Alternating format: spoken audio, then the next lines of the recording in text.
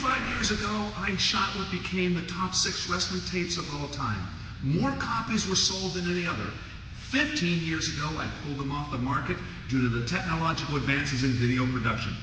Today, I'm happy to say they've been digitally remastered with additional footage to reflect the changes of our ever-evolving sport, the world's oldest and greatest sport, wrestling. What you're about to see is the Coach Schalles of today interacting with the Wade Schalles of yesterday in an attempt to help the wrestlers of tomorrow. I hope you enjoy both of me. Welcome to Legal Pain. To achieve success in wrestling, you must have security in knowing that you're in top physical condition, you have confidence in your technical skills, and a hunger to compete, a need to perform. Being strong in one or two of these areas can compensate for weaknesses in another. I've found that champions always excel in at least one of these areas. In this tape, we are going to concentrate on improving one of the most important technical skills a wrestler can develop, the ability to pin people. But before we go into that aspect of the sport, let's look more closely at conditioning.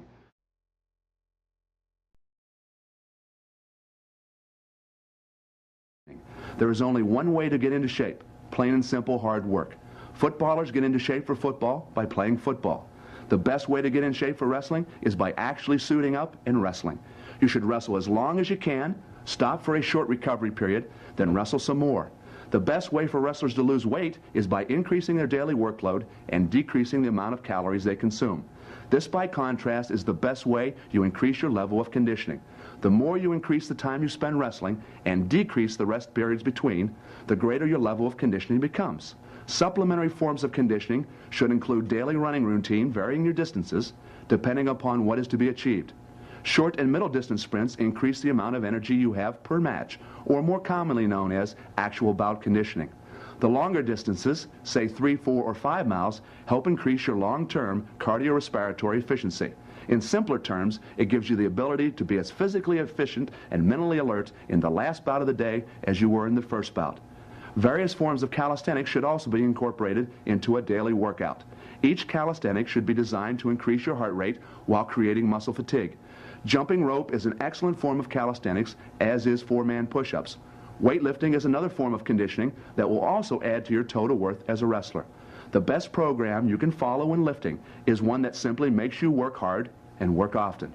When you're not in season, lifting should be done 3 times a week and be designed to increase strength. During season, your lifting schedule should shift to twice a week and concentrate on maintaining the strength and power you achieve during the off-season. This can be accomplished by decreasing the weight and increasing your number of repetitions per set. The more strength you develop, the more it contributes to your overall level of confidence and proportionally improves your technique. But remember, no matter what you're doing to improve yourself as a wrestler, quality is always better than quantity. It is much better to wrestle with intensity for an hour than to wrestle for 2 hours without it. Combine technical skills with physical conditioning and you have an unbeatable combination. In this tape, I will provide you with the essential technique necessary to improve your pinning ability and make you the winner you know you can be. Spend time watching each move, analyze each position, and study all the individual components that make this technique the best in the field today. Let's now go to the wrestling room.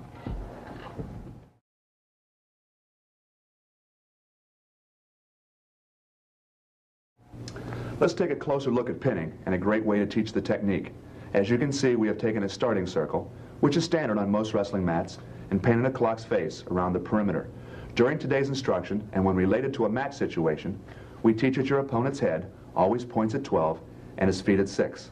This simplifies commands and makes it easier to understand. After your team picks up this principle, you could shorten it again and just say 1 o'clock. That's in accord with a philosophy that I've had for a long time in coaching.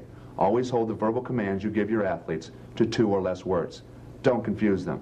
It's easier to say and understand pin 'em than it is to go into a lengthy explanation of what you want. Basically, keep it simple.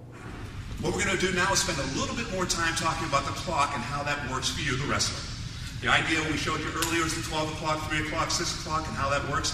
Now, to spend a little more time with that, I think it's really important that we clarify the positions and how to knock a guy down. When I'm down here, my head is always pointing to 12. If I'm laying this way, 12 o'clock is here. Over here, wherever my head's pointing is 12 o'clock.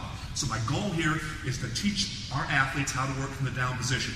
All right, 12 o'clock. Now I have 4 appendages, 2 arms, 2 legs. Each one of those 4 appendages are responsible for 3 hours on the clock.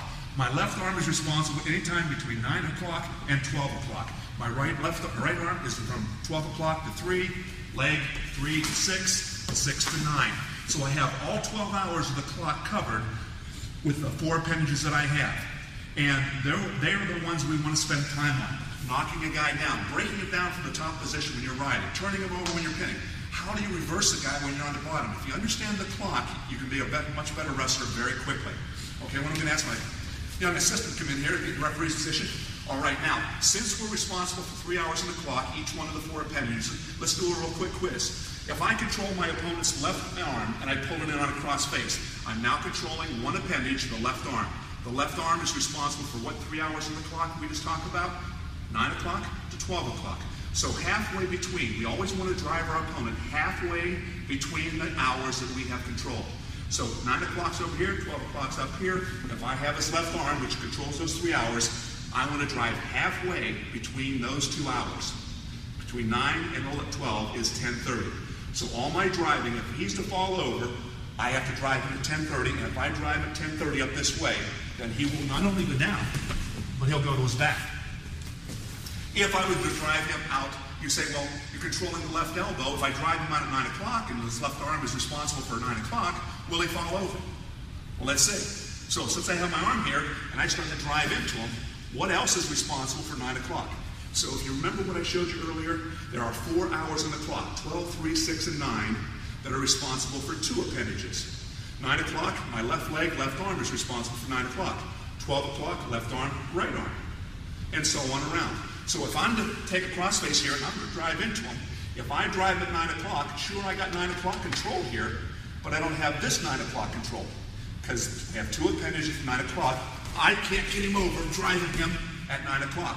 If I shift my body an hour and a half that way, now I can drive him up at 10:30. He can have that foot out at 9 o'clock, and that doesn't help him at all. And over he'll go. So we want to drive halfway between the hours we have control. Now, if this were to be used as a quiz for you viewing group, quiz here, if I control left ankle and left elbow, how many hours of the clock do I have control now? 6. I'm controlling 6 to 9, 9 to 12. So I have from 6 to 12 controlled. What time should I drive him in order to get him down? Halfway between 6 and 12, 9 o'clock, that's the way he's going to go. And the same thing goes, he'll go back. So we go halfway between the things that we have control. Now let's take the same concept and see how it works in the down position. If I'm doing a side roll as an example, I'm reaching up, controlling my opponent's right arm. Controlling his right arm is responsible for the hours of 12 to 3. So I want to go halfway between 12 and 3, or 1:30.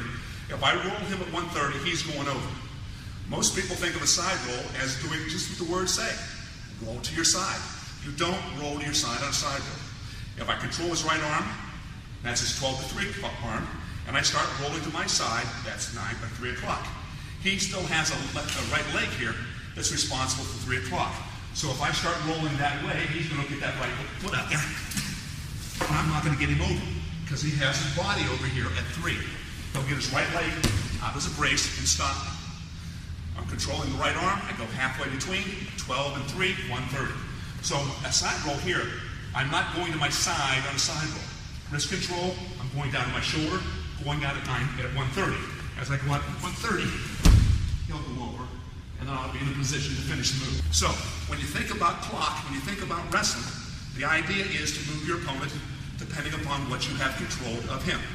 If I have him in the down position on his belly, and he's there, and I say half Nelson, which we'll get into later, spending more time on half Nelsons, how do I drive the guy over? Well, it depends upon what I have control. If I have a regular half, and I'm able to have a hold of his arm here, I have his right arm. If I can pull his right arm in, his right arm is responsible between 12 and 3. What time do I drive at? 1:30. If I drive out at 3 o'clock, like most kids will learn when they first try this, you won't turn the guy over. Control the arm, half Nelson. You drive up at 1:30, not at 3 o'clock. Depending upon what appendages are trapped, what you have control is the angle of the clock that you go at. It's relatively simple to understand, but once you get it down, you'll learn a lot about wrestling. You'll be able to make moves up that coach didn't show you just by the common principles of the clock and controlling the different appendages. One of the things I wanted to cover on this clock, it's very important when you have the high-level wrestler. If you're just a first-year, second-year, third-year wrestler, just master the idea of 9, 3, 12, and 6. Get the idea of controlling an arm, taking him over. But as you get more intense and you get more experience and ability into the sport, what you have to learn is each appendage, when you're wrestling a good wrestler, is good for 5 hours on the clock, even though I said 3 earlier. It's really 5 if he's a talented wrestler. His left arm is responsible really for 8 o'clock, 9, 10, 11, 12, and 1. He can take an hour on either side of that 9 to 12 shot. So they have a little more flexibility, a little more kinesthetic sense when they wrestle, so they can go 5 hours. So when I say drive at 10:30, I mean 10:30. I don't mean 10 o'clock. I don't mean 11 o'clock. I mean 10:30, darn it. The idea is we want to eliminate the problems that you'll have with athletes and being able to put their hand out as a brace and stop them from taking him over. So when we have a cross-facing example again, I'm controlling his left arm. If I start driving him up here, he can, if he wanted to, he can take his leg at 8 o'clock, he can move it at 9, or he might even be able to get it up at 10 o'clock. Again, covering a wider spectrum.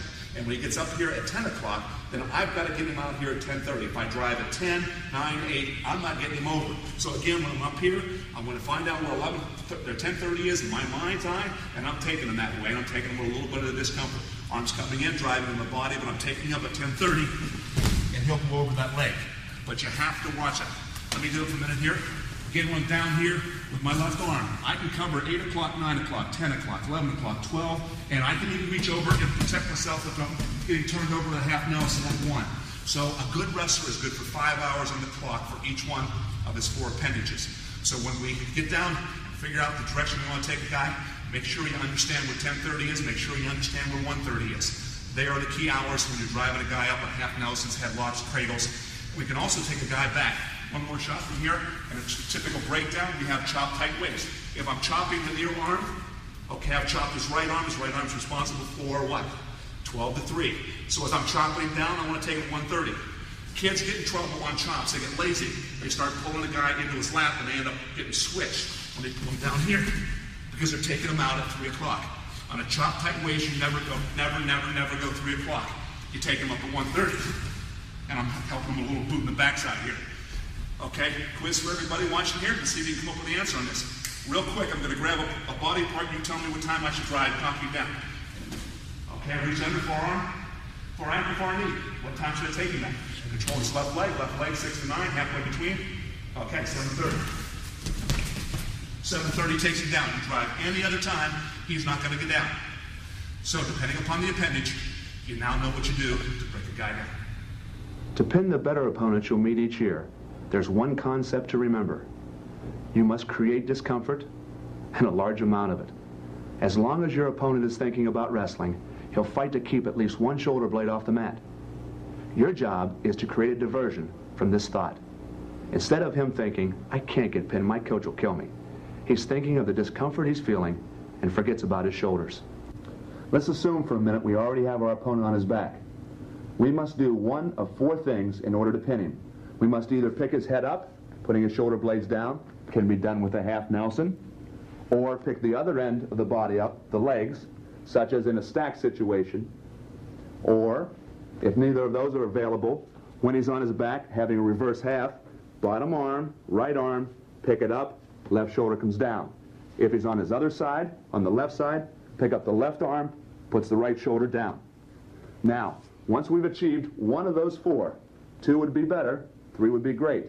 Once we've achieved those, we must have a couple basic principles to follow. 1, chest on chest. We must put as much weight of my body onto his chest as possible. Slows down his breathing. When his body doesn't get as much oxygen as it needs, the will to win will decrease and his shoulders will get down. So we have a chest on chest situation.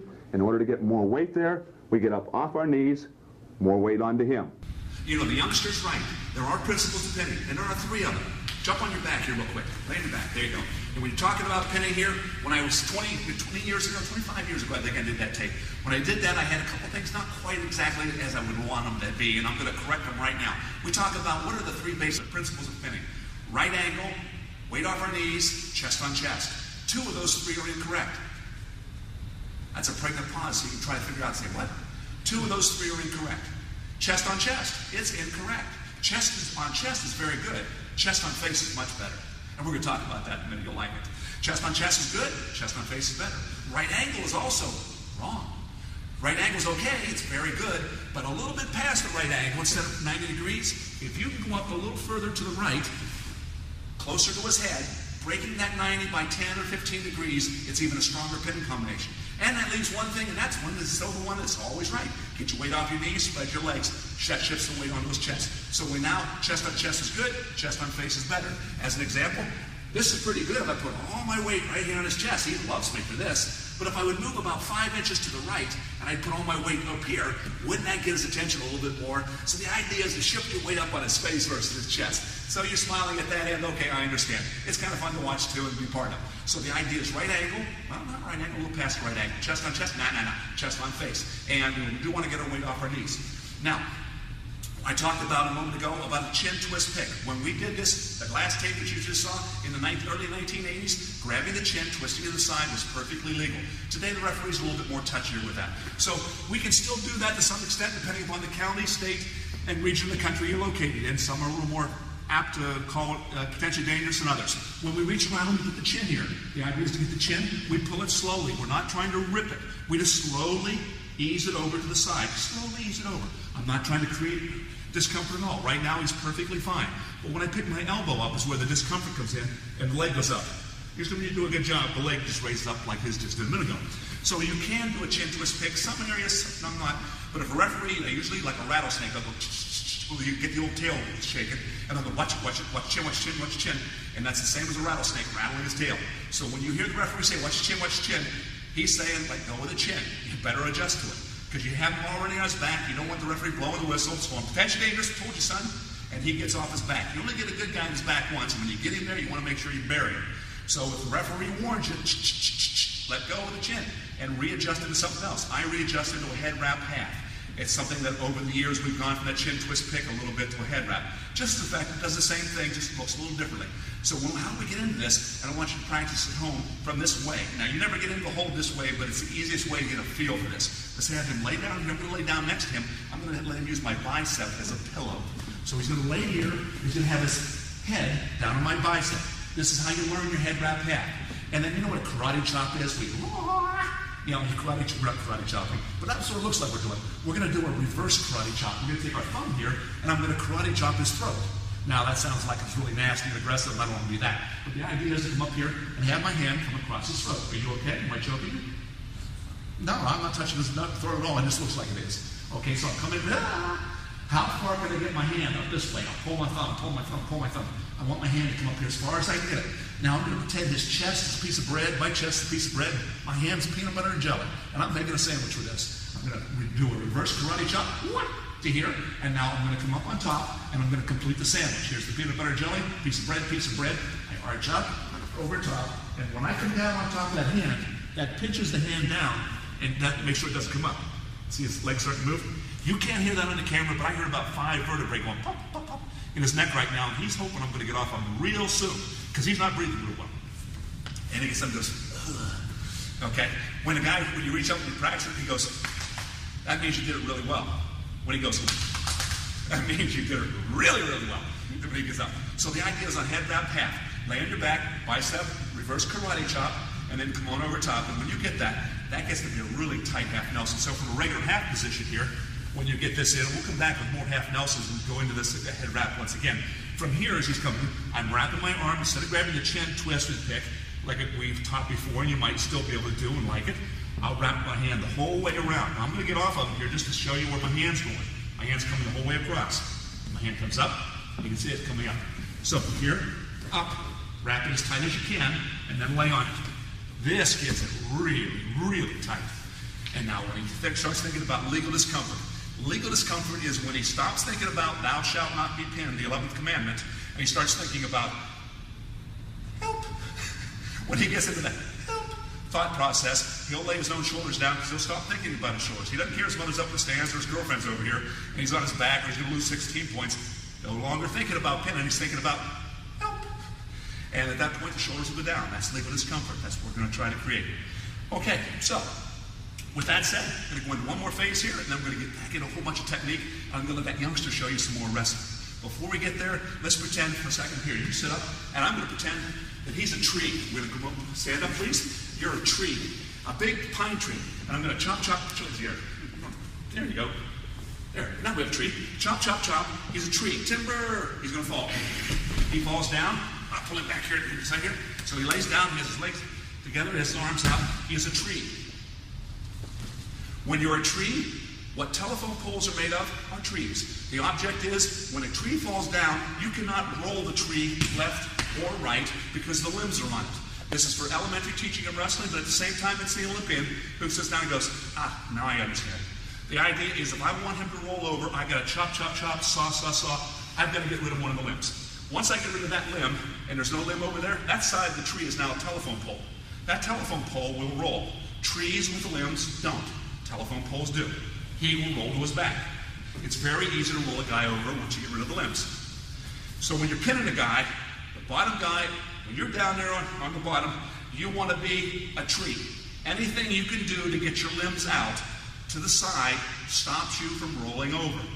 When you're thinking about what a top man's doing, let's say with a half Nelson, he has a half Nelson on, and I'm trying to drive him out here, he's going, no, I'm not going. He puts his limb out. That's what causes you problems when you wrestle. So he couldn't get you can't get him over because the limb's there. You got to get chop, chop, chop, saw, saw, saw. You reach out, grab his hips, reach under, get his wrist, reach under elbow joint to elbow joint, and pull the arm in. Whatever it takes to get the arm in. If you find out that his biceps are a little bigger than yours, that was my case when I was wrestling when I was younger. I wasn't the biggest guy in my weight class. So when I reached out and grabbed hold of the arm, like Coach said, pull it in, I was going, it wasn't coming in. Once I realized, well, hell, I don't have to learn how to pull it in. What I want to do is, instead of bringing the limb to the tree, I'll take the tree to the limb. Hold the hand still, I use my legs, and I drive him to his hand. Once I slide him over to his hand, the limb comes in. Now he'll roll over. So all your pinning combinations are getting rid of the limbs on the tree. If you are in the down position underneath and being pinned, now this isn't, most of this tape's about pinning. Here's a counter, I'm on my back. He's on top of something. Okay, he's at a right angle, where he should be. His weight's off his knees. Okay, now as long as he's here, his limbs here and his hand here becomes limbs on my tree, so I can't get off my back. I've got to get rid of the limbs on the tree. When I'm on my back, I want my limbs in, not out. If my limbs are out, I can't roll. I pull my limbs in, and he wants to be a right angle or limbs growing out of my tree trunk. What I want to do is slide around and get my legs back where his legs are. Once I turn my legs around and I start hooking in here, once I get to this position, we're no longer at a right angle, we're parallel to each other. Now it's like two telephone poles tied together. They roll, not well, but they'll roll. When they go the opposite direction, 90 degrees to each other, they don't move at all. So if I want to get off my back, I've got to get my legs back where his are, and from here, now I have a chance to fight and get back to my base. So to get off your back, don't be a tree. If you're on your belly, be a tree. So tree limbs, tree limbs, and you figure out whether you're trying to turn the guy over, or whether you're on your back and you're trying to keep from getting turned over, or you're trying to get off your back. Tree principle is pretty easy to understand for everybody. Tree, limbs, there you go. Let's go back and see what the youngster has to say. From here, right angle, our body's out to the side. Next thing we want to do is legal pain, creating discomfort. In this situation, as an example with a half Nelson, we have his chin. We want to rotate his head, pick our elbow up, and at the same time create as much discomfort. When his will to win decreases, the shoulder blades will go down. The first base we're going to cover is that of the half Nelson. It is probably the most common and most commonly known of the pinning combinations. There are many ways in which we can end up in this position, and here are just a few.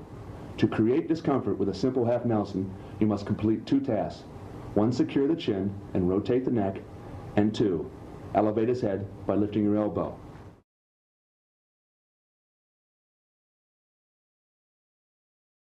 What I'd like to demonstrate right now is a move that we call the 7.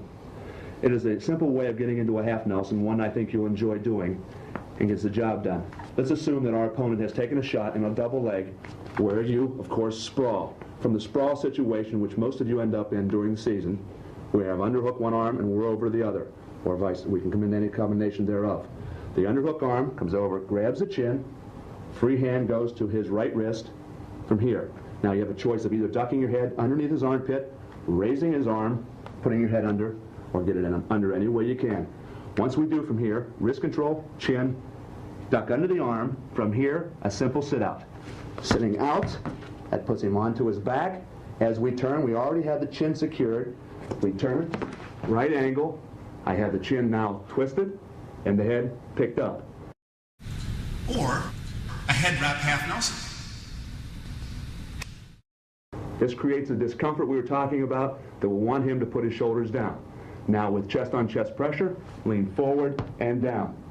Notice where my right leg is. It's pointing in the same direction as his head. That is designed if this man would be in an opportunity to use his legs to drive himself out of bounds, my right leg will stop him from going in that direction and keep him put and secure the fall. Let's look at this in slow motion. It's important here to notice that my buttocks never touches the mat and the back arching motion of my body during this move.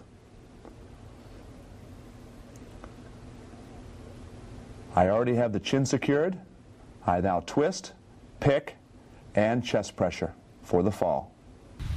Wrestling is so much more than the size of your bicep. It's scientific. It's fun. There's philosophies, there's ideas, there's scientific designs.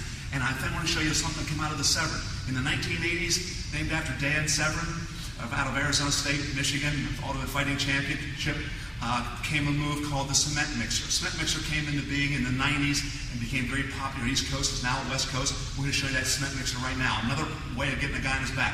I put on the mat here purposely so you can see it, a white piece of athletic tape. This is trying to show you the positioning of my feet. This is critical in a cement job.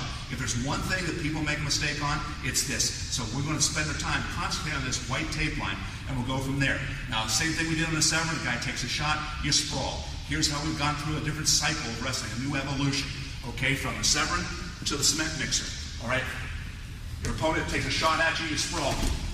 Weight off your knees, he's carrying your weight, you go into the front headlock series, or underhook, I call this a chancery, that's an East Coast move, I think the name anyhow. But anyhow, you can either go under the arm or take a front headlock, keep your elbow high so you can't sucker drag it. But anyhow, from this position, typically, if you're giving him a little bit of grief around his throat area, what he'll do is he'll take his right arm, he'll reach up and he'll try to clear your hands off his throat.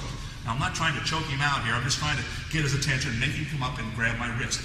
So as I'm riding here, he reaches up to grab my wrist. Now I'm going to turn him here. This is not part of the move, but I'm going to turn him just here so you can see. He's reached up and grabbed my wrist, and now what I'm going to do is grab his wrist. He grabbed mine, I grabbed his. I like that trade-off. So from the front headlock here, he reaches up, I grab his wrist. Once I have his wrist, I reach underneath the arm, and put my hand on his back here. Up, under, and over.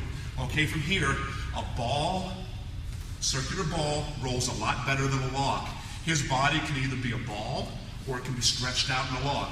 In this case, I want them to be a ball. Balls roll great. So what I'm going to do is I'm going to push into him, I'm going to back him up into a ball position. Now watch this white line again. Here's where it comes into play. Here's the cement mixer. This is the key. When you have the wrist control here, you reach under the arm, I push into him, get him into a ball, and now, if my feet are straddling this line, I'm 50% on this side, 50% on this side, I got a 50% chance of getting this right. If I bring my legs over to the left side, the right side, and I'm going to roll to the left, I have a 0% chance of getting this move. Here's where you get in trouble. This feels most natural, but it's where you're going to get in trouble. Both of your feet must be to the side you're rolling to. If you're going to roll to your left, both feet have to be to the left of that line. And that line is just split down the middle of the spinal cord here. Okay, so I want to go to my left, his right, because I'm rolling to my left. Here, I reach up, in here gets my wrist. Under here, I push him into a ball. I step to that side. I must come to that side of the line before I go. My head goes in the side here. I'm hitting a high bridge, pushing into him. Hit a high bridge, back. Over he goes. And as soon as he hits here, I continue to come on top. Have you seen this position before? Just a little while ago we talked about a head wrap half. Reverse karate chop. We're in that same exact position that we were in before. We're going to do the same thing. Bread, peanut butter jelly sandwich, arch up, over top, and when you have this arm in here, it gets real tight. Now, if you listen around my knees here, there you go. You want to make this really tight. You want to have some fun with this guy. Instead of having this left arm in deep, you pull your arm halfway out and put your elbow right in the center of the solar plexus here. And when I have that tied up, you want to talk about legal discomfort, temporary pain. He thinks he's going to die in this position. So you have the wrist here. When you come out of this, pull your arm out halfway. So all my weight's leaning on my elbow here, and I'm picking his head up. I'm pushing down my elbow, picking up his head. And right now, the last thing he's worried about is getting pinned when you come out of that. So you're ready to Smith mixture. Shot, sprawl, underhook, push him into a ball. Get him into a ball, and when you're pushing into him, get your feet to the side you're rolling to. Get your feet to the left of that line if you're rolling to the left. Rolling to the right, put your feet over there. So there you have it. Cement job.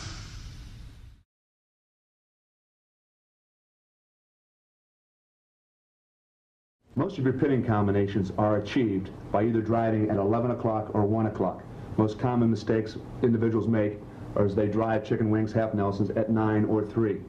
Another simple way of getting into a half Nelson situation, which is very good for high school students, is by a head in the armpit. This is done from referee's position, can be utilized as a breakdown.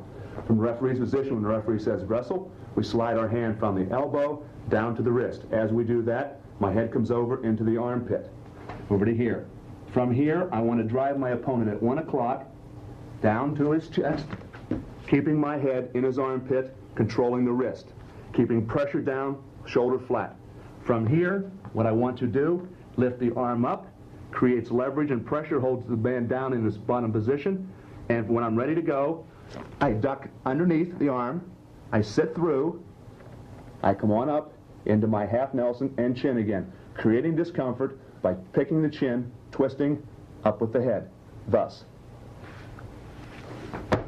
Again, notice my left leg. It always goes out the same direction the spinal column and the head is pointing.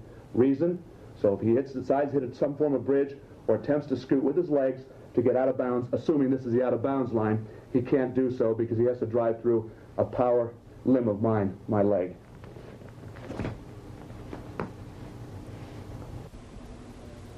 Let's look at this in slow motion.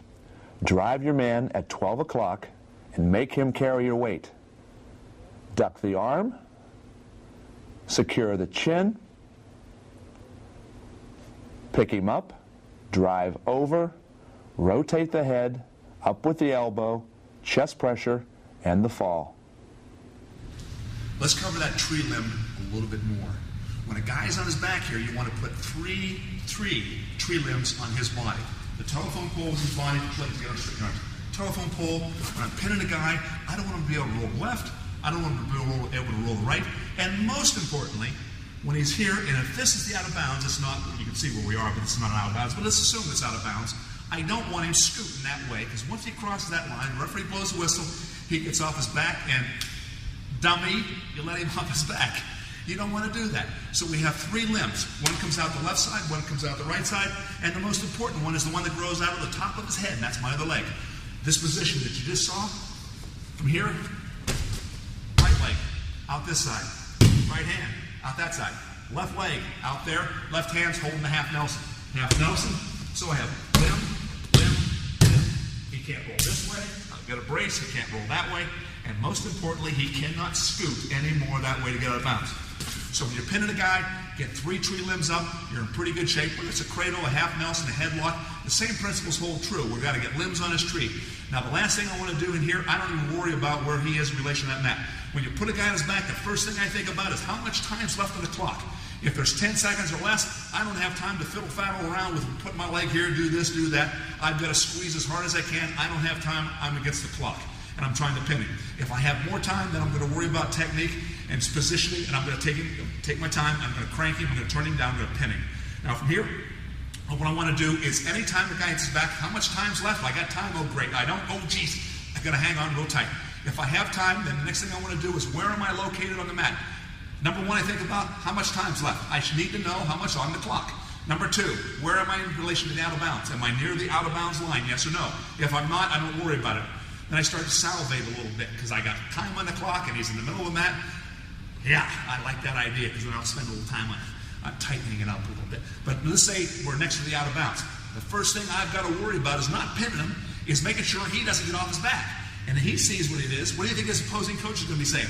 Location, Jimmy, location. What he's saying quietly, and the word location is, get your butt out of bounds. You're right next to the edge, is what he's saying. I can't allow him to do that.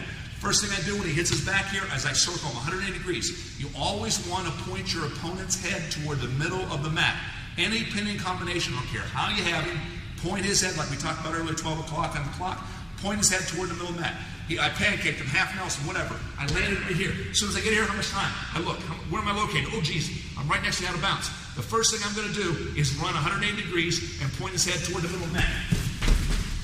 Now, once I have him here, now I have time to tie it up.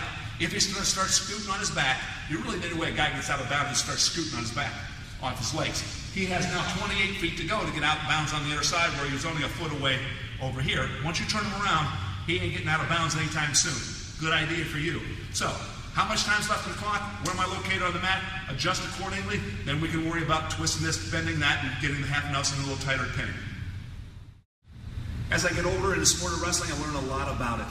And wrestling is cerebral training. It's giving you an opportunity to maximize your ability for success. And how do you do something like that? It's sitting down and planning and preparing to execute your movements so you're going to have success on the mat.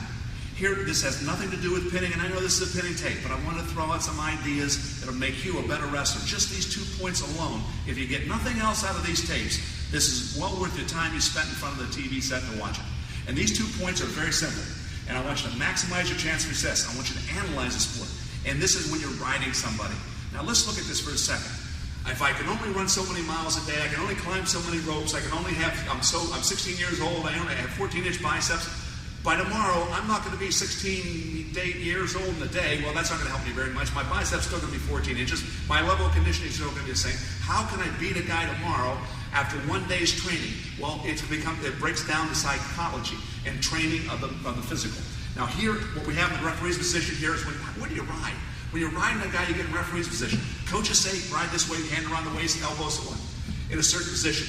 The bottom guy, and I want to ask you guys a question. People are watching this tape. Answer this question to yourself. What's your best move in the bottom? What's your best move in the bottom? Stand up, switch, side roll, whatever. Granby, stand, step over. What is it? Okay, let's say you say stand up. Okay, on a scale of 1 to 10, 10 being high, how good are you? 10 high, where are you? I'm going to say everybody out there says I'm a 6. I don't care where you are. Let's say you said you were a 6. All right, that means you're a 6 if a guy rides on the normal side. He gets down on the left side like they do. Everyone you wrestle gets down on the left-hand side.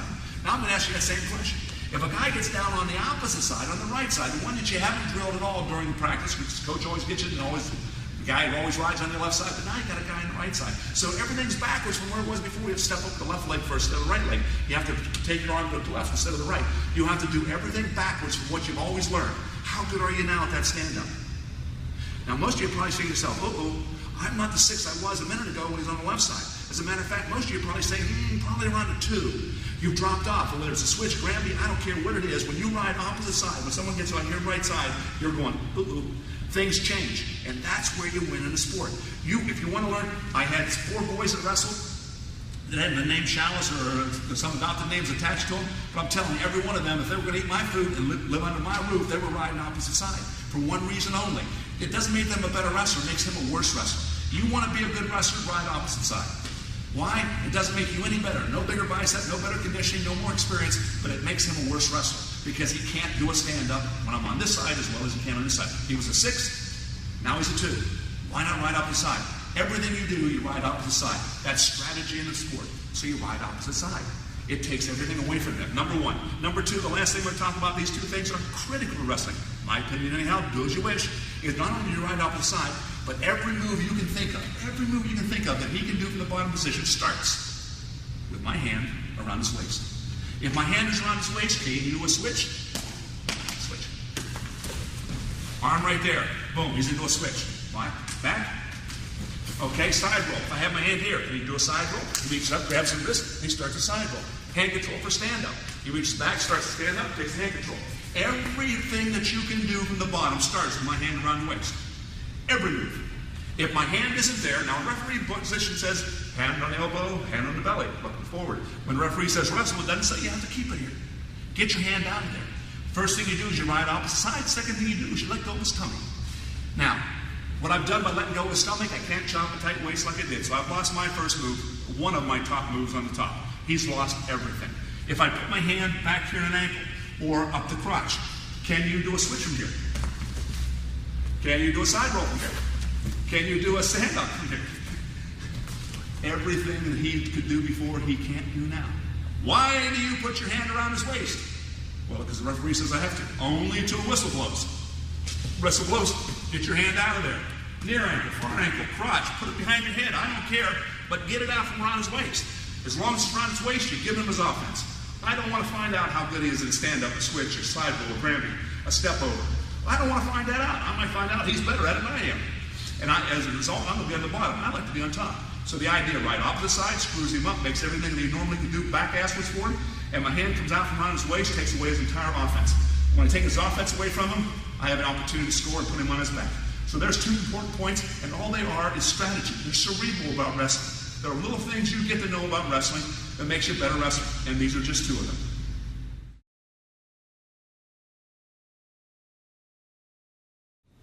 Many times in a match, you'll end up in a whizzer situation where you've either taken a shot, you're riding a man, and he pulls his arm back. One time or another, whizzer. What do we do from a whizzer situation? First thing we must do is neutralize this power that he can create with this arm. If not, I'm going to get an excedrin headache. He's going to whizzer me down into the mat. What I want to do to stop the whizzer situation is to take my near knee, my right knee, the one that's closest to him, and come to a right angle with my body and stick the right knee in front of his. As I do so, I've taken away the power he has of the whizzer. The knee in front neutralizes the whizzer. Now that we neutralize the problem, let's put him on his back with a half Nelson. What we want to do is go head hunting. We want to come over top of the head with a half Nelson. In order to get this head just a little bit lower than it is now, it's in a little bit of a dangerous situation to come up high. What we want to do is lower his head. We do that by pulling him in a circular motion toward my outside leg. As I pull him to here, his head will lower. When it does, we come over top, purchase the chin, take him on down, finish the same way we've talked about. I got the chin, rotate the head, pick it up, get my foot in front of the head, and the pin will be secured for you. Again, in slow motion, place your knee in front of his, force his head down by circling his body, secure the chin, weight forward, over and down, rotate, pick, chest pressure, the pin. All right, let's spend a little more time expanding on the whizzer. Whizzer we talked about a minute ago. You saw the youngster doing it. Now we're going to get the old guy doing it here. Okay, we're playing back and forth a little bit here, like a two-generational tape. I love it. Anyhow, what I'm going to do is I'm going to take a shot. He's going to sprawl. He's going to end up with a whizzer on me. When you have a whizzer on, according to Webster's dictionary, is I get my brains beat out, typically on a whizzer. Now, how do I stop that from occurring? By decreasing the whizzer, the power of his whizzer. How do I do that? I'll show you in a minute. You'll enjoy it. Okay, he's open standing position. What I'm going to do is take a shot on him. He's going to sprawl and whizzer me. Boom, here. And once you get in the whizzer position, whether you do it from a Scott, whether you do it from down wrestling, whatever, there are a lot of times in wrestling you get into this position. And this is his position if you're not paying attention. Now, the key to a whizzer is right now, according to Webster, again, the dictionary and the definition, he's got the whizzer. Now, what I want to do is reduce the power of the whizzer. How do I reduce the power of the whizzer? I take my near knee, the one that's closest to him, my right knee in this case, and his left knee. They're two that are side by side. I kick his knee out from underneath him. Once I kick his knee out from underneath him, he still has that definition of a whizzer. He still has his arm in, but he's lost all the power of the whizzer. Okay, from here, as long as he's in this position with his knee in front of my knee, he wins, I lose. I get my brains beat out. I put my knee in front of his, kick, and not only what I showed earlier on that tape that you saw, what I didn't know back in the 80s when I did the first tape, is not only do you put your foot in front of the knee, you kick his knee out. There's the part that I wanted to add in for you. Okay, in front, and now once it's in front, boom, boom, kick it back. That's even better than just placing it there. Now you're in the driver's seat from here. What we're going to do, we can do the pull around that I already showed you, the young version of me, pulled around. Here's some new things that I picked up from here. What I want to do from here is I'm going to bear hug you. I want my thumb, like I'm hitchhiking, I want my thumb to be pointing to me. I want to have the bone on the top of my wrist here, digging into his ribs. This is critical on our bear hugs. Standing down, whatever, any bear hug, I want the side of my hand coming in. I want my thumb pointing to me. This is what you'll do. You'll reach over and lock your hands this way so the flat of the hand is coming in his ribs. Or you'll grab this way where the flat of the wrist is coming in his ribs. No, no, to both of them. Side of the wrist, bony part, make your thumb point to yourself. When I have the whizzer here, bump his knee out, reach over, thumb points to me. Thumb points to me. Then I reach under, and I lock my hands. How do I lock my hands? I glue my thumbs to my index fingers and lock this way. It's a butterfly. Flitting, okay? Over. Don't separate your thumbs away from your index fingers. No. Hook, hook. Monkey, hanging on tree, hooking, hooking. Okay? Thumb comes to me here, reach under, hook my hands. Now when you pull this in, now you start hearing ribs starting to crack. Good idea. So you get a lot stronger with your thumb pointing in here.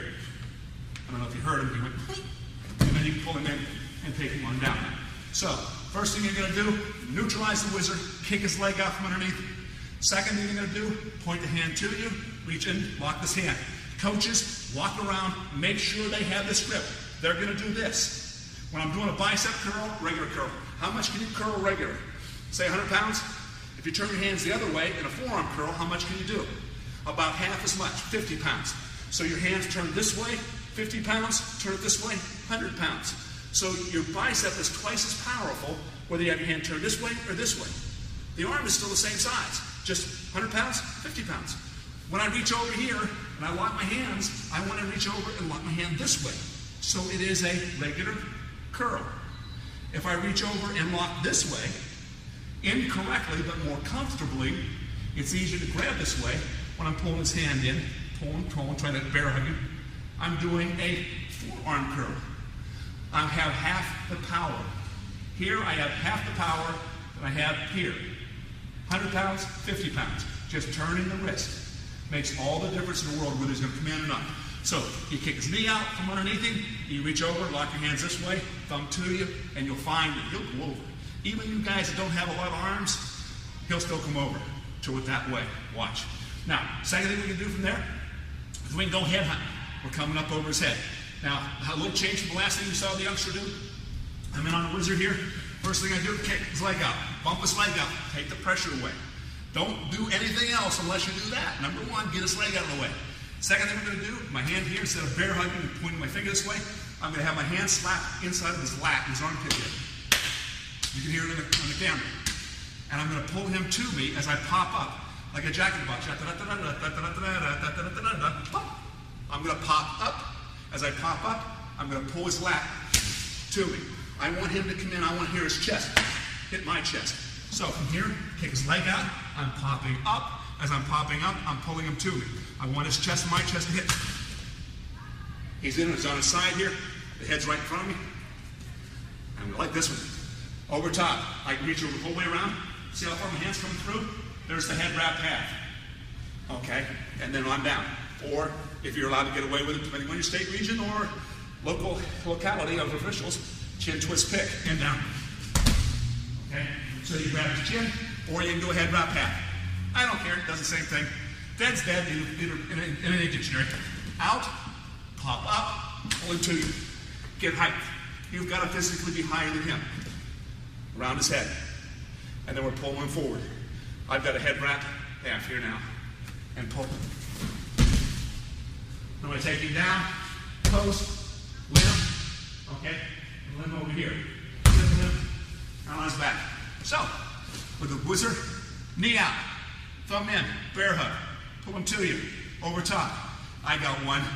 Coach is going to go crazy over this. Rule number 201 in wrestling, never step over a wizard. Hear that before? Watch. Here's how you step over a wizard. Real easy to do, simple, and very effective. I know you're going, what? Watch. It's easy. Okay, you're in here in a wizard, kick here. If you want to step over a wizard, it's very easy to do.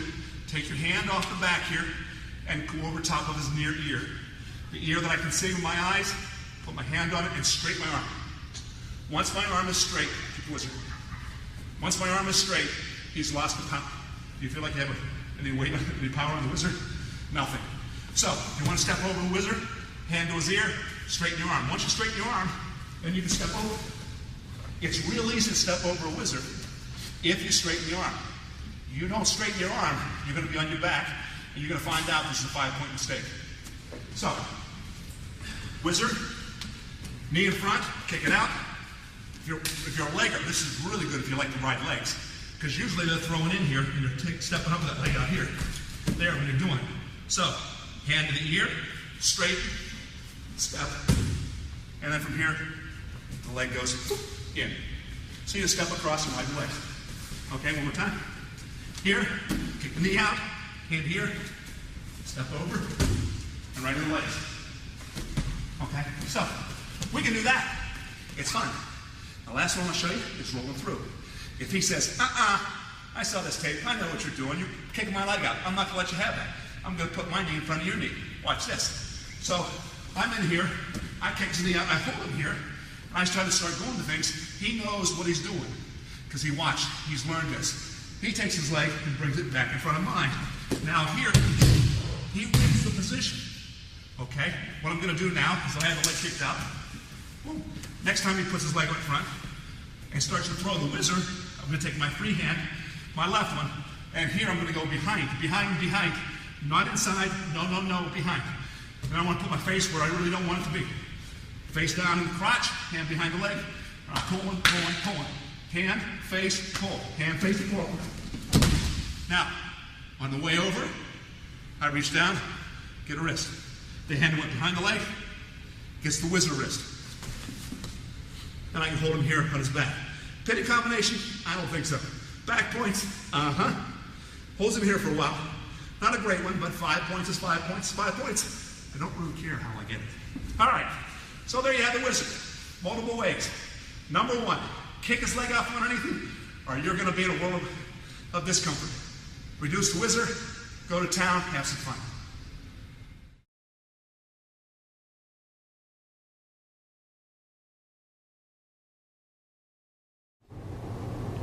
Many times you have an opportunity to flatten a man out and go into a chicken wing or turkey bar series.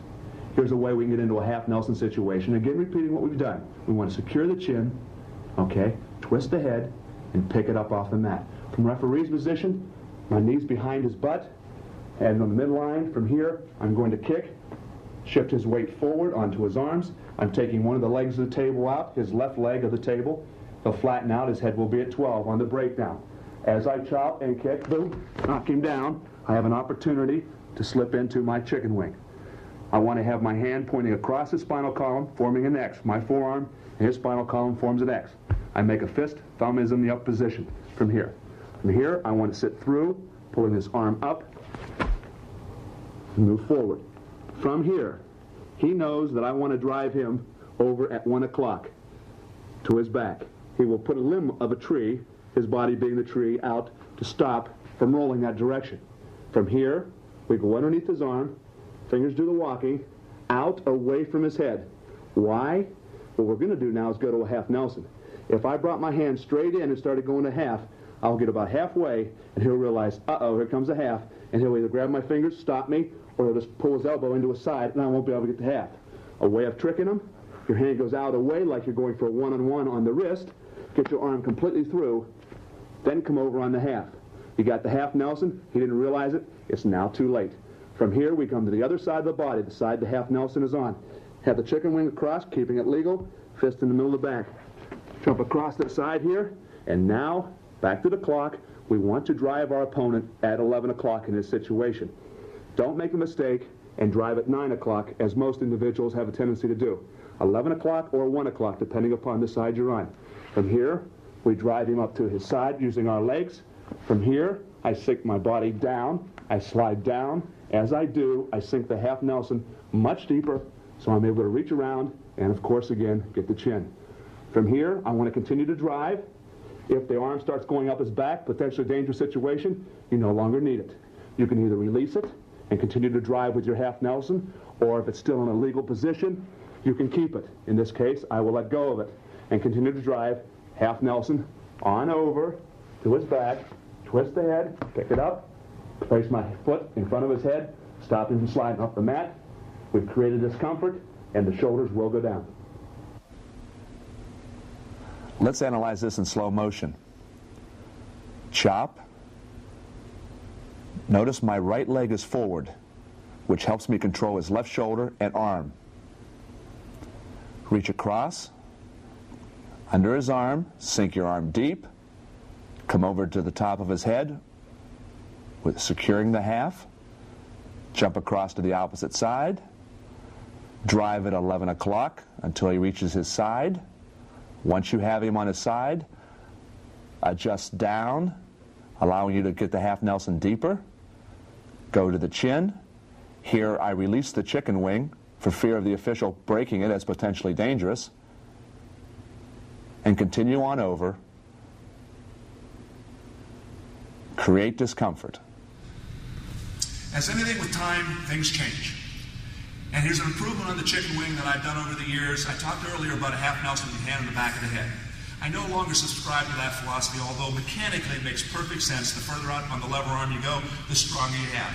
But what I find up there is everyone has hair. Well, most everybody has hair. And when you put your hand up there, your hand has a tendency to slide off. I like it now. I've come off that. I've had some trouble up here. I slide my hand back, and my hand's not flat on the neck on the half Nelson. It's more of a karate chop at a 45-degree angle. It's not a straight down 90-degree karate chop, and it's not a palm. It's 45 at an angle here. So when I slip into the half here, I'm turning my wrist this way across his head. You can see his head starting to buckle under just by lowering my hand down like this. It starts to duck his head under. So I want that action at a 45. So I'm going to have a chicken wing here, and what I still do is I still come under here. I'm not trying to come to a half Nelson right away because he's expecting it. So I'm going to do something over here. It's like a magician. What they do is they say, look over here, and then the bird appears over here, but they get you looking one way, and they do something with the other hand. And what I'm doing here is I'm think I'm doing something with this arm. I want this one-on-one. I want to control his arm. I'm doing something over here. No, I'm not. I'm going to half Nelson. I'm over here trying to get something, but I'm already underneath his arm. And boom, over. Here to here. It's easy to make the transition. Once you get the transition over, karate chop, karate chop.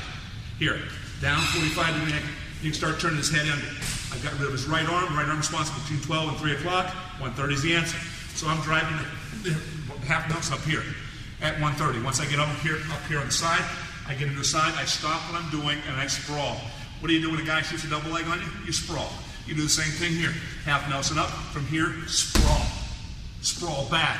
You slide down until your chin runs into his chest. You're up high when you first drive here, stop and slide back, sprawl until your chin runs into his chest. And it won't go any further. From here, then we wrap around here, chin twist pick, or head wrap half. Okay. Hand through. How far can you get your hand through? See the hand coming up? Okay, and then land on it. When you get this, it gets real tight. So, with your bar arm, with your half Nelson, the idea is 45-degree, karate chop the back of the neck here, and you'll find that the head will turn under. I have nixed the idea of the back of the head anymore. The hair is giving me problems, but mechanically it looks pretty good on paper, but doesn't work. All right, there you are with half Nelson. Half Nelson, back of the head. When you're talking about half Nelsons, the nastiest guy I know with half Nelsons is a guy named Gene Mills. He's the second best pinner in the entire United States. Anyhow, with that said, what I noticed when I watched Gene teach his half Nelson, knew this myself, but boy, it was drug home when I listened to him and watched him. Where my head is placed on my opponent's body determines how much power I can create with a half Nelson or a bar arm.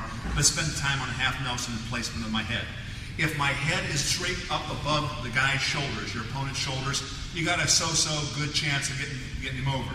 If you have your head placed directly over top of his head, then you're in the crush mode. Good chance, crush mode. If you want to maim him, then you put your head in front of your opponent's head. So on your half Nelsons, when you put your half in, if you keep your head back here, it's good chance you'll get him over. You have a great chance of getting him over if your head is higher physically over top. So my hand is over top of his head here, then he is not going anywhere and he is going to go over. As a matter of fact, he goes over so quickly. The hardest part of this to learn is somehow to figure out how to slow him down. It's not whether he's going to go over or not. It's how you slow him down when he goes, whoa, on the way over. So, good, better, best. Half Nelson here, we put a half on. Head back here, good, better, best. You want to lean way up here. See, he's putting his hand on. Here's a brace, taking the pressure off his shoulder that I got on there. At this point, which we'll teach you later, what I would do is I'd take his arm out from underneath him, and I'd put a half on half. Like picture-in-picture, from here, reach here, and I'd put a double half on. He's got a half on himself, I got a half on his half. I got two half Nelsons on this, and I turn him over. Anytime you're running a half Nelson, you put his hand up as a brace, grab it, pull it back, lock it down. And you got a double half Nelson. A lot of fun. But anyhow, Gene Mills, thanks a lot. Half Nelson, get your body forward, head way in front of his head, bar arms, half Nelson, success will be yours. All right, what we're going to do here is a little bit more chicken wings. We're going to have a little more fun. Chop him down, have fun, turn him on over. Let's see if we can get a pin from here. Talk the youngster a little while ago, showing you a chicken wing and bar arm. We're going to do is reinforced chicken wing. Same type of thing. We're going to grab his wrist after we chop tight waist. Referee's position, chop tight waist, chop him down. The hand that I'm chopping, the hand that's around the navel is going to grab that wrist. So I'm chopping, I'm going to grab his wrist here and chop him down from that. As I bring him down from the mat here, what I want to do is I want to pull the arm through. I want his arm. I want his arm here. Pull it up through. The more you pull it, the more he's going to say, no, you can't have it. And the more he pulls his arm back, what he'll do is he'll pull it out this side and pull it back, which then gives you the gap that'll lace this through and come in with a chicken wing. You still have his wrist down here, so you have it reinforced, or some people call it a steel band chicken wing. Reinforced steel band, whatever, it does the same thing. Thread your needle through from here. Now we're trying to keep him down, run him over. All right, you can turn this and start running around the head if you want to. If he realizes he got broken down from his base and he wants to get back to his base, he can do that. As he starts to pull his legs back underneath him, stay right there, don't move. Okay, I've got the chicken wing on him. I'm going to take my near knee, my right knee closest to his left knee. I'm going to slide my knee in front of his knee, spread my legs. That gives me a gap here. I'm going to pull him into that gap. I'm going to pull him this way into the gap. And from here, I'm going to take my hips and bump into him so he's up on his shoulders. So, spread my legs, put my leg in front of his, pull, pull, pull, bump with my hip. So, I have the reinforced chicken wing here. He had his head down. He was getting back on his base. I slide my knee in front of his. My legs are spread. I put my head down. I'm pulling him this way, pulling down, down, down. Once I get to here, I start pushing him with my hips. Bump, bump, bump, bump, up to his shoulders. Over here, my right arm, elbow, elbow, elbow, holds the hip in, holds the hip in, keeps him from rolling on through. I'm stacking him straight up on his shoulders. So, chop, wrist, pull the arm, we'll pull it back. That gives you the freedom to slip your arm in. From there, you're trying to turn him over. If he starts building back to his base, take your leg, put it in front of his, keep your leg spread. You have an open circle here. We're pulling him into the circle. Put your head down on the mat here, and then bump into him, bump, bump. With your hip, you catch him up on his shoulders, pinch with your elbow to hold his hips in the upright position. So we have that from the referee's position. Now, if we have him in the down position, I like that best. Reinforced chicken wing, having him flattened out here. From here, what I like about this, Olympic level turn. It's high level, easy to do, functional. Everyone that you wrestle is expecting you to do something from this side here. Pick up, run, step around his head, jack him up. They're not expecting you to jump to the other side. That's what we're going to do. For those having a freestyle background, this is not like a gut wrench, where we're going to drive up over at 1:30 on this guy, 1 o'clock. I'm going to put my right shoulder on top of his right shoulder. I'm going to pin his shoulder down. I'm putting all my weight right here on his shoulder. And then I'm driving that way as I jump across. We're going to end up in a load-up position where he's on his back and I'm loaded up on him. Okay? Similar to freestyle. But it's good. It's great folk style. Bar arm here. What I'm going to do, pin that shoulder with my shoulder. I get up, my butt in the air, driving forward, and I'm driving forward, forward, forward, forward, and then here. I pull him into my lap. I hook his foot with my shoelaces. Down here, shoelaces at the knee. The bottom leg, shoelaces. Elevate the leg. As long as the leg's in the air, he stays on his back. When I have the reinforced chicken wing, he's not going to like to be on his back. He's going to try to roll away from me. There. Anytime you want to put him on his back and get that 90 degree or 25 degree for 2 points, you take the bar arm. The hand is here, and this is the key. Tight grip here, straighten the arm. Straighten the arm. You can't stay close to him and straighten your arm. You must get away from him. You want to move him on your body, upper body is sliding away from him. Slide your upper body away from him. As you slide it away, straighten your arm. Straighten. Can you hear the hollow sound? Boom. My hand's going in the back of his back. Okay. Reinforced here. I slide away from him, elevate the leg, straighten my arm. That puts him on his back. There's no getting off at that point. But you have to slide away. Slide away, straighten your arm. Okay. There you have it. Reinforced chicken wing, knees in front, jack him, put him up. If he flattens out, or if he's on his hands and knees. I like to do that jump across back a little bit. Okay, if I have that reinforced chicken wing, I don't jack him up anymore. I've done it before, don't do it anymore. At my age, I don't do a lot of things anymore. Okay, but I will jump across in the practice room. Chop, get the wrist, reinforced, and I'll jump across. I'll ride him like a horse, and I'm putting all my weight forward. Here, into him, collapse the arm, and then up. How do I straighten my arm? I get my head away from his. And that straightens, elevate the leg, shoelaces at the knee. Okay? So, put his on his hands and knees, flatten out, jump across, jump across. Works every time. Can't measure it. Shoulder down, straighten your arm. There you have it.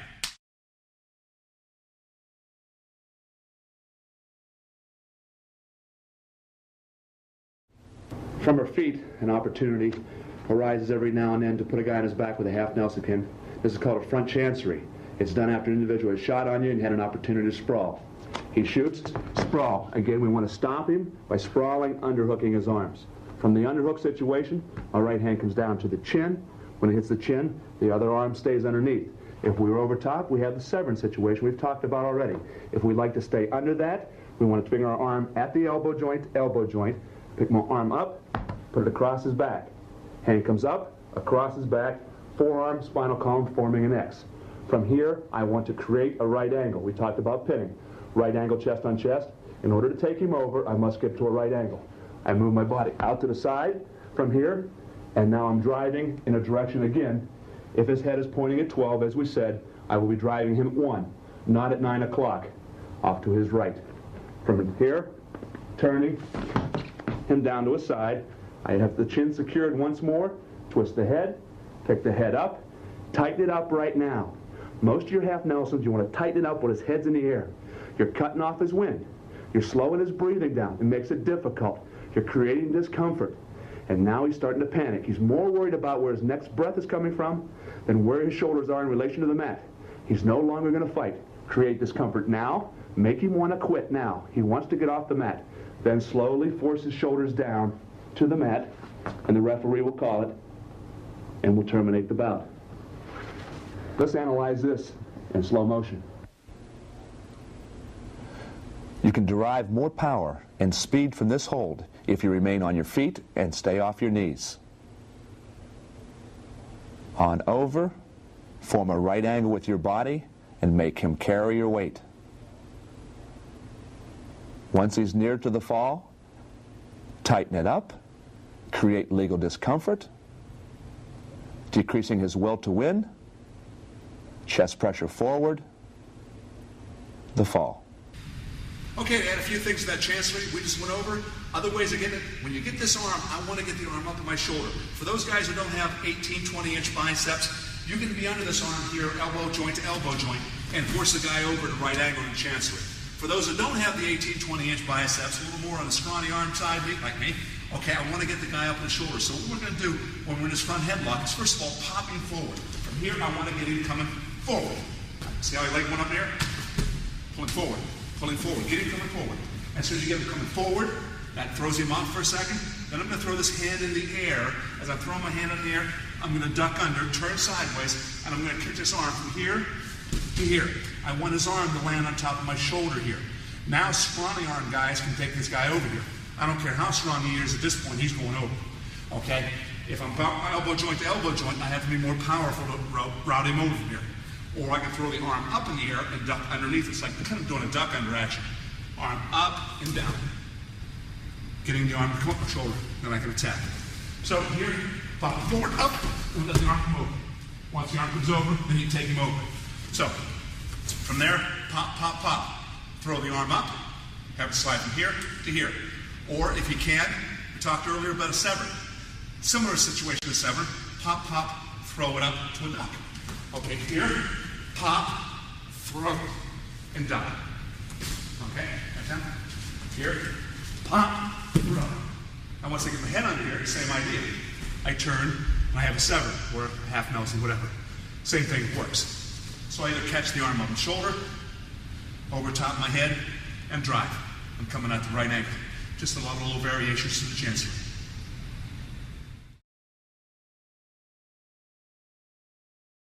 Let's try to combine breakdowns, rides, with pinning.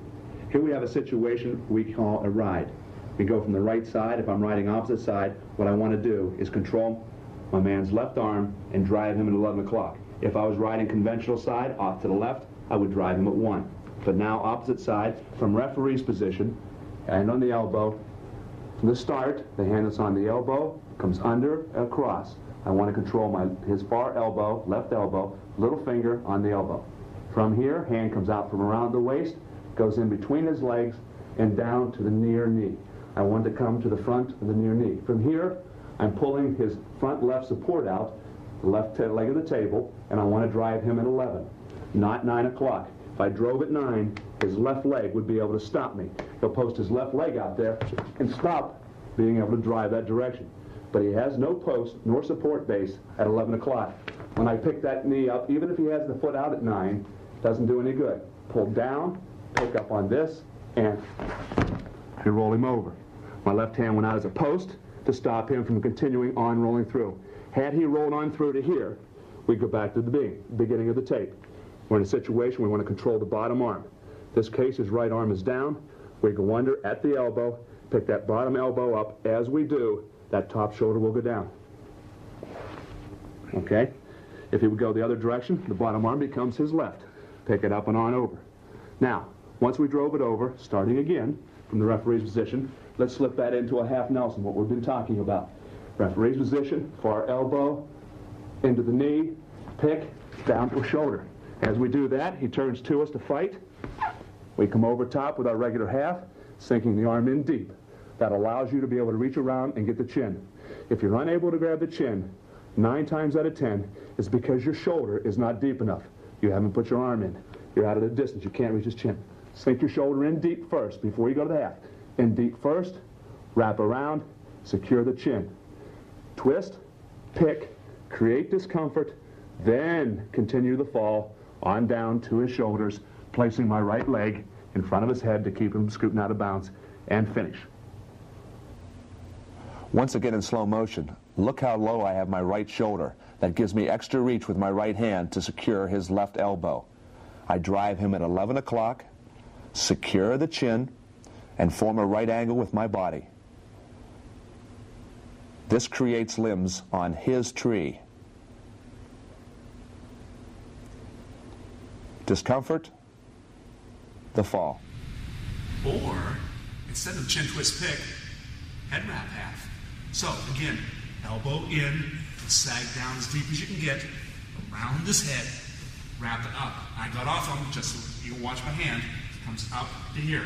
When you see the hand up here, you got it good. So, here, you sag down, hand wrap around. I just for a second, I lift my body off of his so my chest is no longer on his chest. Just for a second, my hand slipped through. Now I go back down on him. And I take him back over and take him down for the pin. Now, from this very position, one thing you want to look at, another little trick of the trade, you'll love this. When you get a guy in a half Nelson, they're going to take this free hand and they're going to block on your thigh as you're trying to drive a guy over. If you can't get your leg free, you can't drive into him to pin him. So as long as he has his hand braced there, and a lot of guys will brace their hand here, what you're going to do is we're going to sit out. I'm going to forget what I'm doing with my hands. From here, I'm driving into him. He won't let me. I'm going to take my back leg and sit through. That takes the hand off the leg. So hands on the leg. As you do a sit through, boom, here. Now that knocks his arm up to here onto his face. So when I take him on over, now his face will right over his own mouth. So I'm not cutting off the breathing. He's choking himself, not me. Okay, inhale.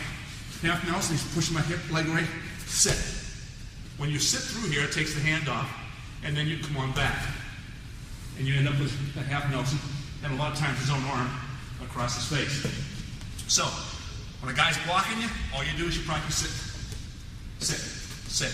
That clears the arm, and sit back. So, one leg comes under, then go back over. Okay, last time. Half Nelson, he's pushing, clear it, and come back over. And you have it. So there you have it.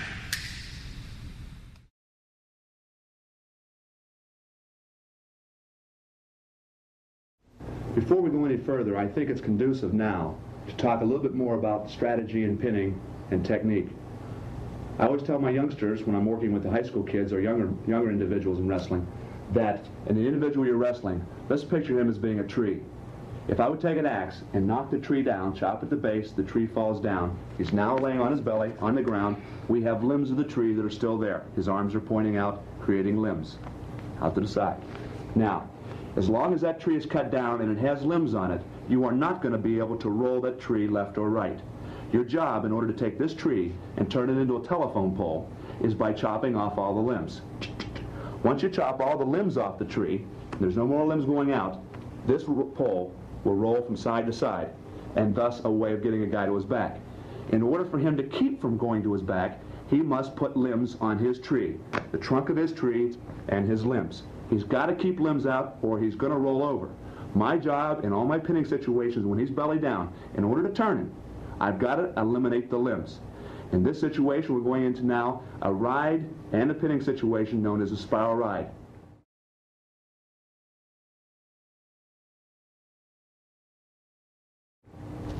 From referee's position, we want to take the hand that's on the elbow, go underneath the arm. I'm blocking the arm forward. At the same time, the right hand, the one that was on the navel, is making a fist, and I'm going in to either the crotch or somewhere on the inside of the thigh, thusly, as I come up with the arm. From here, I want to go into the name of the move, a spiral ride. I'm going into a spiral situation. Circular motion, running, getting off my knees, making him carry my weight, slowing him down, creating a little more power for myself, being derived from my legs. Circling, knocking him down. Boom. Referee's position, bump and chop. Bump, bump.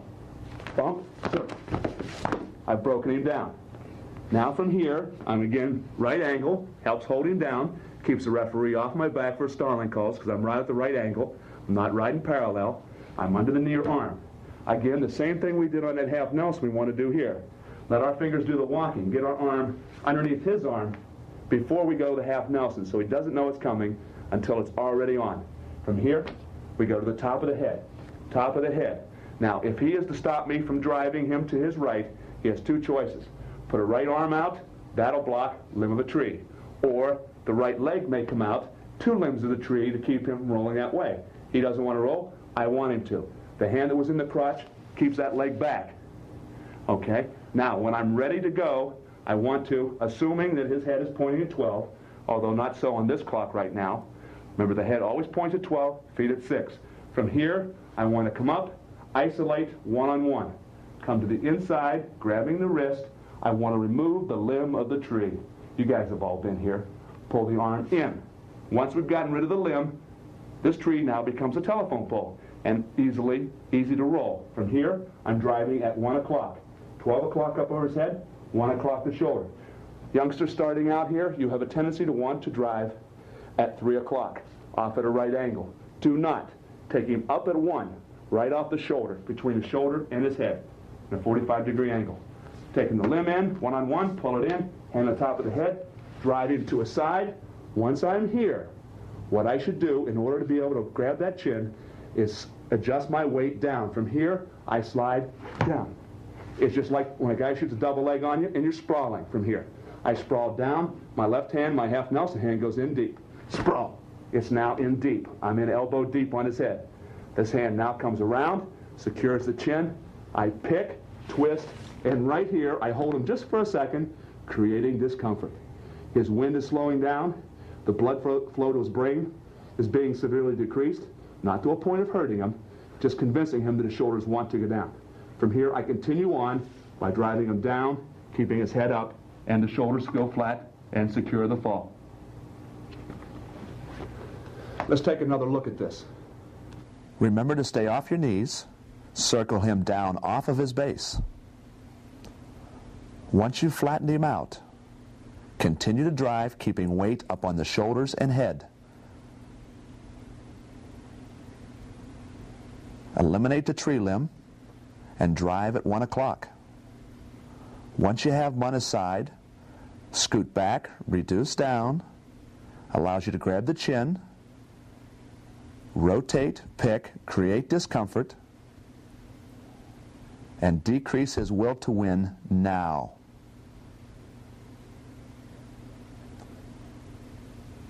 Then set him down. There's a reason why we stop the tape right here, because it's in slow motion, and that's what you have to learn when you're trying to put a guy on his back. You have to learn to slow down. Slower is better when you're pinning someone. The sooner you learn that, the better you're going to be at pinning.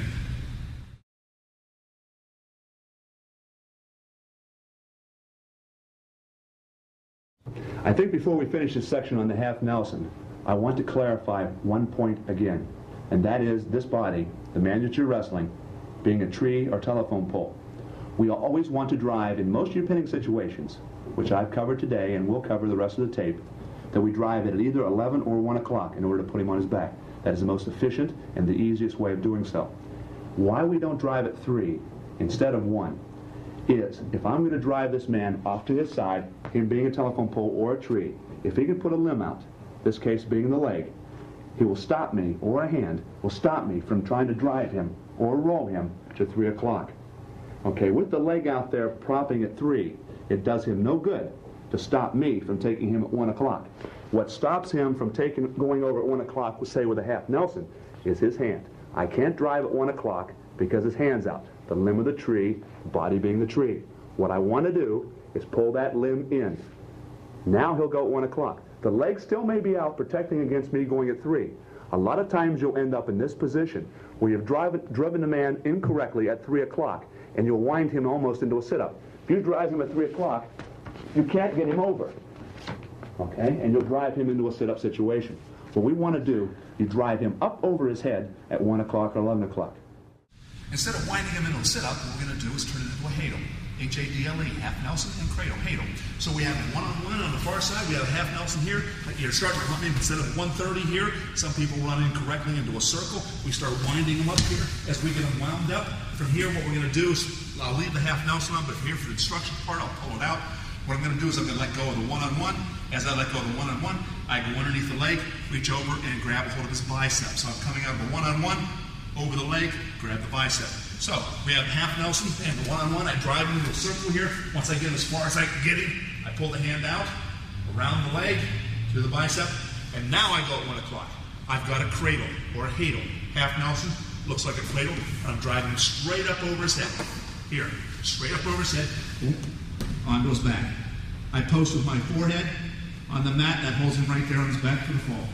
So it's a half Nelson, cradle, hadle. Now, finishing up half Nelsons, what else we got? The plain old half Nelson.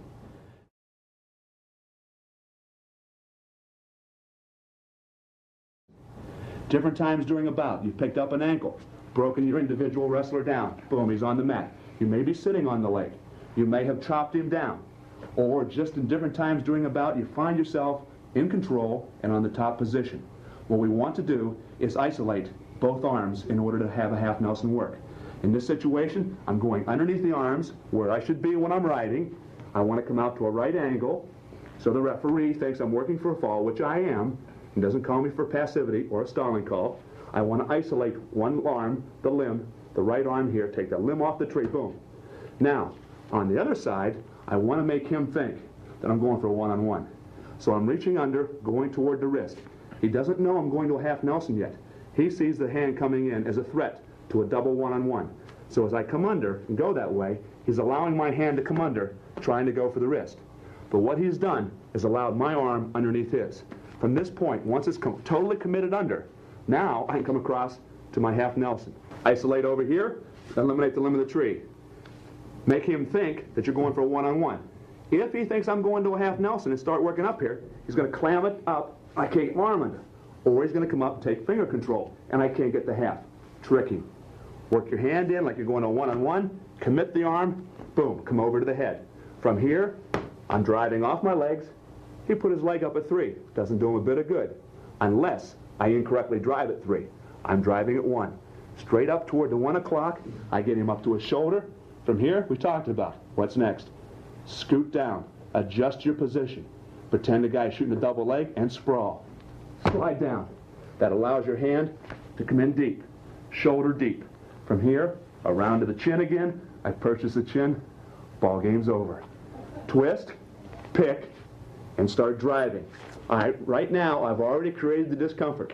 His breathing is being impaired. The pain is being created. His shoulders will go down when I finish this up. Over, Pick the head up, slowly take him down. Do a shoulders touch, my legs in front of the head, stop bridging out of bounds, and we secure the fall. All right, when we talk about half Nelsons, you have to also talk about the counters. When you're thinking about what the bottom guy's been taught, he's been taught look up, look away, reach up, peel the half off. Simple, basic counter to half Nelson. Look up, look away, peel off, don't look into the half Nelson. What I want to do is I want to make him break some of those rules. And what I'm going to make him do is I'm going to make him look down and into me, the exact thing that he doesn't want to do and I want him to do. So you do what I call a whack-whack half Nelson. And a whack-whack half Nelson is you're taking two hands and you're whacking them. Whack, whack, whack, whack, whack, whack, whack half. So what you're doing is you're pulling the hip and pushing the head down and in. I want to make him look underneath his armpit. Here. So I'm pushing the head down, down, not smashing his mat, facing the mat, down and in. So from here, his position is I reach him in half, I bang him down and in. I want to make him look under his armpit. Slap, slap, whack, whack. Once I have him to here, now I start driving. I want to isolate a one-on-one. Okay? The first thing he's going to do is he's been taught up and away and peel it off. Since he no longer has the up and away, he still has the peel off. As soon as the guy reaches up, anytime they reach up to grab your wrist, you get their wrist. He grabs yours, you grab his. From here, you just give a little pull. Pull. When you pull, you've got his attention. He's going to go over, matter of fact, quicker than you really want him to. You've got to slow him down. So from here, you're driving up to the side. Once you get to here, let go of the arm, sag down, because there's going to be a point where the referee goes, whoa, whoa, whoa, change. No, no, no, let go of his arm, let go, son. So from here, half Nelson. From here, whack his head down, make him look into his armpit, whack, whack. As you start to drive here, he starts peeling it off, get his wrist. Once you have his wrist, you got him. You can either pull on it or bring it on and have a half Nelson in the back of his head and have a double half Nelson. He has a half Nelson on himself, you've got a half Nelson on him. And then take him on up and over. Okay, so anytime the guy reaches up to peel it off, you grab his wrist, turn it into a double half, or give it a little pull, he'll go over. Second thing we're going to do, let's assume I had a half Nelson, a one-on-one, and I took him over. He's a gifted wrestler. He has a large range of motion on the way over. He puts his left hand way behind his head as a post to keep him going over. I have a one-on-one here, half Nelson. I've driven him over. Look what he's doing with that hand. He's putting the hand behind his head, which is abnormal, but a good wrestler will do that to keep him going over. So, as you get to there and you start driving, he puts his hand out there, reach out, and jerk it out from underneath him. As soon as you jerk it out, change, got double half again. So if he puts his hand out there, all you're doing, you can't drive him over. His post is pretty good. Take it out from underneath him, boom. Reach up, double half, sag, down, and continue to drive him for the fall. Now, several things we want to point out. Let's assume that this line now, between the white and the orange, is the out-of-bounds line. When you put your opponent on your back, there are several things you want to consider. First thing you do, the first thing you think about when your opponent hits his back is where are you located in relation to the out-of-bounds. You'd hate to have to put him on his back and get a good guy, the one you really want to beat, there only one time during a bout, and find that when you do get him on his back, he's within a foot, foot and a half of the out-of-bounds, and we're in this position right here. What's he going to be doing? Naturally looking for the out-of-bounds, squirming to get a fresh start. You, on the other hand, have got to keep him in bounds. Don't try to pin him at this particular point in time. Your job first is to get him turned around so he stays in bounds. You can't pin a guy who's out of bounds. He's got to be in. So in this situation, as soon as he hits his back, where am I located? Uh-oh. Out-of-bound line. What you do is you always want to turn yourself around and put yourself out of bounds. I can't stop him from going out of bounds where I am. I want to turn myself around. I use the power of my body, my legs, to turn him around. So, I am now on the out of bounds, driving him back toward the middle. Now I have 40 feet, 28, depending upon the size of your mat, to push him before he gets out of bounds again. Now, once you've secured the location on the mat, of course, you land in the middle, don't worry about it. That's not a problem. But if you land near the edge, don't try to pin him before you secure the situation. You put yourself out of bounds and then get the pin. Now, second thing, how much time is left? If there's less than 10 seconds, forget about technique. and you want to go into the animalistic part of wrestling. Just to put all you have into trying to get those shoulders down. You don't have time to go for the finesse of technique and straighten up. If there's more than 10 seconds, take your time. You take a lot of energy out of him when he's on his back. You tire him out. Tiring him out makes it good for you too. So if he does get off his back, he's weaker, he's not as crisp in the second or third period. And you know what it's like when you end the first period 5-0. It's tough to come back. If I can hold him here for the period, he's going to be out of gas, I'm up by 5 points, and he's got his work cut out for him. So, when he lands, look to see if you're in bounds. Secondly, how much time's on the clock? 10 seconds or less, animalistic. Just crush, do whatever you have to get him down. Now, if you have more time, then we go into the technique. We work to get the chin and the half. Twist, pick, try to cut him off a little bit, make his will to win decrease, and then put his shoulders down. From here, turn around, take a quick glance at the clock, make sure that the clock says 10 or more seconds. From here, then we can work into our pinning situation and tighten up and twist and pick. Again, from the referee's position or from flattened down on the mat, I'll ride opposite side. Once I have him down here, under one-on-one. I want to go to a one-on-one on this side, okay? Once I get a one-on-one, I'm going to a one-on-one on this side, or so he thinks. Hand comes through from here. He's allowed me to commit my hand. Hand comes through, boom, top of the head, better than at the neck. From here, I want to drive at what? 11 o'clock. I'm on the opposite side, now it's 11. The leg out here does him no good unless I incorrectly drive him at 9. From here, drive him up to a side.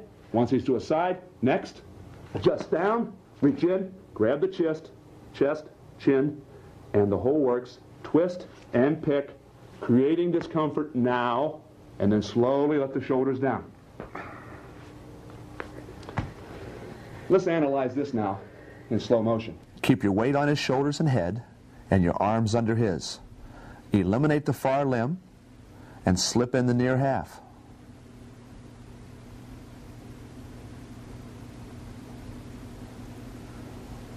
Once that's secure, drive him to a side, scoot back and down, create legal discomfort, and turn him over at 1 o'clock.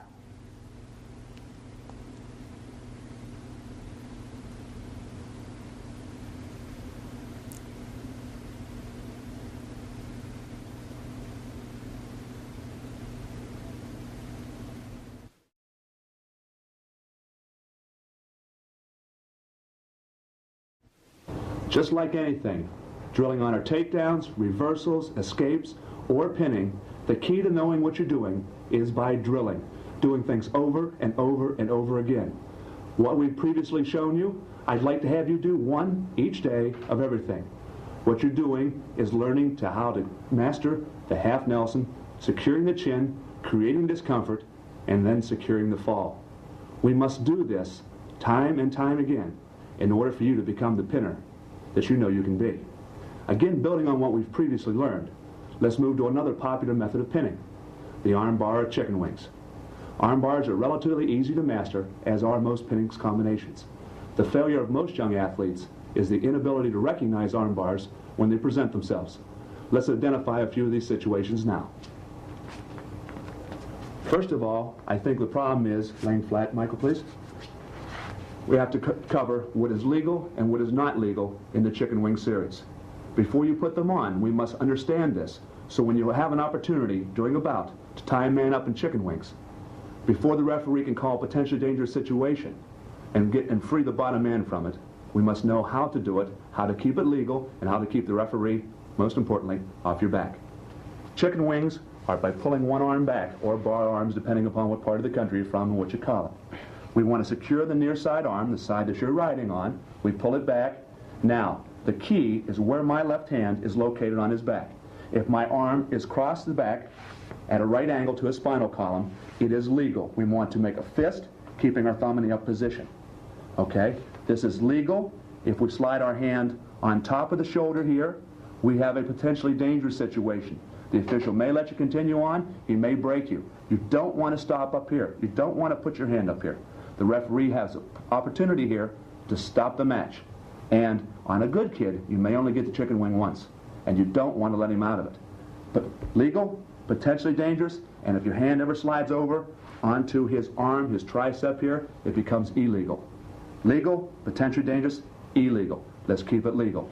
Once we've covered that, let's go into a few situations on where we can pick up a chicken wing from.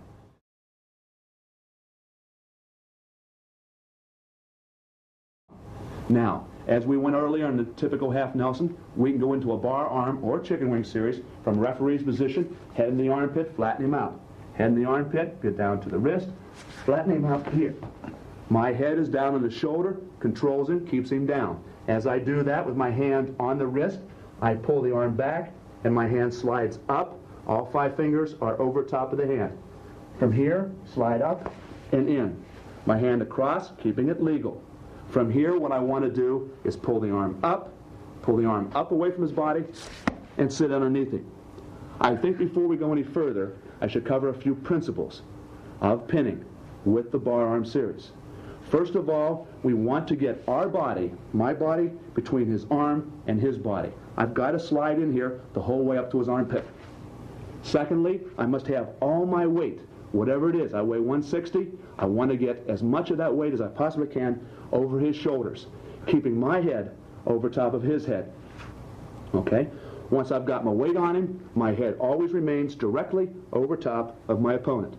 Now from here, in order to turn him over, I've got to eliminate the limbs of the tree as we talked about earlier. Example, we have an arm out. There's a limb. That's got to come in. Later on, we'll talk about turning the man over from here.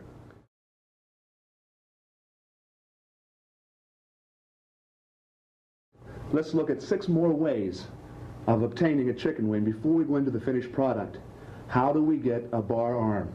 From referee's position, we just showed you head in the armpit, wrist. Next we're going to show you is just a simple chop tight waist. Taught on the junior high level, the senior high level, and very effective on the collegiate level. From referee's position, I want to chop the opponent's arm back. I want to eliminate the arm or the leg of the table, knock him down at 11 o'clock over top of the shoulder that's no longer there with a support. The back leg, again, boots in his butt, shifts his weight forward, gets the weight over the arm of the table that's no longer there, and down he'll come. On the arm, we want to make sure we chop the arm across the body. Many mistakes are made by youngsters by chopping the arm straight back. And you chop his arm down to his elbow, and you still have not flattened him on the mat. You must chop the arm completely across. In a way, we're going a little bit against the grain of the elbow, taking the whole arm across, leg of the table out, and down he comes. Referee position, chop, boom, flatten. As soon as we get him chopped down to here, this arm slips back into a wing, pick it up, slide into home plate. We're sliding forward. We're stopping at the armpit, weight on, head over top of his. We've secured an arm bar. We'll tell you how to finish this in a second. Another way of getting into this, anytime we're riding an individual, he may be already flattened on the mat. We've picked up an ankle and been sitting on it. As an example, we may have just spiral ride or chopped, flattened him out.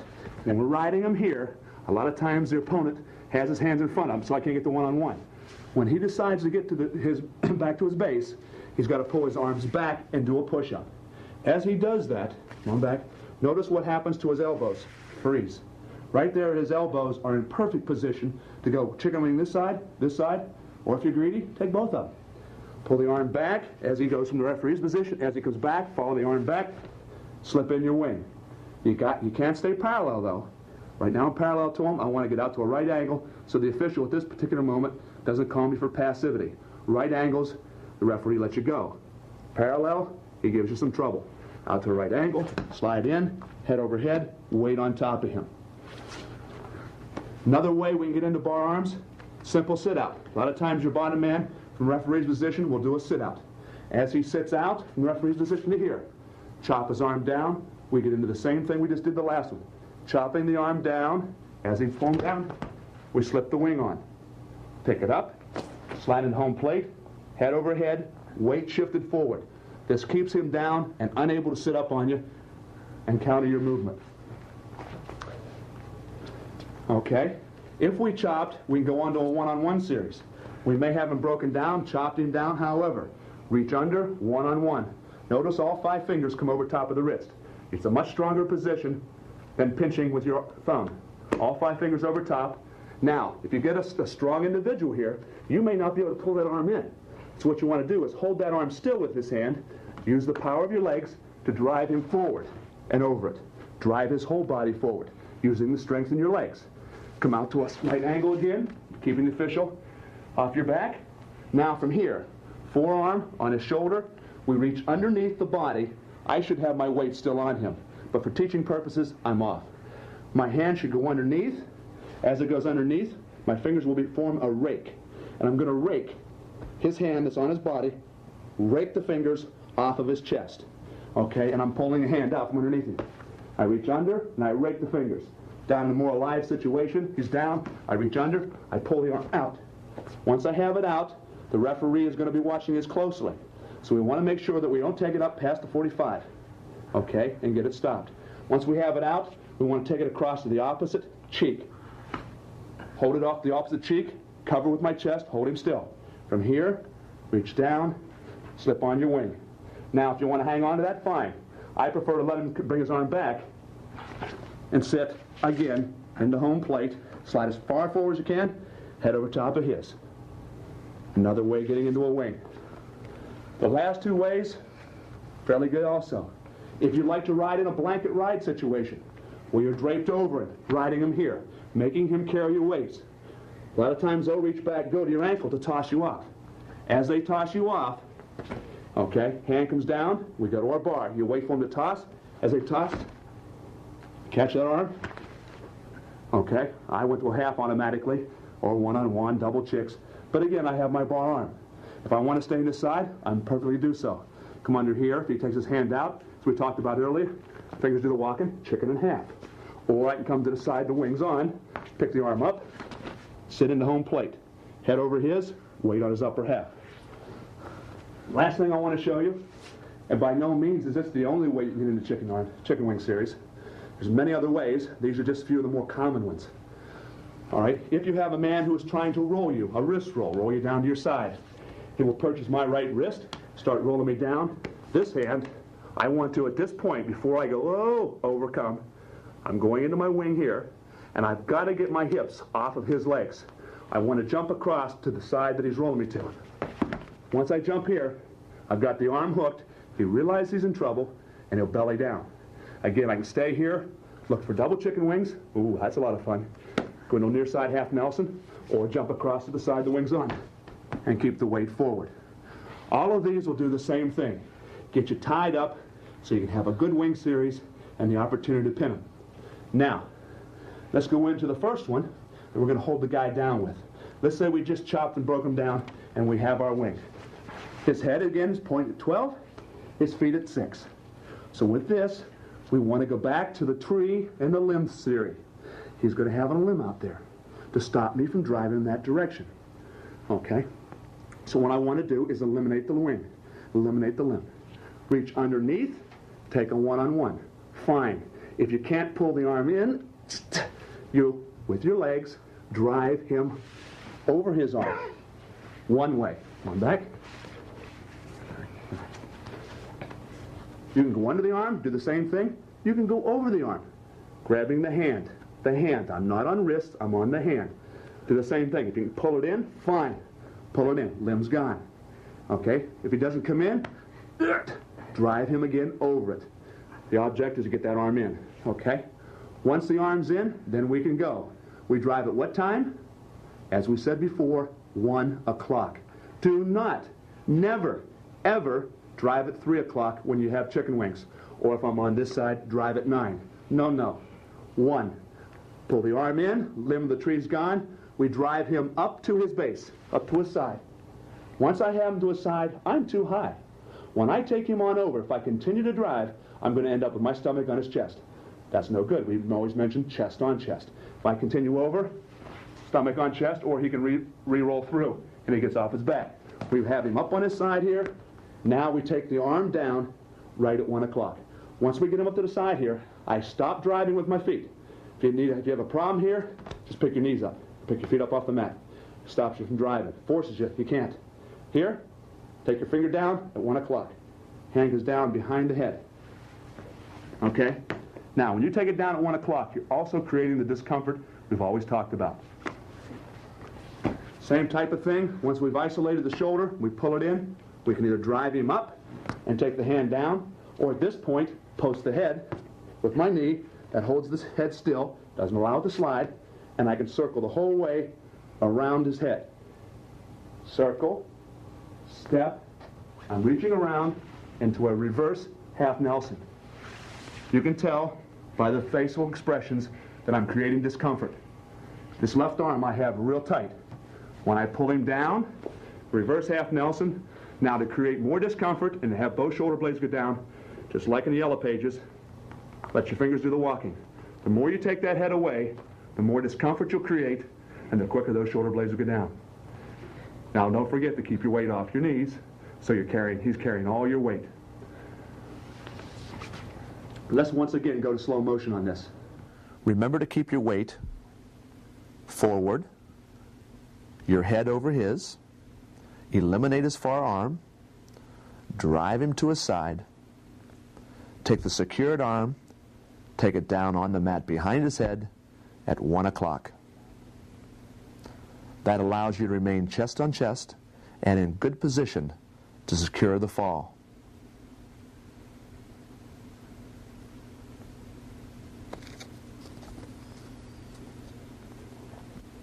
If you have an individual who is stronger than you are, and when you reach out, you're unable to pull that hand in,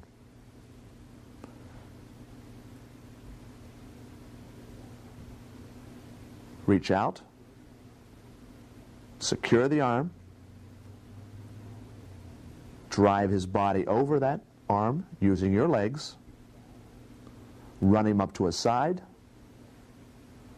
post his head with your bottom knee, rotate around, keeping chest on chest, maintaining altitude, go to a reverse half Nelson, and let your fingers do the walking to create discomfort. Two other ways of getting into chicken wing, other than the ones the youngster showed you a minute ago. If you're riding legs, you can hip the guy over. The legs in, ride and trap an arm, bump an arm here, and you're hipping him over. As you hip him over, we're looking for Jacobs. Hook the arm, try to pull him over. If he goes over, good for you. If he doesn't go over, what he's going to do is go to his belly. But as he goes to his belly, let the legs slip out, and you end up with your chicken wing. So you had legs in, you hip him down, you're looking for a Jacobs. If it doesn't work for you, he goes back to his belly, you already have your wing, and then we're reaching in here for the one-on-one again, so I can come back over in half. Or we can do a chop tight waist. In the referee's position, chop him down, work on a tight waist. As you hold him down here, he wants to get that tight waist off, so he's going to reach down to take wrist control to peel that off. As he does, up away, back hook. So he's taking a wrist here, he's giving me this hole right here when he's holding here. Reach in, back hook, pull it back, and change your hand. Now as he goes back to his belly, that's fine, but he goes back with you having a chicken wing on. So we have two ways. Legs, hip him on over, tight waist, he reaches down for wrist control, back hook, shift into bar arms. Two other ways of getting into bar arms, you already know how to finish it.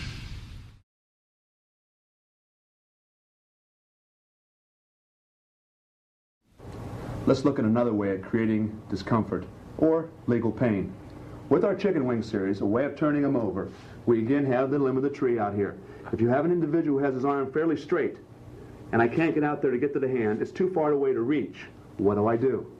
Another situation, a way of eliminating this tree limb and having him do it for you, is again shifting my weight forward, head over head, come to the near ear with my forearm.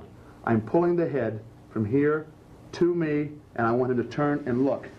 Notice his hand slid from being over there at a protectorate point at 2, now it's pointing at 11. It's no longer the limb of the tree to stop him from going that direction. You pull the head over, drive him up to his shoulder. Once we get him up on his shoulder here, again, around the head to finish up as we did to the last one. Up to the side, head around, knee around, blocks the head. I follow it through. The other side, keeping my weight on him as much as possible, my knees off the mat, more weight, reverse half, fingers do the walking, pain is created, shoulder blades go down. Once again in slow motion, you must force his head to slide and point as much as possible toward 9 o'clock, which eliminates the effectiveness of the right limb of his tree and allows you to rotate around his body and secure a reverse half Nelson. To finish, again let your fingers do the walking. Get your knees off the mat, weight on his chest, lift his head, and make him carry all of your weight.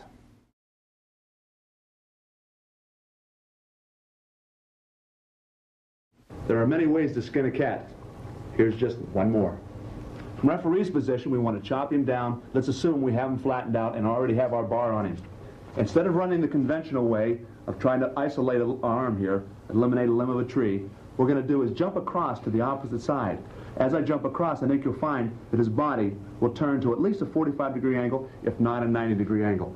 As we jump across and pull, we get him to here. The chicken wing arm slides shoulder deep, shoulder deep. From here, we want to keep our weight on him. That keeps him in this position. I reach across with my own arm. I put my elbow right here on the cheek, not covering nose, mouth, or eyes. And I just pull my arm back. Don't cut loose on him. Referee, costs you a point. You're already in a situation. You want to score points. Head, elbow, pull. Hand goes back. I lock my hands here. My hands now become locked. I get my weight off my knees, circle out front, shoulder and sternum again to here, and pick up, create discomfort. Here again in slow motion, jump across to the opposite side, pulling him to his right side. Slide your chicken wing arm in as deep as possible. Pull his head back with your elbow. Reach under the head, lock your hands. Move parallel. Hit a front bridge. Pressure on his solar plexus with your shoulder. Your right ear on his side. And the fall.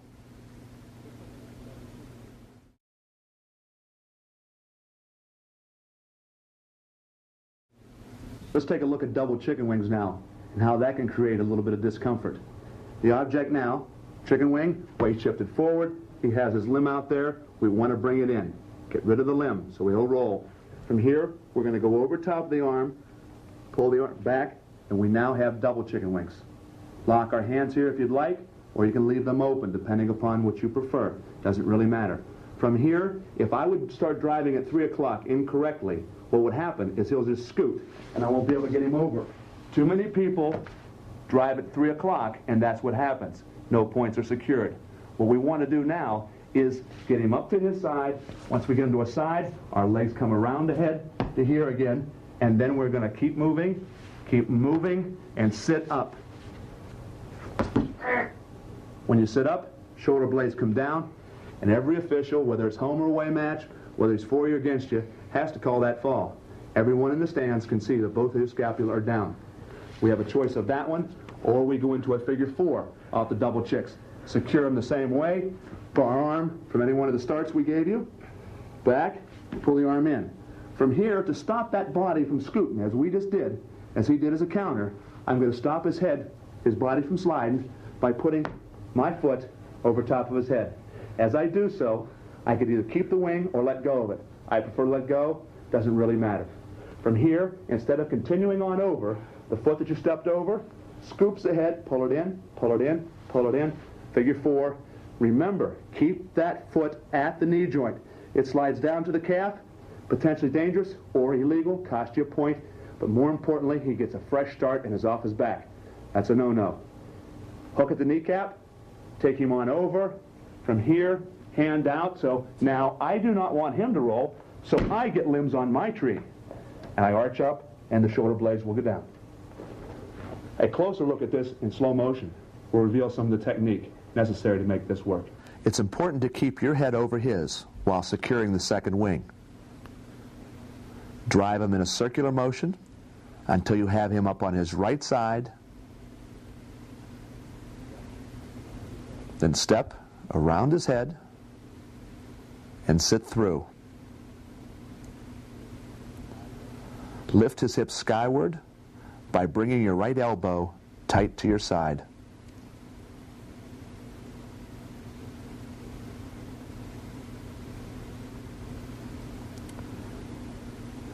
Remember, one of the most important parts of pinning an individual, the key, is creating legal discomfort. When you decrease his will to win, the shoulder blades will go down.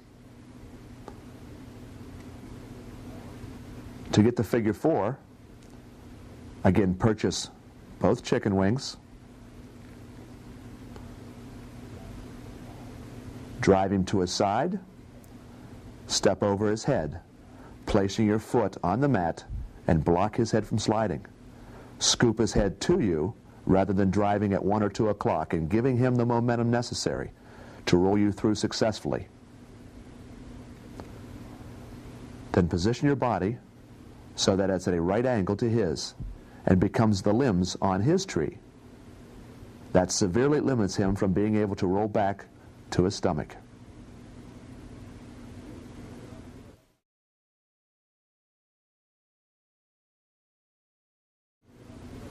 What is dinner without dessert? Let's throw in another wrinkle, turning the guy over the bar arms. This is just a little different. I think you'll enjoy this one. He won't. Chicken wing, down, driving forward. He's got his arm posted out here, he's got his leg posted, he's down on his side. He decides he's not going to let you turn him over. From here, we want to underhook the arm, elbow joint to elbow joint, pull it back. We have the wing on, elbow joint to elbow joint. Of course, we could continue to drive at 1 o'clock and take him on over. But to add a little fanciness to this, or the dessert, what we're going to do is slide our feet in front of his head. From here, I'm springing off my legs. I'm going to pull with this hand, pull in this direction, and thus, root, boom, and sit up. Again, pinned. A closer look at this will examine the technique. You need to make it appear that you are definitely driving him at 1 o'clock. He should then attempt to counter your force and return the pressure in a 7 o'clock direction. Praise him for that decision by executing the hold to the fall.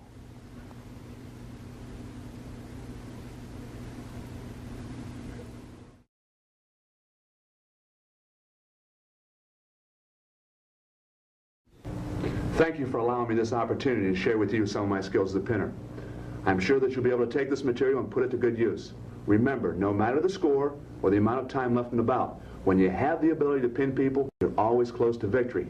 Take this tape, analyze it, study each component, look at the slow motions, make it work for you. Use that knowledge to your advantage.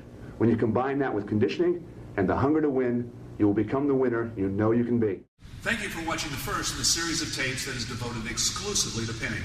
I hope you have enjoyed this tape as much as I enjoyed doing it for the second time. And remember, keep it legal, keep it painful.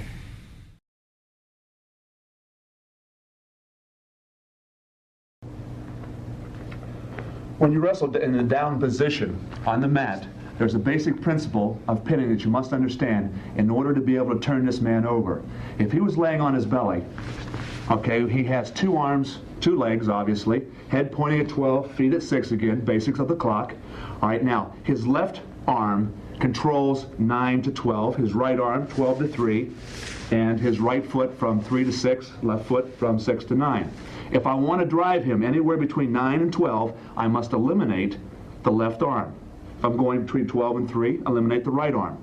So they control the different directions. The job I want to do is drive him either in 11 o'clock, 1 o'clock, 5 or 7 o'clock direction in order to turn him over. To show you this principle a little more clearly, we're going to go into load-ups. This is a way of putting a guy onto his back. It's not a very good pinning combination, but a way of scoring a lot of back points has become quite popular in these last few years. Coming from referee's position, in this tree limb principle, what we want to do is chop the man down. We chop by controlling on riding opposite side, the right side here. I want to chop his right arm, and when I'm chopping the guy down, I want to break him forward. I want to take him 1 o'clock. Chopping the right arm out. The right arm, as I said, controls 12 to 3. Chop right arm, go to 1, 2 o'clock, knock him down to a side. As I do, notice what I'm doing with my right knee. He's landing onto my knee. I want to load him up. He's going to land in my lap between my legs. I don't want to stick my leg out where he can get a hold of my foot here. I want to, my knee comes forward, but not my shoe, not my foot. He's onto my lap here. Okay, from here, I want to reach underneath, take a bottom one-on-one. One hand on his right wrist. From here, left hand goes to the hip.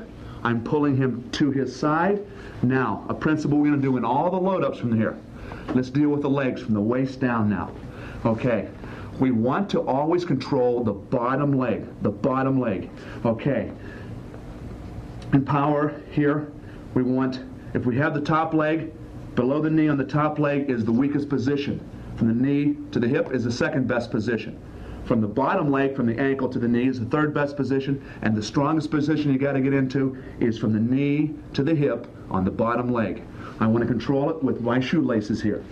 I need to have his hips up. That's why he lands on my leg here. So I have a gap under here between his knee and the mat so I can slide my foot underneath here. So I have my shoelaces at his knee in the number 4 position between the bottom knee and the hip. Number 4 position is the most important. Okay, I've reached down. I got a one-on-one into the hip position. I'm pulling him back to his side. Right now he's fighting to keep his base down so he doesn't lose any points. In the load up, all we have to do now is elevate the leg. I pick my left leg up, having it in the number 4 position, and as I lift it up, he'll roll to his back. Notice the position of my bodies. If I would lay my legs straight and his legs straight, our bodies would form an X. Okay? So I have him up in the air. I have his hip here. I'm blocking his legs with my forearm. So if he decided to roll to me, I can hold him off. Back up again. Principle, chop, hip, leg in the number 4 position, underneath, pull him to his side. When you want him to go to his back, elevate the leg. I'm blocking his thigh here to keep him from rolling on through. The same principle holds true from a different type of chop. If we just chop and tight waist again, we can load him up with a chop and tight waist. Instead of going underneath to a near side one-on-one, just chopping the arm, holding the arm to the side. If we're trapping his right arm, we want to drive him at what time? Back up at 1 or 2 o'clock, because his right arm controls movement of his body to that direction. From here, again, chopping the arm, knees coming in, I'm chopping the knee as well as the arm, down to the side. From here, I'm getting my knee, not my foot, okay? I keep the arm trapped to his side. Once I have his arm trapped, he has no base to stop him from going out between 1 and 2 o'clock.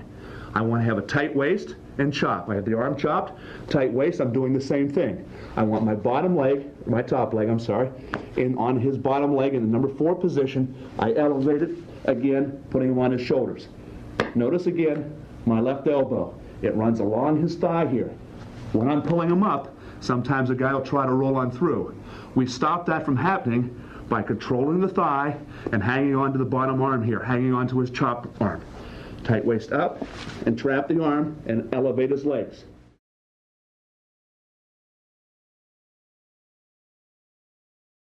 One of the bases again of pinning. Again, we talked in tape 1 on pinning. Basics, either pick his head up, keep him from bridging, shoulders will go down, or we attack the other end, feet in the air, shoulders go down. In the load-up series, what we're doing is we're picking the legs up. It makes it quite difficult in order to bridge, in order to get off your back there. It's not a good pinning combination, but it's a way you can knock out a lot of points. Referees will give you those back points, you get back to your base and load them up again. So we have the regular chop to the bottom side one-on-one, we have the chop tight waist, we have 2 other forms of load-ups. The basic formula remains the same.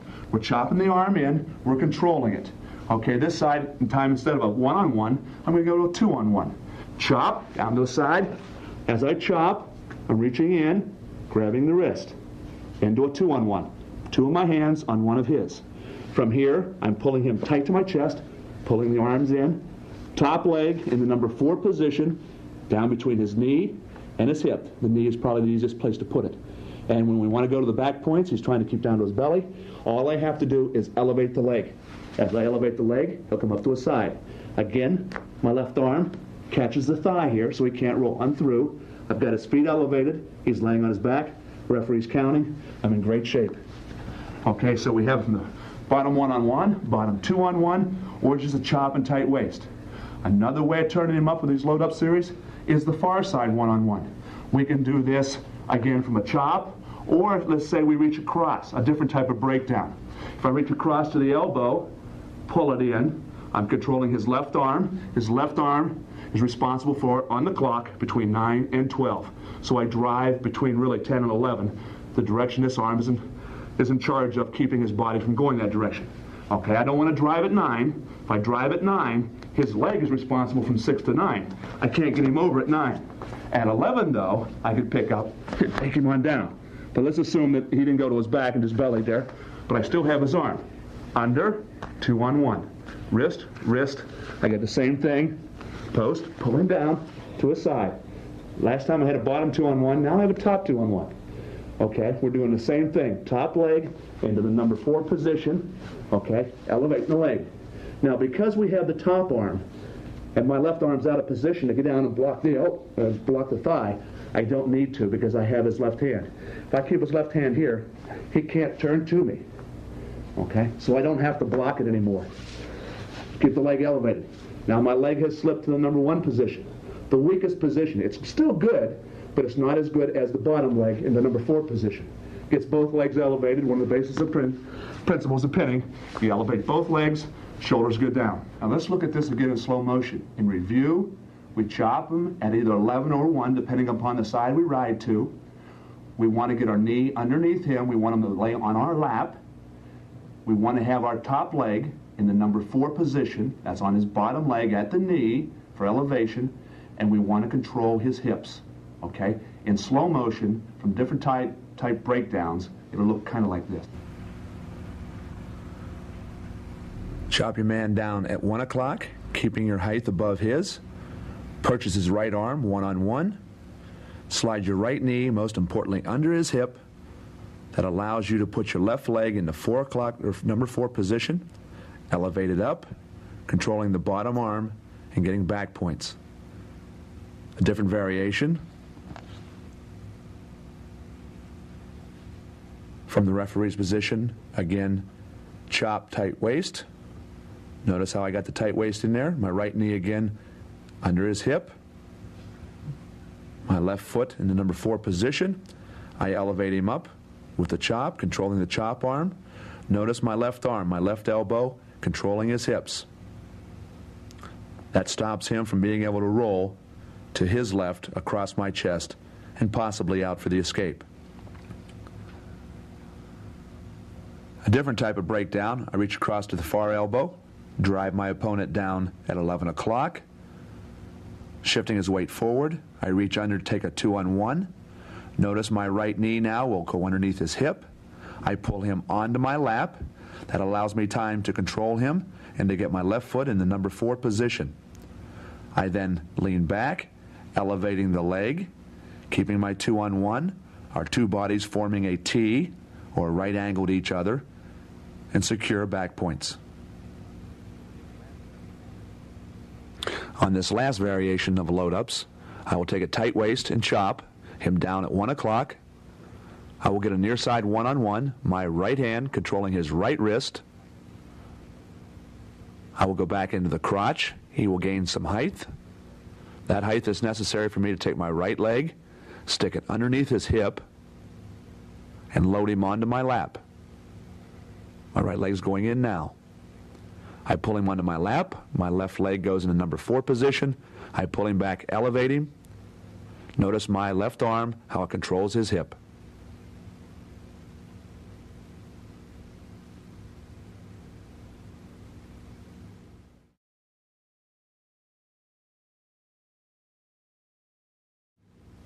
In a continuation of the 1-on-1 series, we have what is known as an Olympic bar. Here we'll start this time from the man on the flat position. We reach underneath the arm, we trap the wrist. Again, all 5 fingers come over top. If you can't pull the arm to you, drive the man over. In this case, I was able to pull the arm underneath him. Once the arm's underneath, he realizes he's in trouble. He'll do anything possible to keep his hand underneath his body. As I said previously, reach underneath, hand forms a rake. You rake the fingers out. I come to a right angle, he's carrying my weight, I pull the arm out to the side. From here, I want to come up in front of the head. I want to turn him toward 10 o'clock or 11. I must turn his head so it points toward me. I do that by using my knee to come over top. I slide down past the side of his face, which makes him turn his head to the other side. From there, I come straight forward. I key in this point from this location.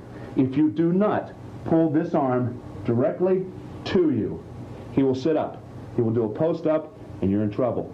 The most natural thing here is to take the man over at 9 o'clock, to take the arm at 9. No.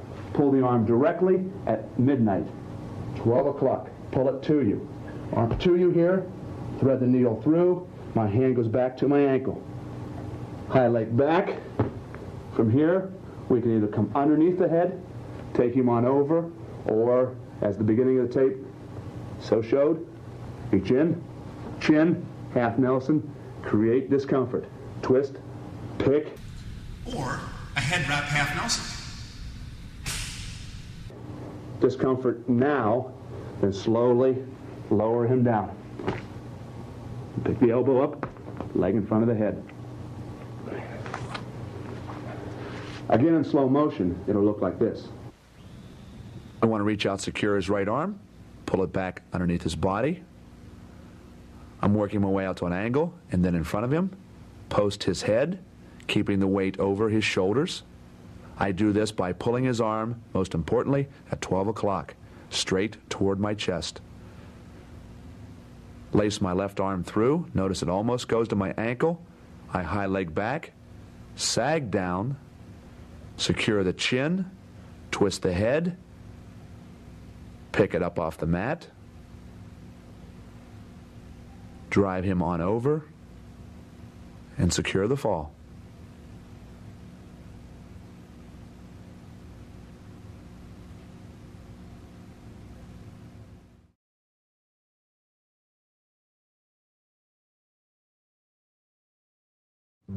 From this near side one-on-one, another way of turning your opponent over, if you don't feel comfortable coming out in front of his head and turn him over that Olympic bar, going deep sea fishing, we have the near side one-on-one, a different variety.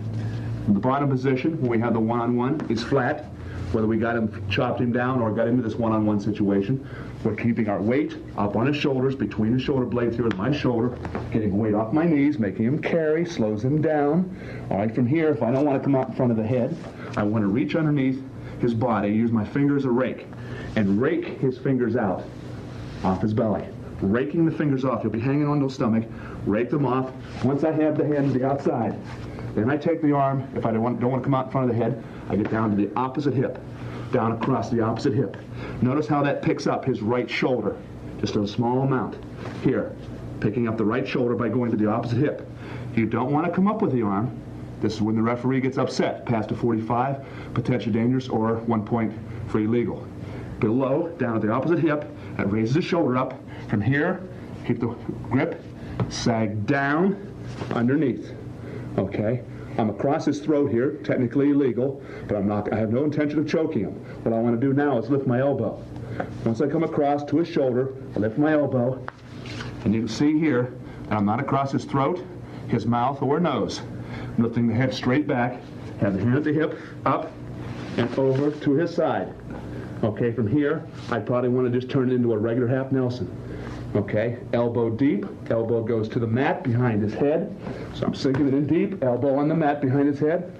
Arm comes around, chin, twist, pick, creating discomfort now. Slowly take my time, enjoy it. Settling down to the mat. Put my leg out in front of his head to keep him scooting and securing the fall. In slow motion, this will look a little bit like this. Standard chop, tight waist, break him to his side. Reach inside, near side one-on-one, come out to a right angle, forming a T with our two bodies. Your left hand should reach under, raking his fingers off his stomach, pull the arm out, take it across to the opposite buttocks cheek. From there, sag down and back, underneath the face, onto the shoulder, prying the head up and over, controlling the bottom elbow, come out to an angle, slip in our half Nelson, purchase the chin, rotate the head 90 degrees, pick the head up off the mat, drive him on down to his back, again securing the fall and creating discomfort.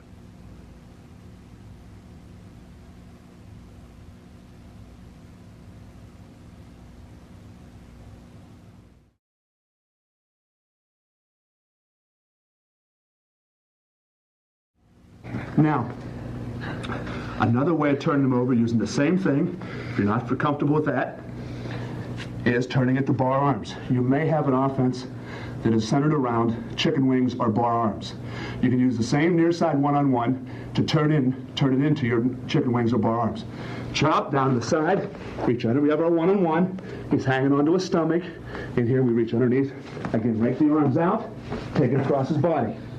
Once I take it across his body, he knows if his head is pointing at 12, I'm going to start driving him over probably at 10 o'clock. So he's going to get a base out there to keep that from happening. I reach back, I turn this into a chicken wing. Okay, as I do, I jump to the opposite side. I let my fingers do the walking out to a far side one-on-one, or so he thinks far side one-on-one, out to here. Reaching out here once my arm is elbow deep, then I come across to the head. I have my chicken wing, half Nelson, right angle. Again, which way should I drive? What am I controlling? Controlling his right arm. If his head was at 12 o'clock, it's now between 10 and 11. If it was pointing at 12, I'd want to drive up at 1 o'clock. If I drove over at 3, okay, his right arm, granted, is responsible for 3 o'clock, but so is his right leg. I won't be able to get him over. So I want to drive him up at 1 o'clock, up to a side. From here, sink my elbow deep. Again, half Nelson, elbow on the mat, hand slides around, purchase the chin, twist, pick, creating discomfort now. Then slowly pick the head up and take your time coming over. The chicken wing slipped off. Fine, it's not necessary for you to secure the fall. If you hang on to it, it may run up his back a little bit and the referee get upset, okay, at a potentially dangerous situation and call it, okay, and let him off his back. So we want to twist, pick, head out in front of the head to keep him from scooting, and take your time. It's important to take your time. In slow motion, let's take another look at it. Again, chop, tight waist, down to the side, near side one-on-one, come out to the angle, the right angle, clear the arm out, take it across to the opposite cheek of his buttocks, keeping the weight on his head and shoulders. As we go back, parallel, straddle his body, which allows us to slip in the chicken wing. As the wing comes in, I jump across to the opposite side. Notice my fingers do the walking.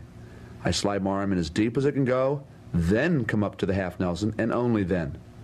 Drive him up at 1 o'clock. Drop down, important here, sink to my elbow. Boom, elbow to the mat. Reach back underneath. Secure the chin. Rotate the head 90 degrees to the side.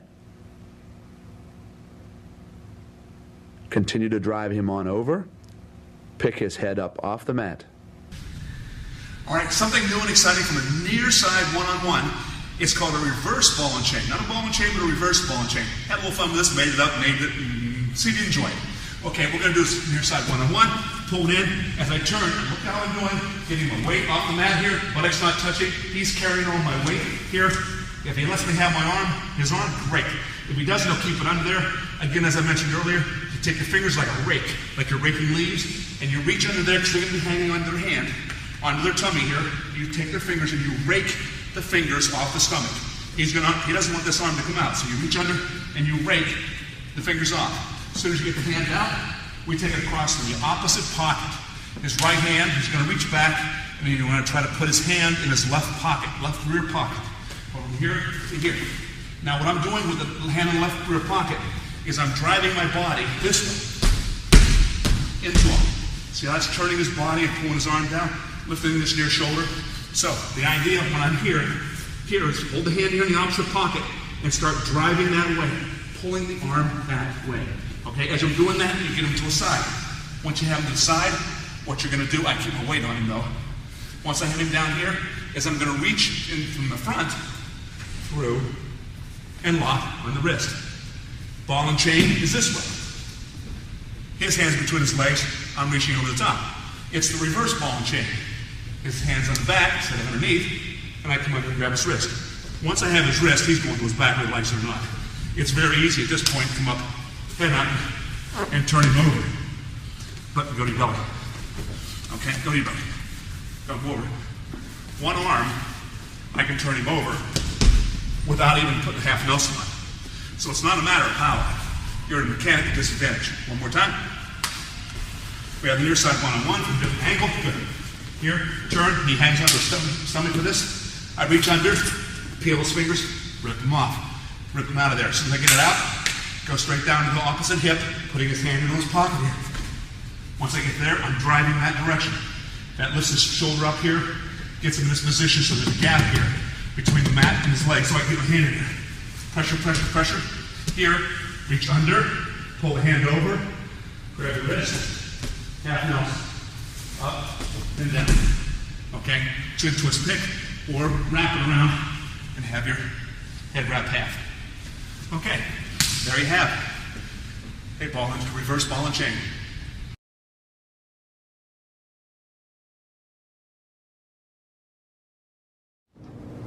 There are different times during a match when you're in desperate need of 2 back points. When a guy's going to keep his elbows in, his head up, okay? He's not going to let you have chicken wings, cradles. He's going to keep his legs together so you don't throw legs on. How you turn him over? Good question. Or other times during a match, I have a series that I want to show you now, share with you, that I think you'll enjoy. It's called the Clemson Roll. We kind of devised it here at the university, and we like to use it during matches, and it has racked up quite a few back points for us. We go from the referee's position, regular side, just a regular chop, chopping the arm in, controlling the wrist. Once we have the wrist here, we like to think that we're going to get 2 points. Chop across, get the wrist. Have you ever been in a situation like this in a match? A lot of high school kids and junior high school kids have, as well as college wrestlers. Chop, grab the wrist. Now what we're going to do, have any of you ever rolled through on a whizzer? Okay, it's the same principle. If you haven't, just pay attention to what we're doing here. My free hand goes behind the near knee. I just lay it behind the near knee. Doesn't have to do anything, just lay it there. As I do so, my head comes up into the groin, down to my mat here, high leg over. Okay, so my bodies right now are forming a T with this. I pull on this hand, which pulls him on over to his back, and now, like the load up, I'm catching the number 4 leg, the number 4 position, at the knee joint to the hip, somewhere in here with my shoelaces, and my bodies, again, like our load-ups, are forming a T, an X. Okay? From here, I reach over, I take a 2-on-1. All 5 fingers, I don't want to grab like a lobster, monkey hook, into the armpit, or under the elbow joint here, pull my elbow down, keeping the feet elevated. It's not a pinning combination where you're going to get a lot of falls, like the load-ups, but it's quite frustrating, and it'll hold your man here for the count of 5 and 3 back points. Okay? Again, in slow motion. Referee's position chop, secure the wrist, head in the groin, our body's forming a right angle now, pulling through. To catch him, use your left foot in the number 4 position, keeping his legs elevated. Reach between his legs, 2-on-1. What happens if you don't get a right angle? When you do your high leg over, if your body doesn't get a right angle, what will happen is he'll roll on through and he'll come right back up to his base. If this happens to you, when you roll on through and he comes back to his base, it's because you didn't form a right angle with your body, kind of like this. Now you may come up and you'll be on the opposite side of what you started. I didn't form a right angle in my body, enabled him to roll through, to use my momentum against me, to get him back to his base. But I'm now on the opposite side. I did start on the left side. I'm now on the right side, still have my 1-on-1. Okay? Back to the middle. If this happens to you, you're not in bad shape. You say, gee whiz, I didn't form a right angle. Let's form one this time. Michael started here by the floor a lot closer so we can stay in the area here. Once I chop, go back, try to roll through. I get through here and he comes back up, okay? And I end up here where he's back to his base, okay? And I'm on the opposite side. Now I'm already at a right angle. My body's at a right angle to him. I'm looking across. Spinal column this way, looking across. Now all I do is dive over top of him. Again, my head comes up into the groin area. I dive underneath here, and I pull him over. Now I've already formed my right angle. If the first one doesn't work, come right back up, dive on over. You'll end up in the finish. Here comes the roll series again. Again, 2-on-1. At the elbow, all 5 fingers dip in, elbow down, keep the foot elevated. If he gets off his back, it's only because you let the leg down. You got lazy. Your left leg got lazy. If he gets back to his base here, you want to turn him back over. I'm not going to pull my arms at all. Just by elevating the leg, it turns him back to his back. All I have to do is elevate the leg to turn him back to his back. So, in our Clemson roll, we chop, purchase the wrist. When we have the wrist, go behind the near knee, head up into the groin. If you get your nose smashed when you're doing this, he lands on your face, it's because your face isn't up into his groin. You're not going into him. Right up inside, behind the near knee, form a right angle, roll him on through. I'm pulling on that chop arm. Now, if he rolls on through, and I didn't do a good job creating a right angle, the second time is guaranteed. I'm already at a right angle, I'm on the opposite side. Now let's look at what happens if I have him on his back, and I've got my 2 back points, and I want to hold him there for possibility of getting 3. He sometimes will peel my hands free. In order for him to get off his back, he's got to free his left arm, in this case. So I have a chop, I have my clumsy roll down, roll him on through. Now from here, he's reaching down trying to free his hand. And the one he instinctively goes to is always my right hand if I'm riding normal side. Okay? Once he grabs and peels that free, I want to slide from the forearm here down to the wrist. Okay? Come back to the side here. Now, once I have his side, I have his arm. I pull my bottom arm out, I reach over top, and I take what is known as a Jones. In, back hook, palm faces up, my elbow goes in the small of his back. Okay, from here, all I'm doing, stepping over the leg now, holding the leg still, and pulling the arm back. Okay, this will also put him on his back. We want to go to the elbow, to the small of the back, here, and pull him back into a load-up position. If I don't feel comfortable here on the load-up position, when I have him here, I can just suck him back. From here, I pull my legs out from underneath me, I'm pulling on the arm, I want to turn his body past the right angle, the 90-degree angle. Once I get his shoulder tipped down just a little bit, I'm going to cover with my chest. Jerk him to here, cover with my chest, and now I'm at right angle. I'm weights off my legs. He's carrying my weight, chest on chest. I'm trying to create discomfort.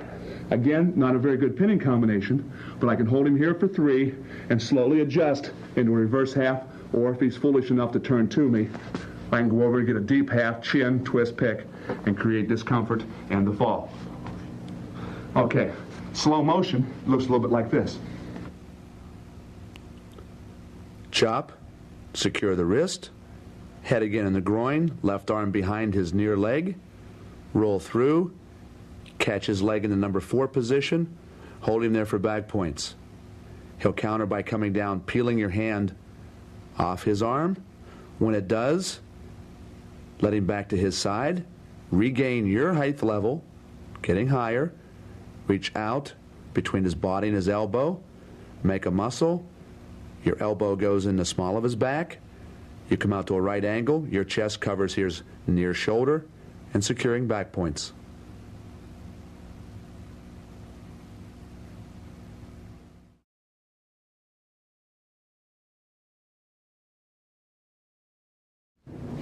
Before we go any further, let's talk a little bit more about pinning. The object of wrestling, whether it be a takedown, whether it be half Nelsons, cradles, reversals, escapes, is to master a few things. Don't be a jack of all trades. Get down one good setup for a takedown, maybe 2 setups, a nice single leg, double leg, high crotch. Same thing holds true when you're pinning a guy. If you ride all the time with a chop tight waist, get into a situation where we can pin a guy from the chop tight waist. We don't want to let go of the chop tight waist to go into bar arms or cradles. Do the things that you do naturally, that you like to do, and learn and build from those moves. If you like to ride ankles, when a guy reaches back, we can go into maybe, say, far cradle series from riding ankles. Pick up a few things, drill them, understand them, be comfortable in them. All right? Don't take this tape, say I'm going to learn Granby rolls, bar arms, half Nelsons, or legs, cradles. You don't have to. They all do the same thing. They pin your opponent. They put him on his back. Learn one thing, be a master. Don't be a jack of all trades. Now, from here, let's look at a way of flattening guy down the mat. If you like to ride with a chop tight waist, if you do that from the referee's position, here's something I think might work just for you. All right, from the referee's position, we're chopping the arm down to its side. Or, once we have him down to his side here, what I want to do is control the near side wrist. Okay, when I have him down to his side, I want to slide my hand down and get a hold of his wrist. With the wrist here, okay, if he decides to start coming back up, I have the head and the armpit to hold him down. He's on his side. He's turning to his side, which is something that happens naturally for him when I have the wrist. The other hand, the tight waist hand, slips in nice and deep. I want to go shoulder deep. From here, I shoulder deep. The hand comes around the waist, so you can see the hand on this side. From here, I'm pulling this arm that was out here down along his side. I cut my hand at his elbow. Elbow and above.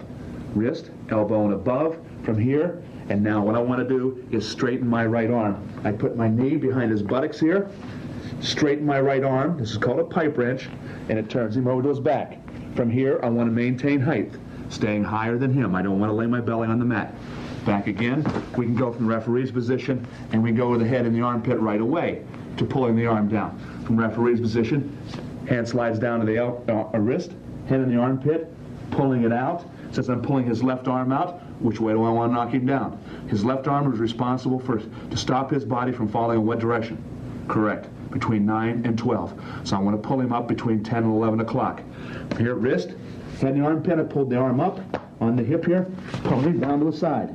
From here, up in the air, carrying my weight on his arm, I go deep as I can on my tight waist, so my hand comes through so I can visually see it. From here, I pull the arm quickly, boom, down along his side.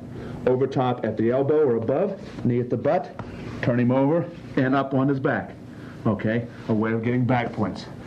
In slow motion, let's analyze this. Let's get down to a chop. Head in the armpit, hand slides to the near wrist. We break him down at 11 o'clock. Once we do so, my right arm, the tight waist arm, goes in as deep as possible. I pull his arm back. My fingers go over top of his elbow, at his elbow, or above his elbow. My right knee secures his buttocks from sliding, and I jack him up to his shoulders.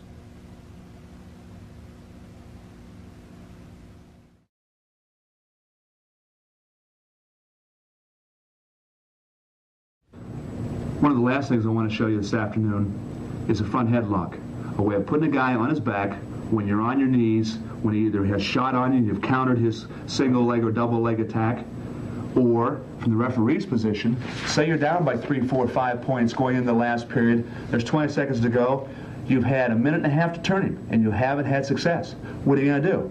You're going to spend another 20 seconds trying to turn him when you haven't turned him for a minute and a half, or are you going to try something different? I'd go the different route. See a different way of putting him on his back.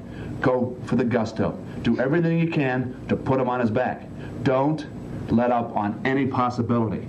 A different way of putting him on his back, a front headlock. He's not expecting that. He's looking to counter a half Nelson, a cradle, bar arms, legs slipping in here. A way of what we want to do now is slip out to the front and see if he'll bite for the hold.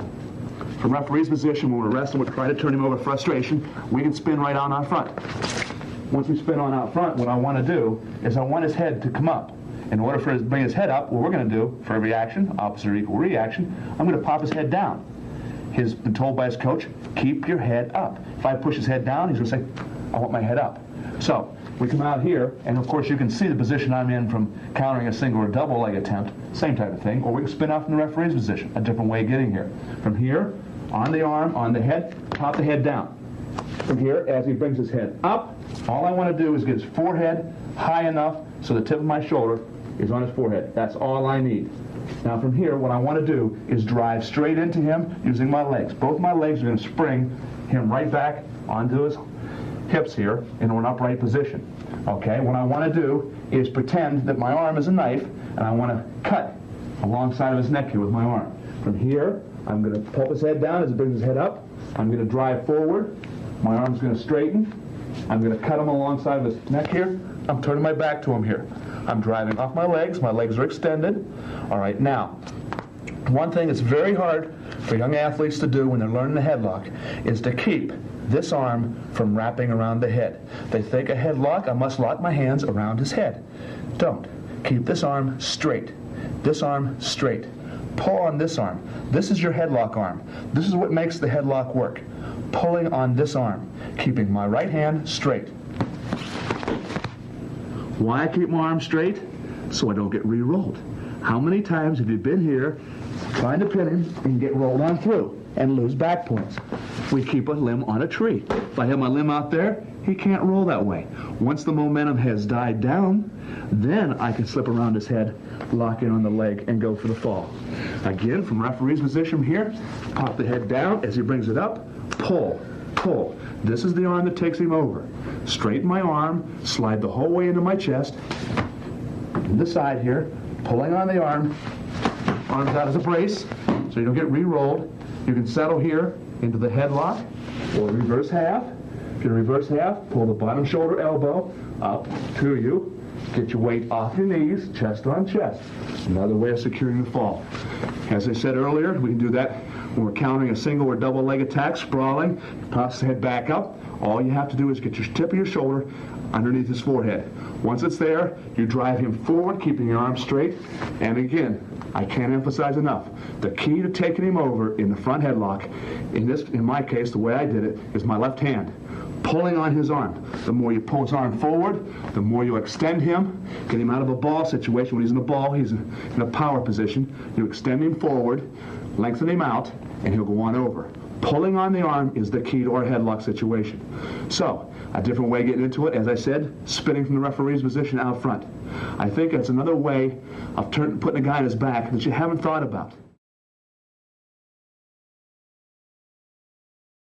Sometimes you get into a takedown situation where you're on top, but he has stepped over your leg.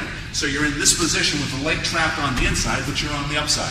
Now, the first thing you're going to do from here, in order to try to maintain control, is you don't want him to get into a ball. If he starts balling back up into me here, then I start falling backwards.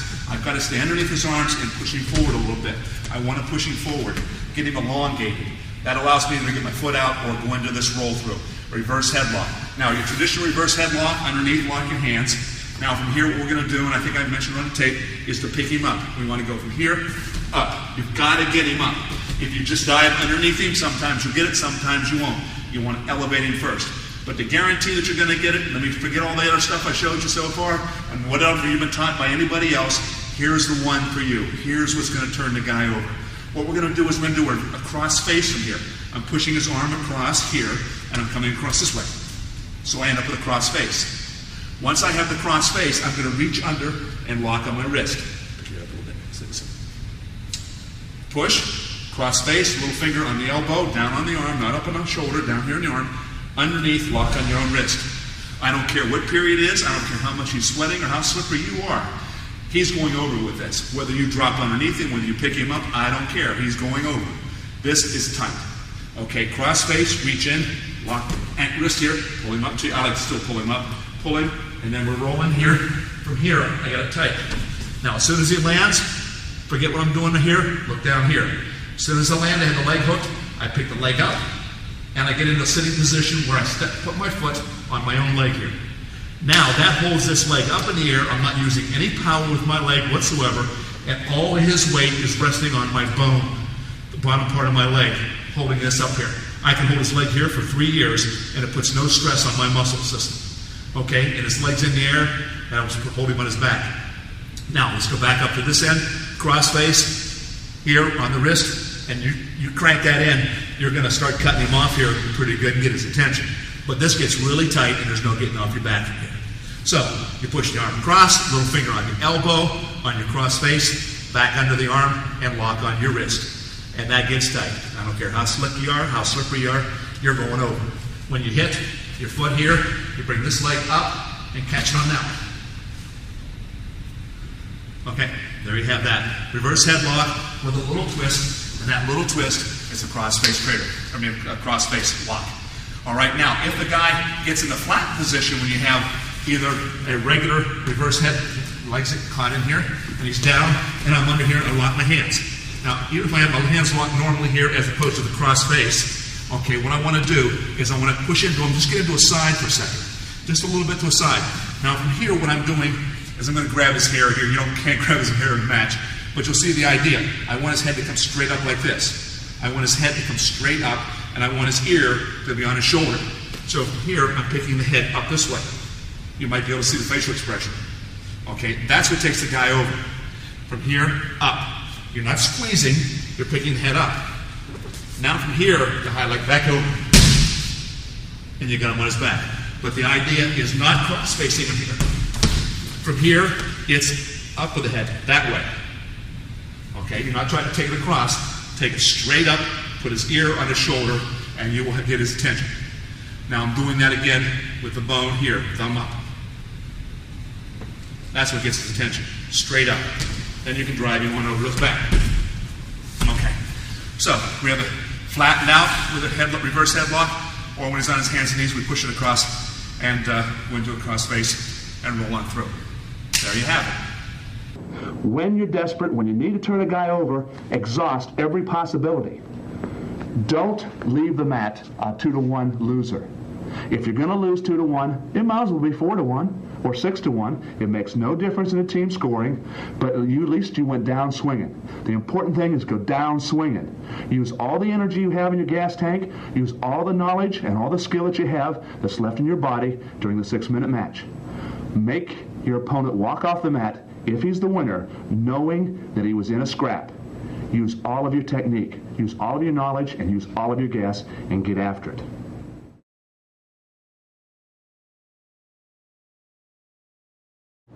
I'd like to spend the remainder of our time today on what I call situation pinning. Finding yourself in unusual situations might often be the rule rather than the exception. Perhaps you have found yourself in some of these situations at one time or another without knowing how to capitalize on it. Here are some of the most unique situations I noticed as a coach and coaches have asked about. Have you ever been in a finished Granby roll product where you have him on his back, you're getting back points of course, but you have yet to put his shoulders down? How do you do so? First thing we want to do, get off our butt. Raise our hips into the air, take our free hand, the left one, purchase your wrist with the right, let go, come underneath the head, and pick that head up. That puts your shoulders down. From here, hips up, underneath, or lock, over top, go to our headlock series. From our headlock series, another way of holding him on his back. When we have headlocks, we have problems. Sometimes individuals get rolled through from here.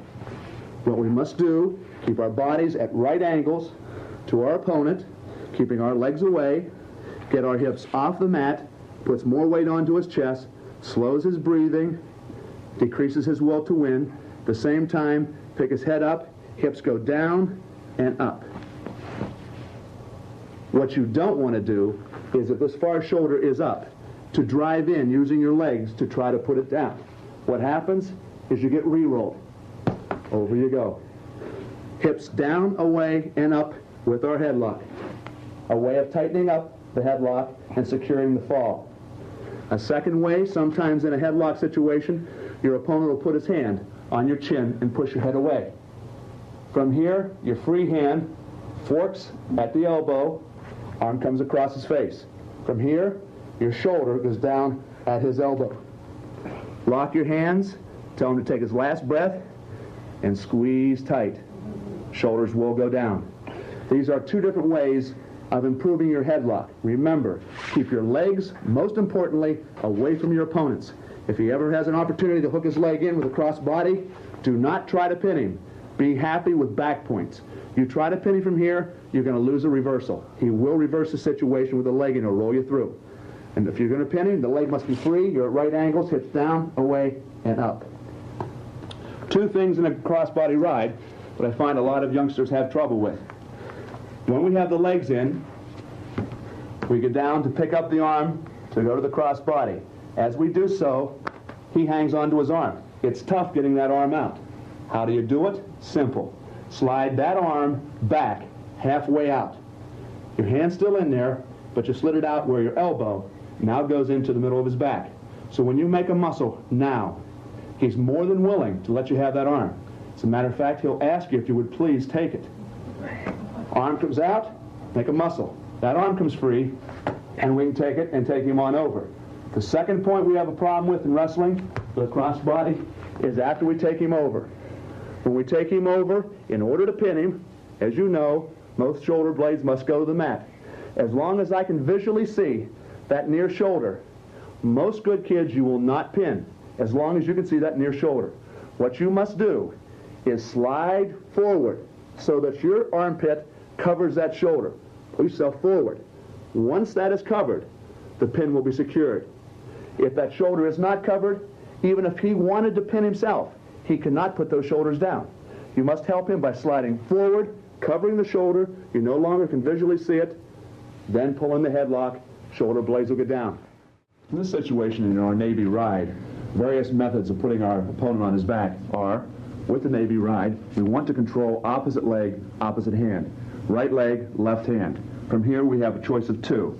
We can reach with the Navy right arm, come down, grab his left wrist, controlling opposites, rolling him on back into a load-up type position onto his back. Can't pin very many people from here, but you can sure rack up a lot of back points. Same type of situation with our Navy, controlling the same arm, same leg. If you can't grab with your left hand, if he pulls it back, come in with the opposite hand. So now my right arm has purchased his left, doing the same thing. Leaning back, controlling him onto his back. With the opposite arm and opposite leg, he can't roll to me or away from me. And it's a control situation and get 2 or 3 back points. Other situations that are common to give young athletes problems is a back bridge. When you have a guy on his back, it is a bridging situation. First of all, it's a little on the dangerous side for you from the standpoint he's able to slide on his head toward the out of bounds. One thing, we've got to get him off his bridge. Secondly, keep him in bounds. Both are achieved by doing this. With our half Nelson situation, holding him here on a bridge, we want to go into a locked half Nelson. The regular half, my left hand comes around, underneath, locks at the back of his head. As I do so, I move my legs out in front of his head, put my right ear down alongside of his chest, shoulder in the sternum, pressure down, pull the head up, get off my knees, carry his weight, create discomfort, and hopefully secure the fall. Wizard situations are types of moves that we get into often during a bout. 8, 9 times during a bout. We must know what to do from this situation. With the whizzer, the most important thing, first of all, is neutralizing the power that he has with the whizzer. And we do this by sticking our right knee in front of his knee, near knee. Once I get my leg in front, I've neutralized the power of the whizzer. And I want to turn the corner a little bit at a right angle. If I can come up, stick my knee in front, and kick his leg back a little bit, even stronger. Throw back. Really neutralize the power. From here, we start looking for pinning situations. As we talked about earlier, we can pull him to us, come on over to the chin, half Nelson.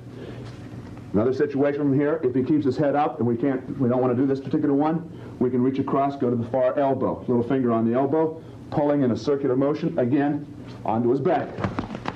From here, we're not able to control the head or the leg, so we want to go to the other principle of pinning. That's controlling the bottom arm. In this case, his left arm, pull the left arm up, keeping chest on chest, should put the shoulders down. If he was up on the other side, bottom arm becomes the right.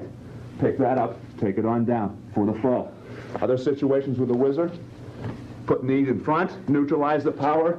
We now have gone to the elbow, up to the head. We can also go to a bear hug. The bear hug situation, our hand has to be placed like this. We want to have our thumb pointing toward myself. Thumb pointing toward myself. A little teaching key that's important. Not hand flat or the back of the hand. Thumb to you. This has the bone. It's called a bone-on-bone type situation. From here, go up, regular forearm curl. Don't lock your hands like this, because it's an opposite curl. Regular curl, forearm curl. Lock our hands from here. Again, pull in a circular motion. From here, I can stay with the bear hug, take him on over, or let go, come on over top of the head, purchase the chin, twist, pick. Or a head wrap half Nelson. Create the discomfort now, and slowly set him on down to his shoulders. The last situation I'd like to show you from a wizard situation is a roll-through. A various type of roll-through, a different roll-through than most of you have been taught so far. My free hand, my left one, I believe this is the best roll you can do from here, if you are going to roll through on the whizzer. If he's giving you a lot of problems on pressure of the whizzer down, and you're unable to get your leg in front of his, or if you stick your leg in front of his, and he counters by putting his leg back in front of yours, he has now developed the pressure back. What we want to do is roll through from here. What we do, take a left hand, goes behind the near knee. Don't have to do anything with it, just put it behind the near knee. Head goes up into the groin area. From here, a high leg over, go to a right angle, pull on the hip. From here, pull, and we come up in our finished roll. From here, if we can keep this hand trapped to a side, by pulling myself into him with this hand, pulling in, I can hold him here for 2 back, or 3. I doubt if you get the fall, but you score back points. Another situation is common, more on the junior and senior high levels than on the college level, okay, is when you're riding an individual and he reaches back and grabs your leg, pulls it in. Sometimes from here he's going for a reverse cradle. Okay? As soon as they purchase a leg, if you feel uncomfortable here, we want to lean back off of him. Get your weight off of the top of him, lean back, traps his arm. He's unable to pull it out now. We push the back of the head down, go into a half Nelson situation. My back leg kicks him in the butt, pushes him up on his shoulders. Head down, half Nelson, straighten my left arm, the half Nelson arm, and stack him. Key point here, don't go off this right hand.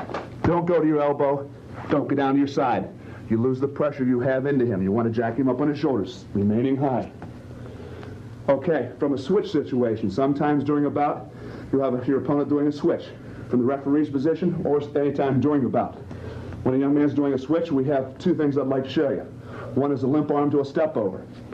From here, as he starts to switch, we take our hand, point palm up to the sky, turn my palm up, look away. As I'm looking away, I'm limping my arm out. As I do and I come back, leg steps over, I come back, purchase the chin, we're back to the half Nelson series again.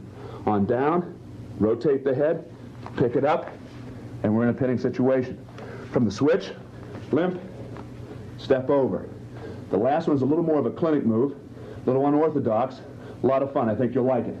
From the switch, this is when you're in a switch situation and he's leaned back, he has a lot of pressure on your shoulder. You feel that he is going to get the reversal. So at this point, you'd be glad to give him 1 point if you could, or attempt to stop this move. But once you're pretty well beat and there's a lot of pressure on his shoulder, reach up with your free hand, purchase his wrist. You hold his arm, I turn my head away, I do a short forward roll. I don't want to go out toward the 12. I want to try to stay where I'm located. Forward roll. As I do, I come on up in a finish pinning situation. Reverse half, headlock, regular half. When I'm in a situation where I'm riding my opponent, I've broken him down to his side, I'm riding an ankle.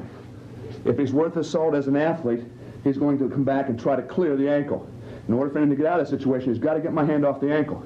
From here, as they reach back, we want to come in with the underhook arm, the one we come with a one-on-one, let go, go behind his body, hook the arm. At this point, I'm raising up, maintaining height, pull the arm through, the hand that was on the ankle comes across the chest, part of his body, and I'm pulling him back into a pancake situation where I have him now right angles, chest on chest, weight on top of him. From here, I'm not controlling head or legs, so we go back to the bottom arm concept. Right here, the left shoulder's up, I pull in the right arm, and the shoulder will go down. Another situation that's common to wrestling occurs out of takedowns or doing mat wrestling when you are in control. You're riding an individual, and he steps over and hooks in on the leg. If it's on a takedown situation, most times the official will not give you points until you free the leg. Or if it's in just a reversal situation, it's tough to turn him over. What do we do from here? Now, I like to do a side roll, side headlock from here. I want to go underneath the near arm, bump it forward, similar to what we do on a spiral ride.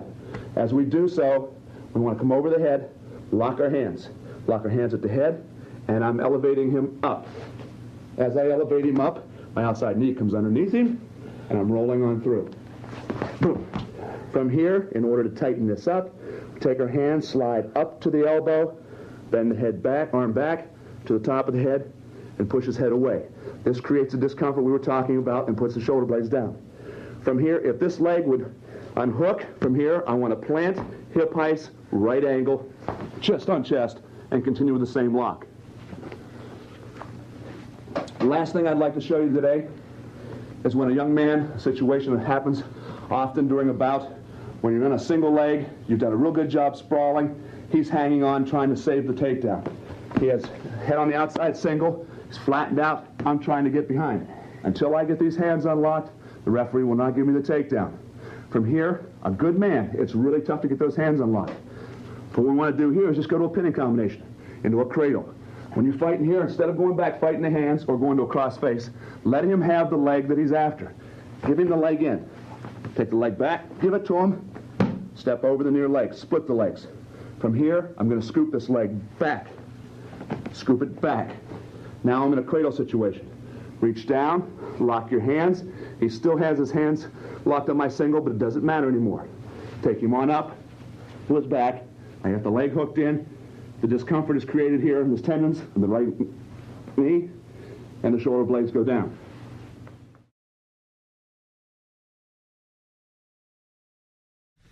All right, here we are at the end of the tape. Got something really special for you. Thought you'd like it. Splay-Doh, half split scissors, half cradle. That's how I named it. Made it up. Made it popular. I think you'll like it. You've heard about the Splay-Doh. Here's how you get into it. Here's how you don't get into it. Here's how you don't get out of it. You'll have a lot of fun with this. Basically, if you remember left, left, left, left, left, or right, right, right, right, right, you're in great shape. If he grabs my left leg, I'm going to take my left hand, do a switch on his left leg, and the match is about to end.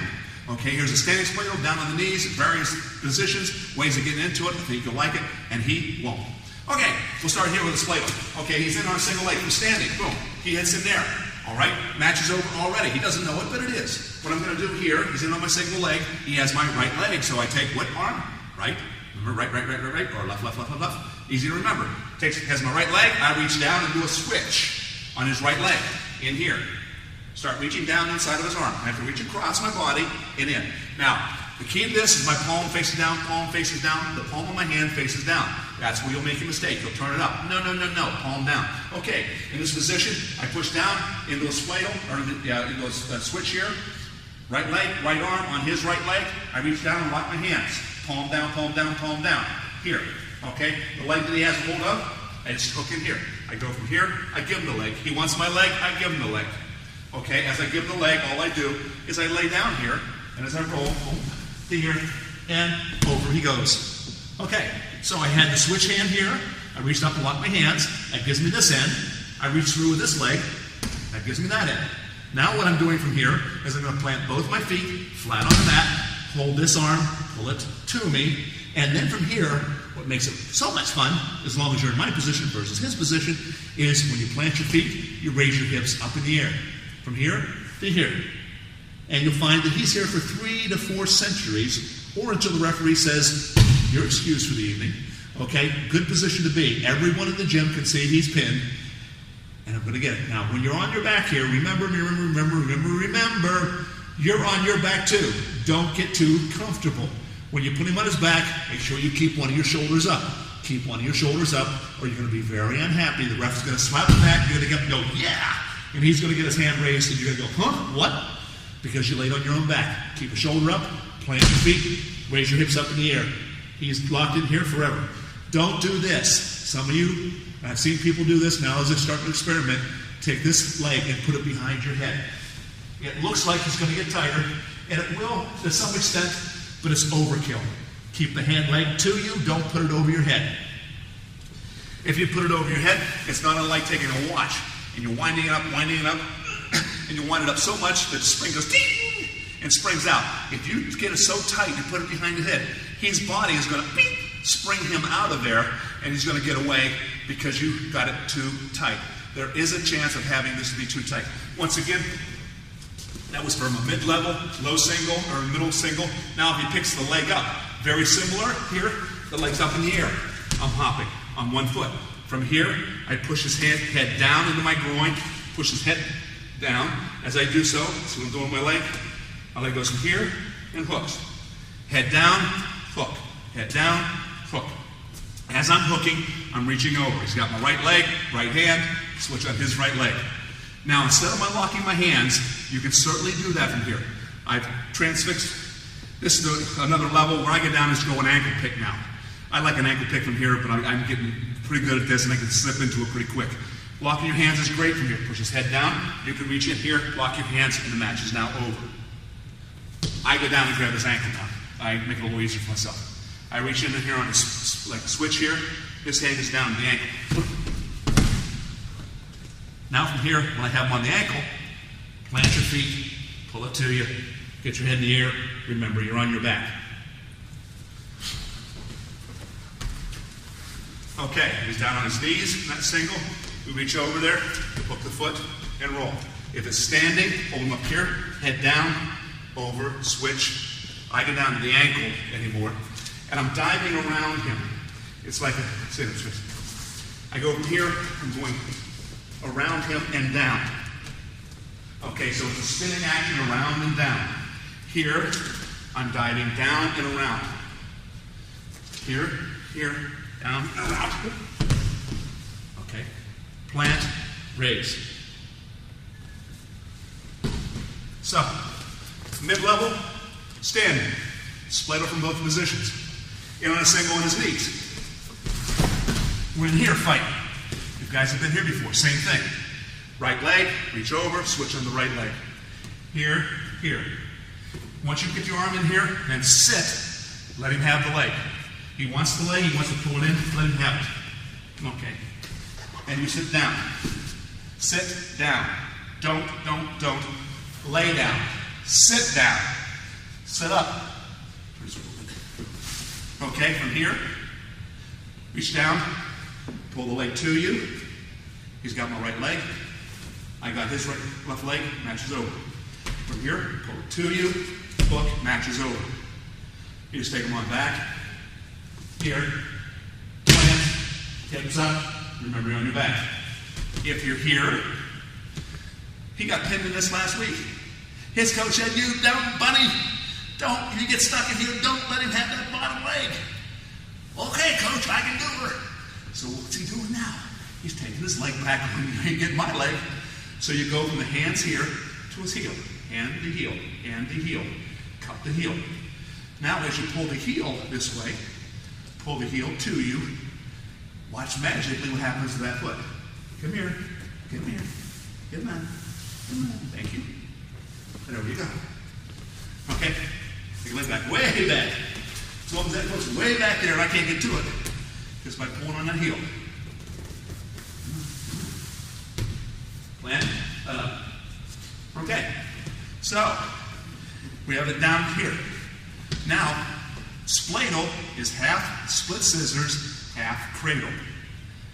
If the head slips from the inside to the outside, then we've lost the spladle and we now have the cradle. So we lose the S and we get the C. We go from spladle to cradle. Here I'm trying to get it, and his head pops to the outside. As soon as the head pops out here, then my hand changes. Instead of having my right arm deep, my left arm goes elbow deep. I take my elbow joint and go to the back of his knee. I change positions with my hands. I go elbow deep. Here, his arm comes out, cradle. Get leg hooked in, and we're up into our cradle. So, spladles can be turned into cradles if need be. If you're on your feet here, and you reach in here, and his head pops to the outside, boom, there, you pick the leg up, elbow deep, elbow deep. See that? Boom, cradle, and take him on over. So, and on a single once again, here, boom, Susie in, lock, and hit. Plant, raise. I'd show you the counter.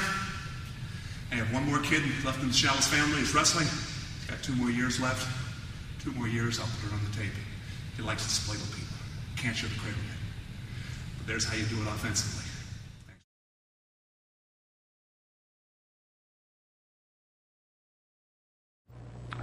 Again, thank you for allowing me this opportunity to share with you some of my skills as a pinner.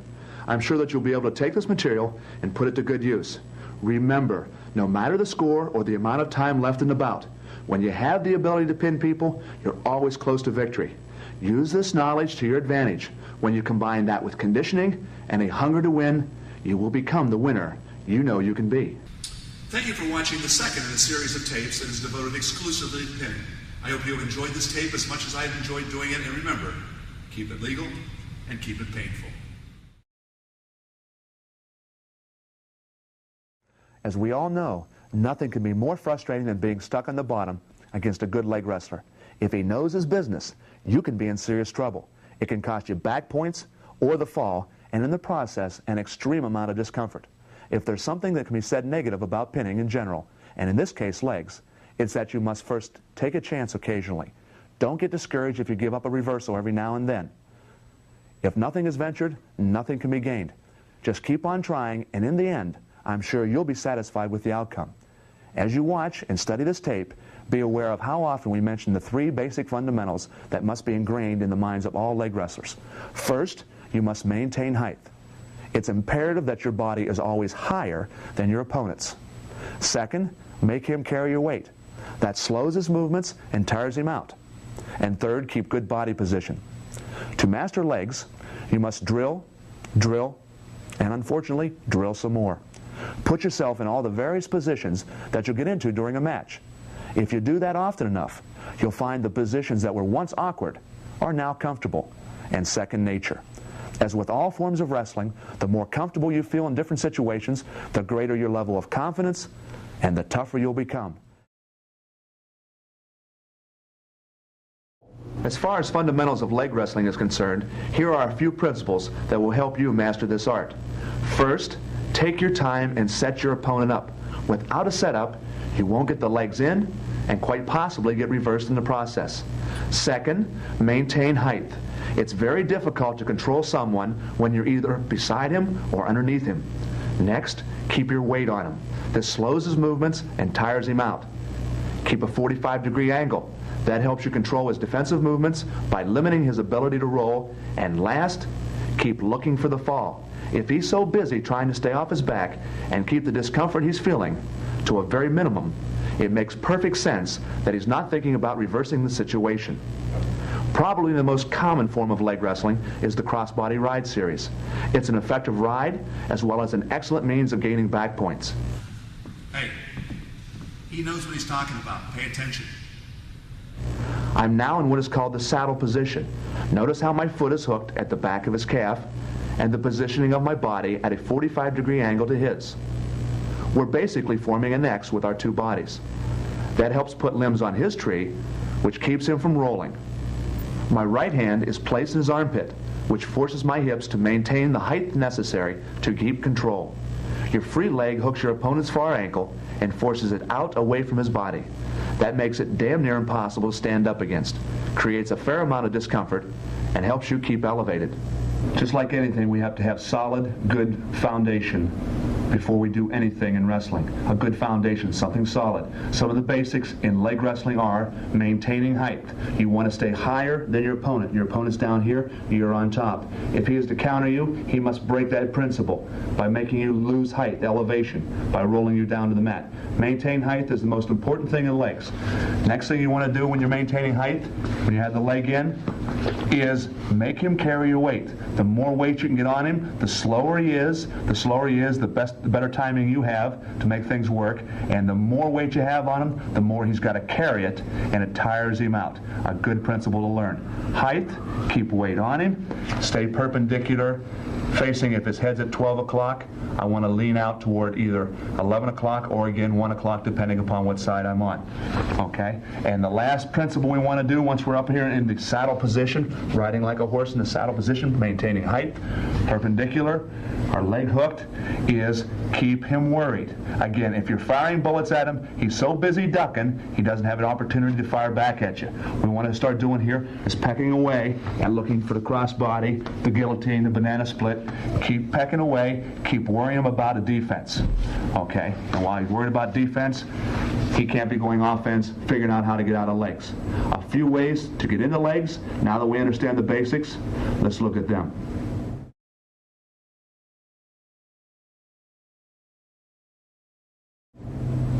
Let's start this crossbody ride situation from the referee's position. It's probably the most common place to get into legs. From the first position we can get into, again, how do we get legs on? It's important to get them on without him catching my legs, without him stopping it. His first defense in countering legs is prevention. Prevention is the best cure. He's trying to keep them off. My job is to get them on safe and sound without costing me a reversal or an escape. First thing we can do is from the referee's position, chop tight waist. I'm chopping the knee, chopping the arm. He's going to land on my thigh, kind of like a load-up situation. Chopping the arm down to the leg. My leg is landing on. From here, I slide my leg forward, up, over, leg comes in, and I let him come back to his base. As he comes back up, I have the legs on. Again, in slow motion. We go from referee's position, chop using my right knee to slide underneath. He falls on it. I slip the leg in. When he regains his base, my legs are hooked back into position. Another way of getting the legs on is through a spiral ride. The object to throw my right leg in on his right side, I've got to watch his right arm so he doesn't catch my leg as it starts coming in. Okay, so what I want to do is keep that arm forward. Spiral ride will do that. From referee's position, blocking the arm forward. I block the arm forward, gives me a big gap here. From here, and I can throw my legs on. He's unable to catch the foot because his right arm is forward. His right arm protects his right leg on the spiral ride. In slow motion, from referee's position, my object is to knock his right arm forward, allows my right leg to come in safely. I hook it into position, maintaining height, and the legs are on. Another way of getting the legs on, there are various ways. If you're going to be a good leg man, you've got to learn several ways of putting the legs on. Once you have the legs on, everything else remains basic and simple. You're back to the basics. But getting them on, you'll have different guys with different builds. Tall, lean kids, short, stocky, powerful wrestlers. You've got to have different types of tricks of getting the legs on.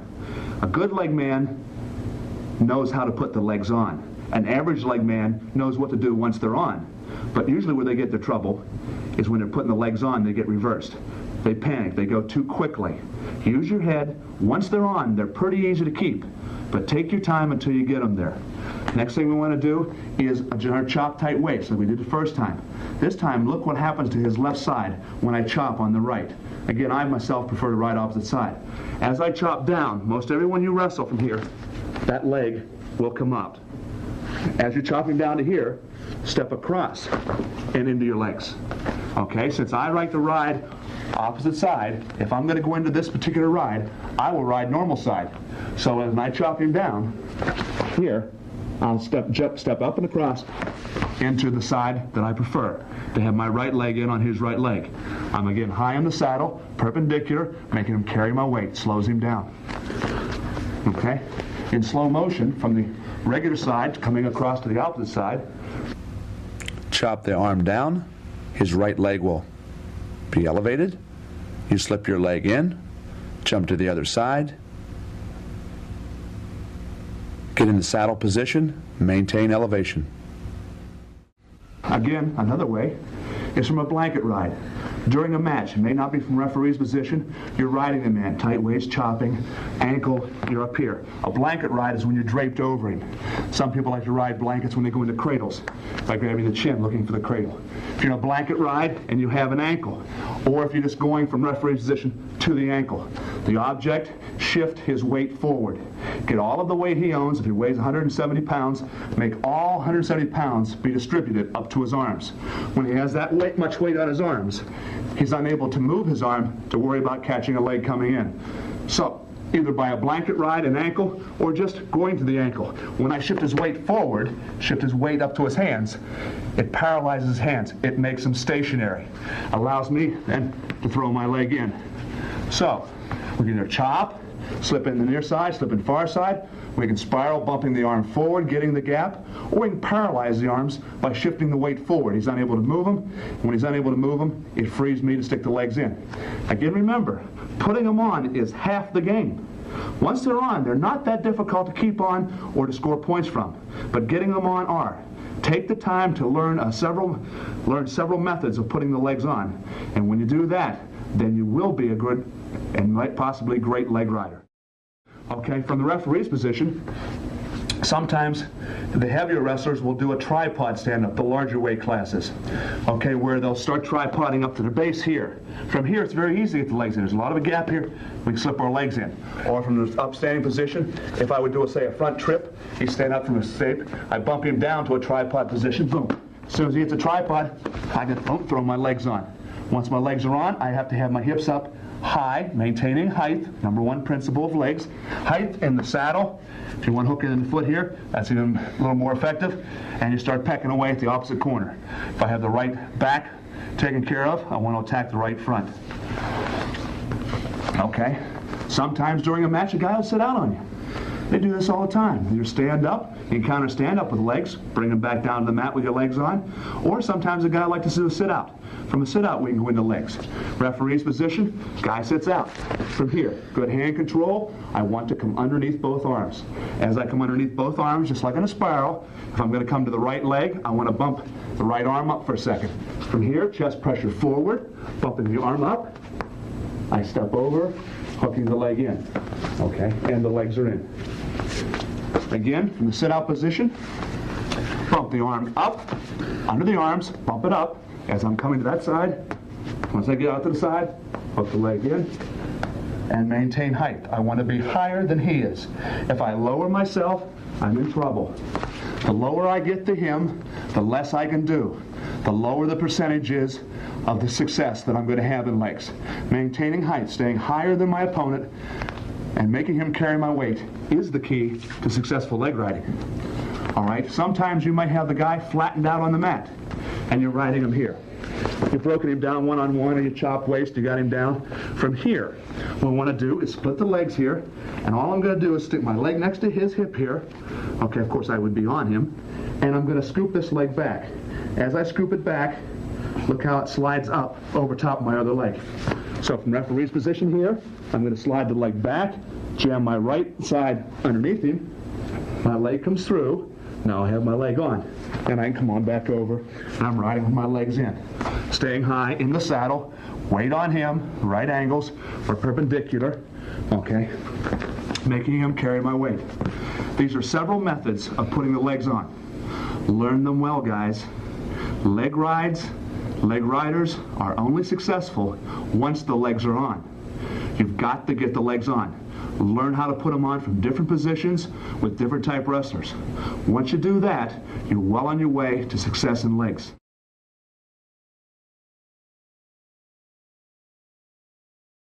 With our legs on, let's talk about ways of putting him on his back now. Number one, first thing you learn with legs is called a guillotine, a cross-body ride. From the guillotine, what we're looking for is the opposite arm. I have his right leg tied up, front left arm, opposite ends of the horse. From here, I reach over. When I'm ready to go, I'd like to keep my elbow in his armpit here. From here, when I'm ready to go, I want to reach down and purchase that arm. I like to do so with both arms. I have my foot out here as a base, so I can reach down, hook at the elbow joint here. This one goes to the wrist. And I want to snatch the arm up as quickly as possible. The slower you go, the more he has a tendency to put his hand in my stomach, and I'm not able to get the arm out. So first of all, I want to do is snatch up quick. Once I have it up, control the wrist. I'm ducking my head underneath the arm, getting my head through. From here, do not drive him to his back. Do not drive him to his back. As you take it back, a tough guy's going to fight you, and his arm's going to go up his back, and the referee's going to call you for potential dangers. From here, reach around and go to the head. Get his head first. Keep the wrist, go to his head. Now lock your hands. What we're doing now is creating discomfort, creating a large amount of discomfort. All right, now he's more than willing to go on over and down to his back. From here, we want to either have the leg tight, and if we feel like it's slipping, reinforce it. Hook it up my figure four at my knee joint, down and catch him at the ankle. That makes sure the leg stays nice and tight. Up at the head, we lock our hands. Now, in order to make sure that the shoulders go down and you secure the fall, one little secret. This near shoulder, if I visually can see it, I'm not going to pin him. I must slide my arm up on top of his so that it covers over top of his armpit, over his hip or shoulder here. If I can't see it, then I'll pin him. Then you pull on top of the head, and if you really want to crank him here, you throw your hips in and up, and it tightens the spinal column up. Creating discomfort by pulling and throwing your hips in and covering this near shoulder. Most young men forget to do this last point, covering this near shoulder. Pull yourself in and cover. Let's assume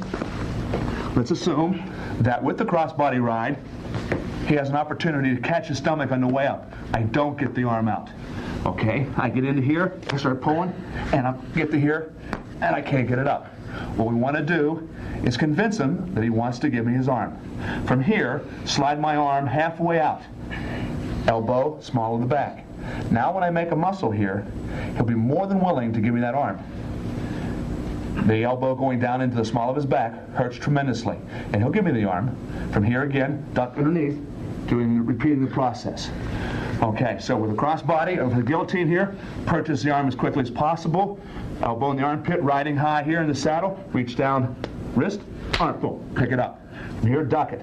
If he has it in here, slide your arm halfway out, make a muscle. He'll give you the arm. All right, now, let's assume that I can't get this arm out, or it's a little more difficult, or I can go into what is known as, again, a Jones. Referee's position, I'm in here, I pick the arm up. Say I'm trying to pull, and I can't get it out. All I want to do is take my backhand, my left one in this case, and reach down between his legs and purchase his wrist. Grab his wrist here, the one he has underneath it. Underneath. Once I have the wrist, then I pull this arm halfway out and do the same thing. Elbow in the back, keeping the wrist, and over. From here again, turning my palm up, allows my elbow to go to the small of the back, takes him up to his back. If I have to, I figure four and reinforce the leg. From here, we might secure the fall, but if not, we will get 3 points. These are varieties of the guillotine. Okay, now, with our guillotine on, with our crossbody on, another way we want to break him down. Okay, if I want to break him down, say at 11 o'clock, when I'm riding this side, what limb must I get rid of? His front left one. The front left has got to go if I'm going to 11 o'clock, because his front left limb is the one that's responsible from 9 to 12.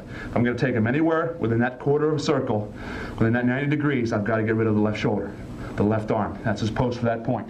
With our legs in, okay, riding high again, what I want to do is come across on a cross face. Okay, I'm securing the arm at the elbow. My leg goes back, my right leg goes back, so I don't fall down over at 3 o'clock. From here, I'm driving off of my right leg, or I'm sorry, my left leg, pulling this arm forward, pulling him down and over. Okay, from here, I pulled his arm out. It allows me to get down between 11 and 12 o'clock, or 10 and 11. Once I have him here on his hips, a good point to get into right now is I want to have both my hip bones equal distant from the mat. If my left one is 4 inches off the mat or 8 inches off, my right one is 8 inches off the mat. I don't want to have one lower, as like now, than the other. My right hip bone is much higher off the mat than my left. I want to have them, and they must be equal distant. From here, left and right side equal distant to the mat. That makes him carry my weight and helps me maintain my height. Once I have him down in the cross face here, I can continue to pull the cross face, elevating my leg in the back. If I have any trouble holding it up here, if your leg feels like it's getting tired or cramping, reinforce it with the other foot. Okay, so we have both feet holding it up. That takes care of the legs. Hips equal distant. I got the cross body. I can pull the arm across if I want to. If he goes back to his base a little bit there, I can come over top. Okay, take the top arm, hook it. All right, this is called a Jacob ride. Hooking the arm, pulling him down. Now, take my right elbow, stick it in his ear. And I want to, again, make him carry my weight. I'm up on top of him. That hand is holding his weight up. If I would release the hand out from underneath him, all my weight will come down on his rib cage, on his shoulders, and secure the fall. Leg up, gets tired, reinforce it, elbow to his ear. So we can come across with a crossbody or into a Jacob situation. Another way of getting into a Jacobs, from a guy, when you're riding the crossbody, who does the sit-out. We have that drill, we sit out one side, roll to the other, and I'm trying to get him back to his base. If he sits out, we can go right to our Jacobs. With our legs in. With our legs in, he sits out. From here, maintaining height. Reach over, hook the arm, elbow to the ear, as I'm pulling him down. The hips stay equal distance to the mat, elbow now surpassing his ear, going to the back of his head. All my weight is on top of his body. I've got a leg out as a base. I want to get limbs on his tree so he can't roll me back and forth. All right, and maintaining the pressure for the fall. Can you believe somebody wears shorts that small? Okay, now another way, last thing I want to show you from this crossbody before we go into other areas is a banana split. Banana split's a very effective way of putting a guy over, but one you have to spend a little time paying attention. Everyone likes a banana split, but there's one right way of getting into it, and I believe this is it. From the referee's position, I believe a banana split is only good when a guy is trying to stand up. When he's down, I don't want to go across his body at a right angle. I don't want to come across his body and stay down. I'm giving up my height. I want to stay up high here. This is when a guy starts tripoding up to stand to his feet, if nothing else, to get out of bounds or have the referee call potentially dangerous. Once he tripods up, I want to have my body up across his shoulder blades. Then I reach down, okay? Let's look how my hands are locked. My hand comes in, the bone of my hand right here goes to the back of the knee. I lock my hands thus, okay? I pull the leg in now, I split him now, creating discomfort before he goes over. Again, let's look at this hand. I reach into the leg here, I come up, so my palm is facing up toward the ceiling. The bone alongside of my forearm here is the back of his knee. I lock my hands this way. All 5 fingers and all 5 fingers are hooking. I split him now and then take him on over. Once we've landed here, I want to again maintain height. Right now my whole body's laying on the mat.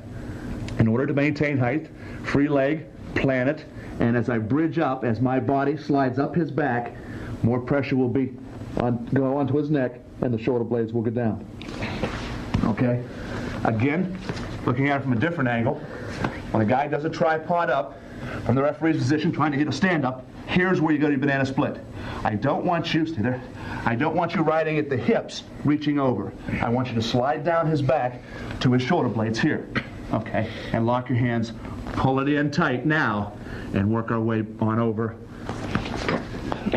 Take him on over, plant, and bridge.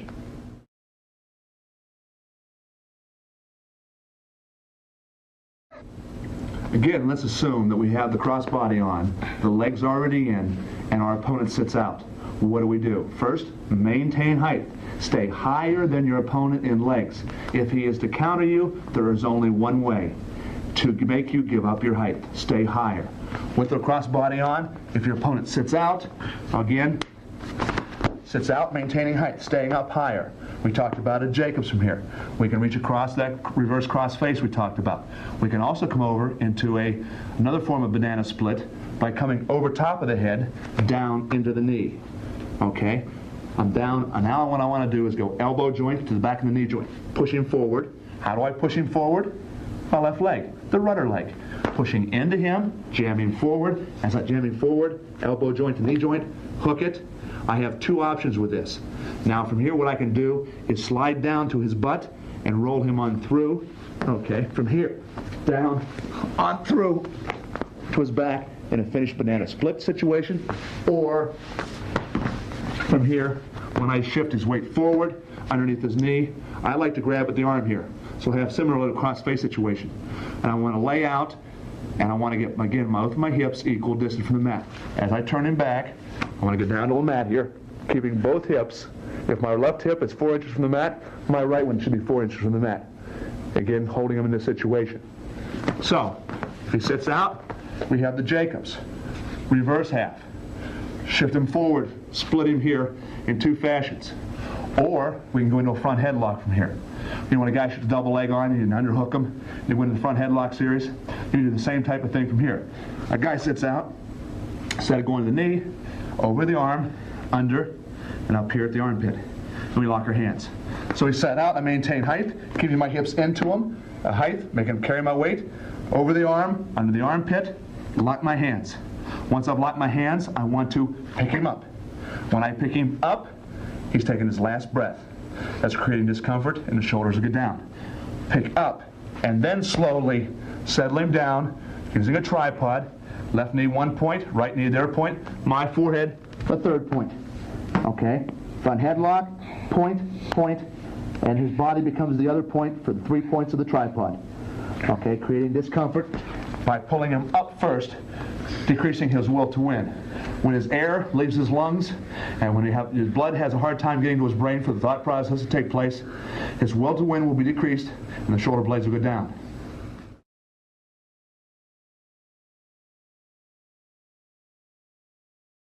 With our legs on, we have a near cradle situation when we have the legs stuck in and he doesn't sit out. Referee's position here, if he sits out again, instead of coming over top to the headlock, all I do is again come off and I sit down on my butt. From here, all I want to do is sit down. Boom. I'm sitting back. As I sit back, from here, I go underneath the near knee, and I lock my hands. I'm over the head, got my hands locked again at his face on my cradle series. Now I have a choice of two things. I can either sit, make him do a full roll, boom, up into our cradle series, kick up on top, right angle, weight on his chest, creating discomfort, okay? Or I can do a forward roll from that. When I have the legs on, guy sits out here, okay? I slide back, boom, lock my hands, forward roll, right toward 10 for me. I turn my head away from my opponent, kick my feet straight up over his head, and on into a pinning situation. Got his leg hooked, figure four, put my foot on the mat. That tightens his tendons up here. Got him up at the shoulders here. Hands are loose. They come in and they drop down. And you'll secure the pin. Most officials in the East Coast can see the shoulders are down by the way his body is positioned.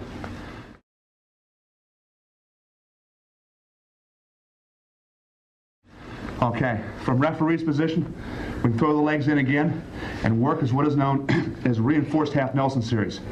This was brought to us by the international scene. There's Olympic and World Championship wrestling, type caliber wrestling and freestyle. And it's used quite often now on the collegiate and junior, senior high school level. A reinforced half Nelson, let's assume I have the legs on. Let's just look at the hands first. I want to have my forearm on the back of his head here, palm faces up. Hand on the back of the head, palm up. Free hand goes underneath his arm, and I lock thus. Half on my hand, half on my wrist. And again, half and half. I want to eliminate my wrist. This is not a good grip on the reinforced half Nelson. I want to get off my hand and get onto the bone. Crisscross my wrists here. Okay, back of the head, palm up, reach in, crisscross your hands. I have the legs on. Let's assume he sat the other way, and he got me down to here. I want to reach under, forearm, palm faces to me, lock, I pull him to my chest and back. All right, as he bellies down from here, in order to turn him to his back, I'm pushing his head away with my elbow. As I push his head away, I'm making a muscle with my left arm, pulling my left arm to me, my right elbow goes away. Okay, puts him onto his back. I hold him here for the count of 5, get my 3 points back, then slowly hold it here while I slip into a half Nelson. Once I slip the half Nelson in, the arm becomes straight. That holds him there until I get my other leg in, unhook the bottom leg, allows me to scoot up on top of him and out to a right angle with our half Nelson and hopefully secure the fall. Reinforced can be done from several positions. It can be done from when you're right in a referee's position on hands and knees, or when a guy sits out, as we just showed you, or when a guy's flattened out. Let's talk about with the leg in, he's flattened out. What we're looking for here is the opposite elbow. Anytime his arm, if we had a line that runs right through his body here, let's say through his shoulders, anytime his elbows go in front of his shoulders, you have an opportunity to create a lot of havoc on this young man, to create discomfort and a large amount of it. From here, what we want to do is keep our weight high. If I can get the other leg in on the hips, double fronts in, super. Anytime this elbow is in front of his shoulder line, when it gets to about here, or in this situation, he's vulnerable to a reinforced. What I want to do is bump his arm forward with my thumb here, bump his arm forward so his elbow is pointing at 12 o'clock, the same direction his head is. Once I shift that arm forward, I slide my hand under, so I have him at the elbow. From here, free hand does a push-up. He's more than willing to go on over. From here, into a half Nelson, turn him to his side, hold him here, don't take him to his back, do not take him to his back, hold him here, he's feeling discomfort, until you adjust into the situation you feel most comfortable in. From here, slide down, elbow to the mat, elbow deep, around, chin, twist, pick. Or a head wrap half Nelson. Creating discomfort, foot in front, over for the fall. From the regular referee's position, getting him down there with legs on, we have the leg on, come in with the other foot, reach over at the wrist, pulling the wrist out, or we can come under and block him out. But either way, we're pulling him out, boom, he's coming forward. I already have him. I have to hold his hand out there for a second. His elbow is in front of his shoulder, underneath. My hand slides underneath his arm to the elbow. Once I have his elbow on my forearm, then I just pick the arm straight up. You wouldn't believe the pressure you can put on him. Up, create discomfort, slip into the half, let him turn to his side, don't take him over, elbow deep, go into your half Nelson, and finish it. Listen to the kid. He's right. Legal discomfort, temporary pain. Listen. So we have from the side, in a crab ride or with legs, forearm in the back of his head, palm up, lock, push the head away, pull him to you. If you don't like to do that, or if you have him flattened out, it's a lot of fun to scoot that elbow out. Anytime his elbow is from his shoulders forward, scoot it out and do a push-up. Take the arm straight up to the sky. You only have to take it up about 4 inches, and you'll realize that the bottom man is more than willing to roll to his back from that point.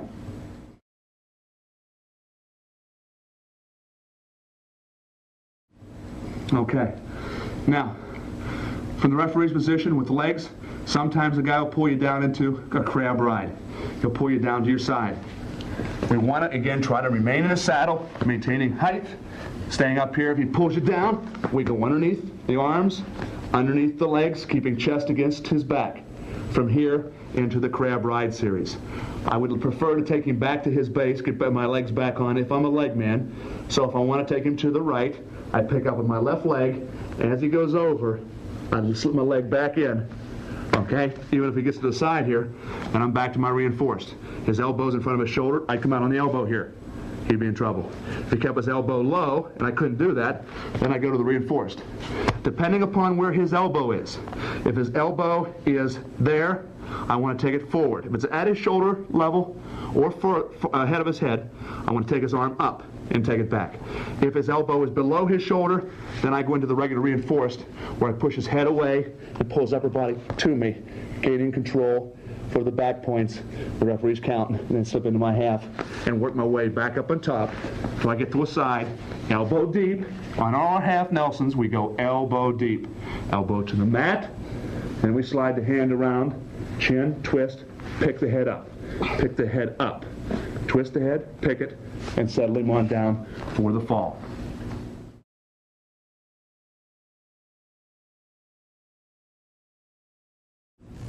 In order to successfully counter legs, you must first have a working knowledge of the technique necessary to make them successful.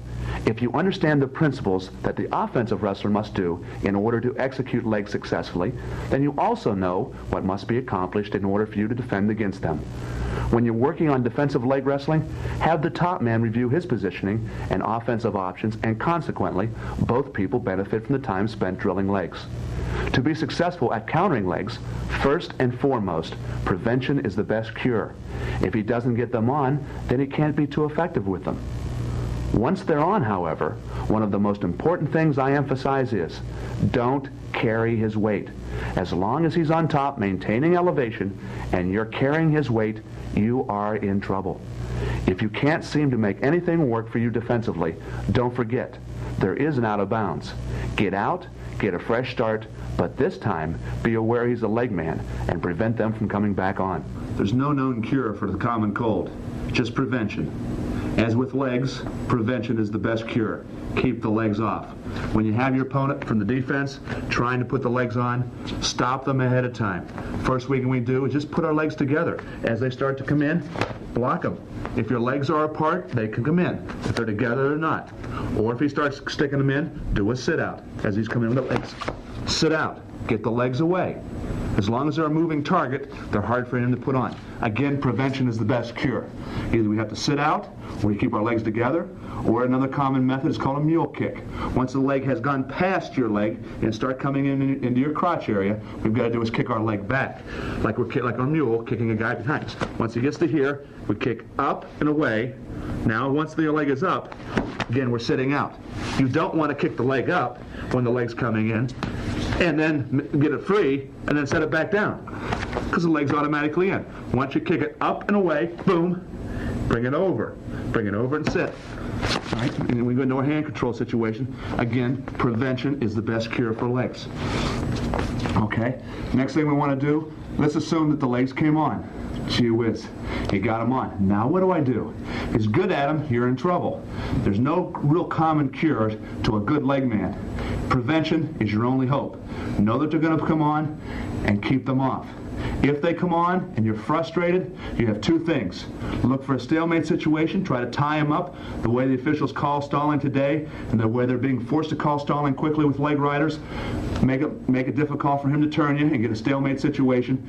And then, you know he's a leg man, try to keep the legs off. All right, let's assume he has the legs on. Or besides a stalemate, you always have an out-of-bounds area. If you're close to the out-of-bounds, scoot on out, get a fresh start. You know he's a leg man. When you come back in, prevention, keep them off. All right, next thing we want to do, some of his basic principles when the leg's on, he wants to keep height and keep weight on me. I do not want him to have height and I do not want him to have weight on me. As long as he keeps those two principles, I'm in trouble. From here, I want to sit and bring him down. Bring him down to his side. Once I'm down to his side here, I want to push the leg off. Get the leg off. Never, ever, ever grab his leg and pull it up. He'll keep in this position forever. Okay, he'll go down, he'll reach underneath here and get a 2-on-1 on his own leg, and then I'm in trouble. He gets a 2-on-1, and then I'm sitting here fighting. When you're in the sit position, never pull his leg up. Never push his leg down and away. Don't pull it up. The urge is there to pull it up. Don't. Down and away. Down and away. Once we get away, get your arm underneath it. There are several counters. We're showing you quite a few of them. Pick out one that you like, work on it, drill it, get it down. You don't have to know all these. Which one excites you the most? And work on it. This is one. Lower our level, go underneath our leg. He stays on, he's riding me here. I want to duck underneath the leg. Let my fingers do the walking. As he stays on, hang on. I'm here, underneath the leg here. Once I get under, I do a push-up. One arm push-up. Okay, here, onto my reversal. Okay, lower his level. Get his weight off you and keep him down. Make him lose his elevation. Okay, now, another one, again, rolling him down, and we can high leg over. If he has the leg on, I want to pull him the whole way down to his side and roll him on through to here. Now, as soon as I get to here, the only thing he has is a cross face, and I've got to watch it coming in. I got to block the cross face. Once I block the cross face, then I want to lean back into him, driving at 12 o'clock. Lean back into him. Don't turn to the side. He'll scoot out and come right up around behind you again. Okay? Once you have him on his side, lean back at 12 o'clock. That keeps the weight on him. I have height now. I'm higher than he is, and I'm making him carry my weight. Here, then I want to turn, attack the head. Once I get my arm on the other side of his head, now I come out with legs and in the control position. So, from the referee's position, make him give up the height, make him give up the weight on top of you. With the legs on, pull him on down. From here, push the leg out, under the leg, duck, and a push-up. Or, from here, when the legs are in, and you roll him on down to here, lean back at 12 o'clock. Lean back at 12. That keeps the pressure on shoulder and head and allows me to turn and come back on top of him.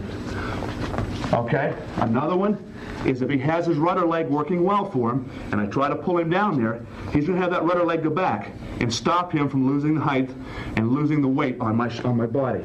From here, if I go from the referee's position and I try to hip and pull him down, he has that foot out there for the control, so I can't get him down. From here, I want to reach out and get that foot. I want to hit it hard enough, hit that sit hard enough that he has to put that foot over there. Boom, as a base. I want to reach out and get it. Once I have it, I pull it in, maintain height, come up and go to the head. If I can beat the head, reach out, get the ankle, pull it in. That takes away his base, makes him lower his height, allows me to gain height and gain the control position. Another thing we want to do, again, the principles that make things work for him in legs is just what you got to do in order to break the hold, to get him out of it. Get him off the top of you, make him give up the height, and give up the weight on top of you. All right, we can do that with a forward roll. Puts the legs in, quick tripod, and forward roll. As I'm doing a forward roll, let me do my own. As I'm coming down in a forward roll, when I get halfway over, right to here, I want to kip. Okay, once I get to here, I'm kipping straight up. I'm kicking my legs up into the air, which should, theoretically anyhow, free the leg. When I have the legs on from here, I'm going to tripod up. I'm going to do a forward roll. He's on my right side. My right arm comes in. I'm doing kind of like a Granby. Down to my shoulder to here. Kick. Okay. As I kick, he'll roll on through. And a lot of times I'll end up right in this position, able to turn and come back into control. Same thing from a different angle. Has the legs on, right leg, right arm comes in, down to my right shoulder. Here, kick. Freeze the leg, and you're in a scramble situation. Sometimes you end up on top, sometimes you don't. But the most important thing is you get the legs off. You get a leg rider who knows what he's doing, you're in trouble. You better get those legs off.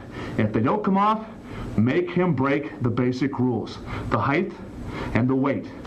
Make him give up height and make him give up weight. Okay, now, if he's going for a Jacobs, a crossbody ride. Okay, he has the leg in. He's reaching underneath, going for the arm. Okay, from here. Now, if he grabs my arm and controls it, I'm in trouble.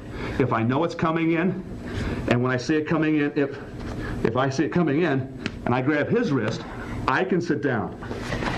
Okay, I want to control the wrist from here. First, I bring this leg in, so he can't step across in double fronts. Throws the leg in, whoops, don't want him to do that. So when I have the leg, I pull my shoe into my body, doesn't allow him to cut free and come over to that double fronts. I want to lean back on the arm here. Gives the same shoulder pressure as I'm doing a switch.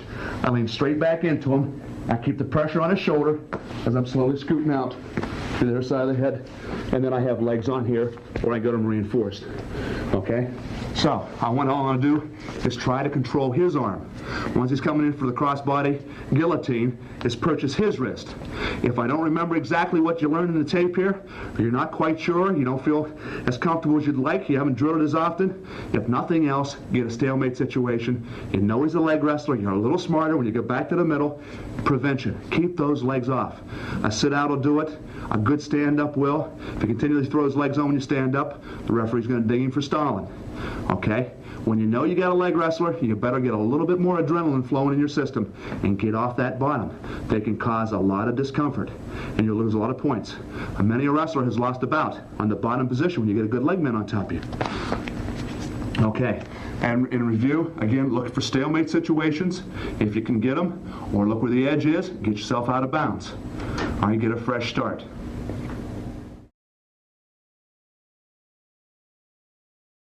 We haven't covered much stuff in the standing position, but a pin is a pin is a pin. From standing, bottom, top, I don't care. Here we go.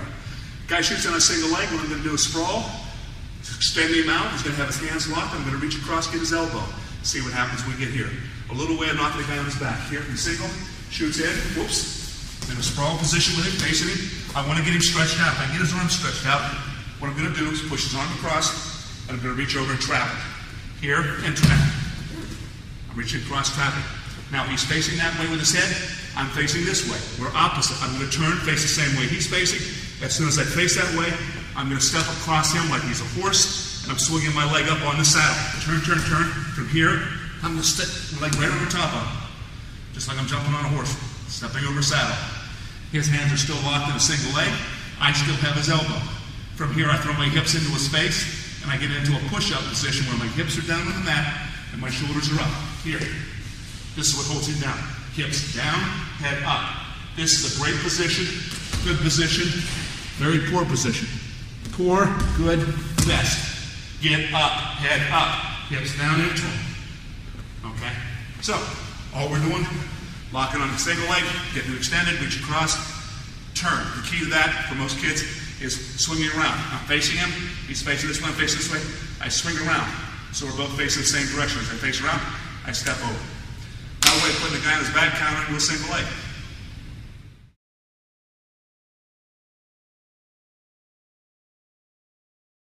The last counter of the crossbody I'd like to show this afternoon comes from when a man has the leg slipped on. If the leg's in, he's controlling my legs with his legs. He has to control my upper body with his upper body. Sometimes they'll have their hand or shoulder draped over, just as my partner does. From here, I want to be able to, or if they're hooked in here, reach and grab a wrist. All right, this is a little different from when they're going from a guillotine, when they're going underneath. This is when they're over top, or they're draped, maybe grabbing a chin. Sometimes they'll grab a chin with this thing and ride. I want to reach up, grab the wrist.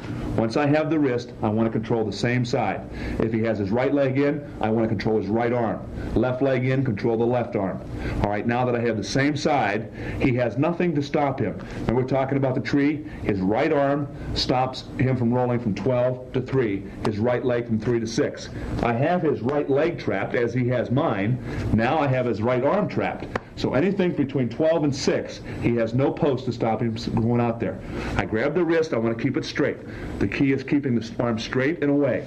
I want to get my head on the other side. From here, again, I want to roll him down to a side. Once I get him down to a side here, I want to keep that arm out. If I control the same side, and right side, hang on, Mike. Okay, he has no ability to get back to gain his height again. In order for him to get up and gain height, which I just made him give up, by rolling I made him give up his height. He couldn't put a post out to stop the roll. Now once he's down here, he can't maintain height or get his height back because he either has to have a free hand or a free leg to do a push-up. And I'm controlling both. I can maintain height, but he cannot. I keep his arm straight. I come back to my base, but I keep his arm straight. Keep it out on the mat. That allows me to come up. Him doing the same thing to me from referee's position. When I have the leg on, and say I'm riding on the ankle or on the chin here, he reaches up here. He wants to pull me down to my side here. Okay. Once I have him down to the side, he's keeping my hand on the mat. I can't get back up. And he's going to gain height on me and get the arm through. He's keeping my right hand down. As soon as he let go of that right hand, if he'd let go of that right hand, I can do a push-up and get my height level back. As long as it keeps my hand down here, I can't get up. He can get up, and then I'm in trouble. Okay? So he's controlling right and right. His right leg, I have my right leg in, he's controlling my right hand. That breaks me, allows me to fall anywhere between 12 and 6 to the right side. Once I'm down, I cannot regain my height. Keeping the arms straight and on the mat. Keep it straight and on the mat, and then the defensive man maintains his height.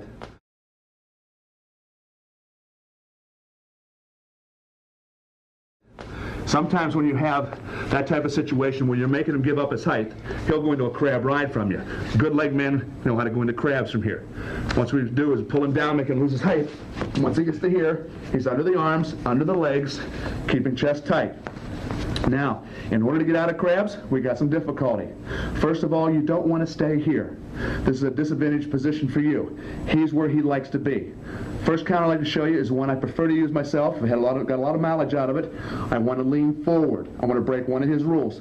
Get up past the 90 degrees. As I lean up forward, I go underneath both my legs. I go underneath my legs. I come over and grab onto his foot somewhere between his last blue stripe here in the shoe and his toe. Over here. It's important where you grab this.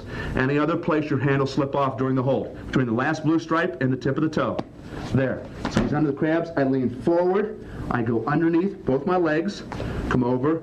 Grab the foot in that location. I got his right leg, right hand. Once I get his right hand, right leg, then I can lean back into him. I lean back into him, and I'm going out to my elbow on the mat. From here, I play the Three Stooges, the old-time comedy routine. I start running in a circle motion. Start running in a circular motion, holding onto the foot, getting out from between his legs.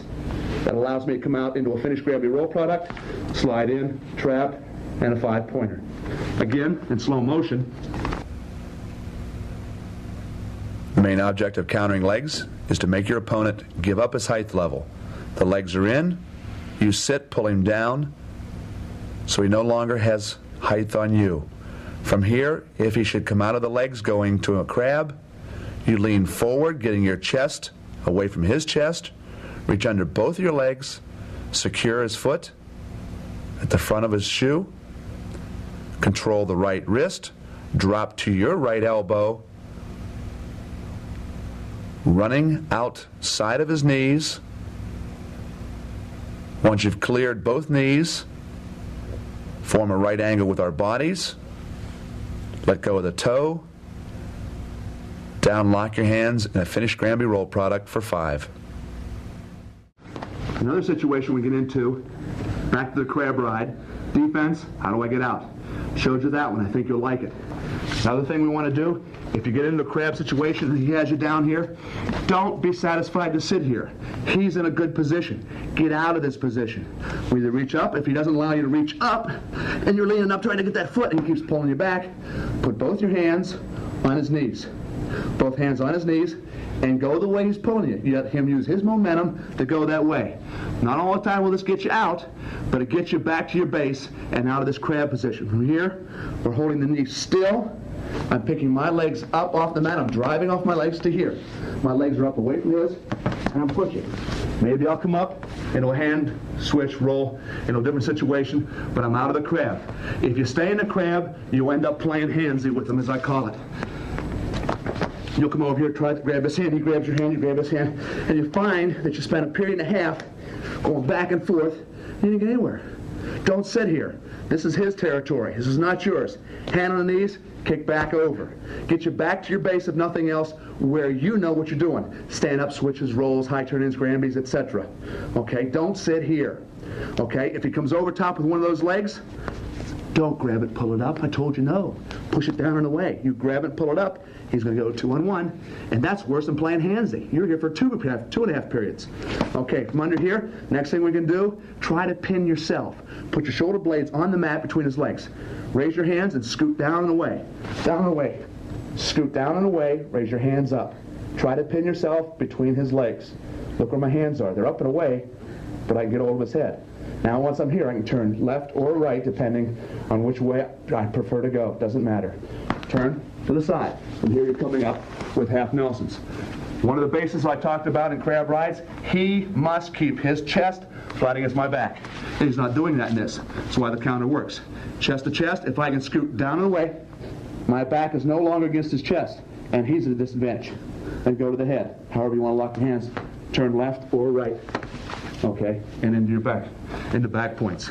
So we have reaching underneath, grab the foot. We have rolling back, getting back to a base so you can wrestle, or scooting down. Now, the last thing we do is similar to what we did for the counter of the crossbody. Once we have him down here, again, we want to go to one side, whatever it may be. Underneath both the legs, underneath the leg, don't pull it up. Keep it down, scoot down and away. Hold the foot still. My buttocks is pushing his leg away, and I'm forcing him to do a split. From here, duck under, and do a push-up out for either one or the reversal. Crabs can be troublesome if you don't know what you're doing. What you want to do is get out of the position first if you're not familiar with it. If you're familiar with it, let's look for the reversal by either scooting down and away, going to the head, pushing on the knees, getting back to your base, okay, or reaching up underneath your legs, hooking on the foot, same side arm, out running at the side. These are all effective ways of getting out of a crab. Remember, prevention is the best cure on legs. The guy gets, before you know he's a leg man, keep them off. Don't let him put the legs on. If he gets them on, use the out of bounds, use a stalemate, and use your counters effectively to get out. And then keep the legs off. You'll be better off for it.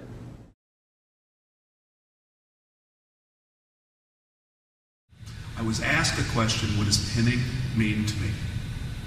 Well, first of all, the sport of wrestling is a physical chess match where you gear yourself against your opponent, thinking 3, 4, 5 steps ahead of time. What are you going to do? Analyzing, can I do that? Does my body have that knowledge of the holds I'm going to take place three moves from now? The effort that I put forth, basically in wrestling, is a cerebral gamesmanship type of an effort. And to me, pinning is the soul of the sport.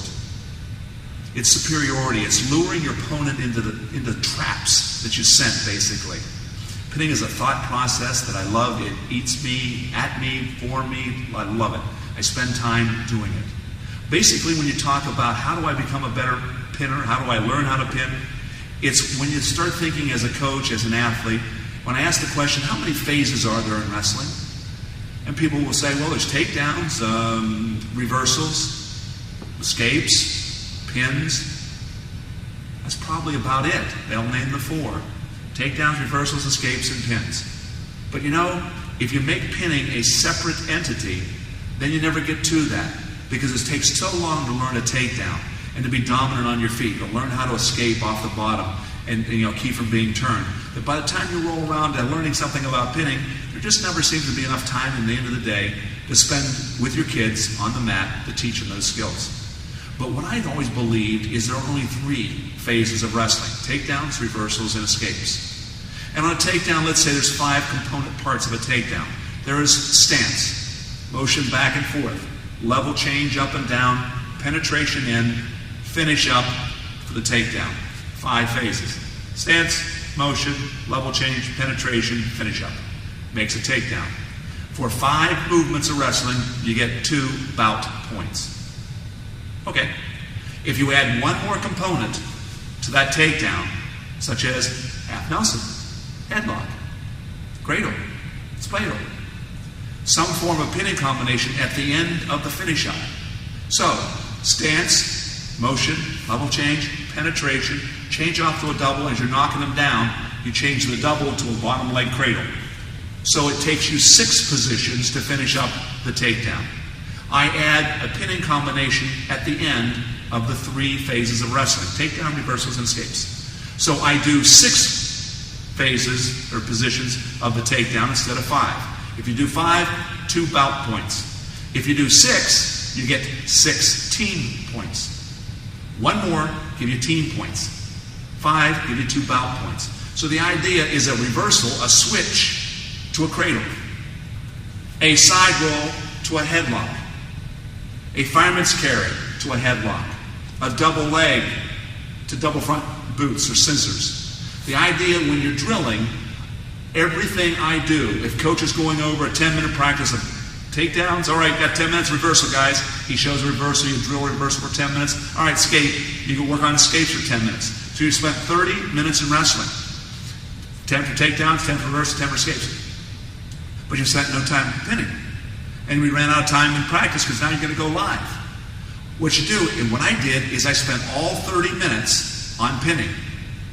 Double leg to a half, fireman's carry to a headlock, switch to a cradle, side roll to a headlock, and so on. So it would take me no more than 1 second extra on my takedowns, 1 second extra on my reversal. No more than you waste trying to stand back up to go back into another situation. So at the end of 30 minutes, I've drilled 10 minutes takedown, 10 minutes reversals, 10 minutes escapes, 30 minutes pinning. Guess what I'm going to be pretty damn good at? Pinning. And you can too if you take that philosophy. Nothing stops when you're drilling until he's on his back and he's stuck. Then get back up, he drills a takedown on you. If he wants to do it that way, fine. I don't care. I know what I want to do. I'm spending 30 minutes sticking. And if I spend that time, then there's a good chance I don't have to go 6 minutes. I don't have to have my hair messed up for photographs after it's over. I don't have to walk off the mat out of breath. And I can walk off 16 points and the coach going, attaboy. My girlfriend says, that's my boyfriend. The idea is to stick somebody. That's the name of the game. It is the soul of the sport. It's up to you if you want to have that as something that you're good at. Soul of the sport, pinning.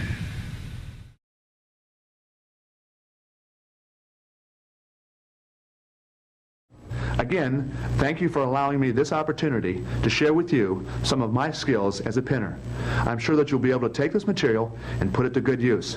Remember, no matter the score or the amount of time left in the bout, when you have the ability to pin people, you're always close to victory.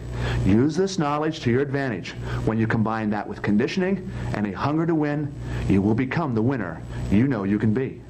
Thank you for watching the third in a series of tapes that is devoted exclusively to pinning. I hope that you have enjoyed this tape as much as I enjoyed doing it. And remember, keep it legal and make it painful.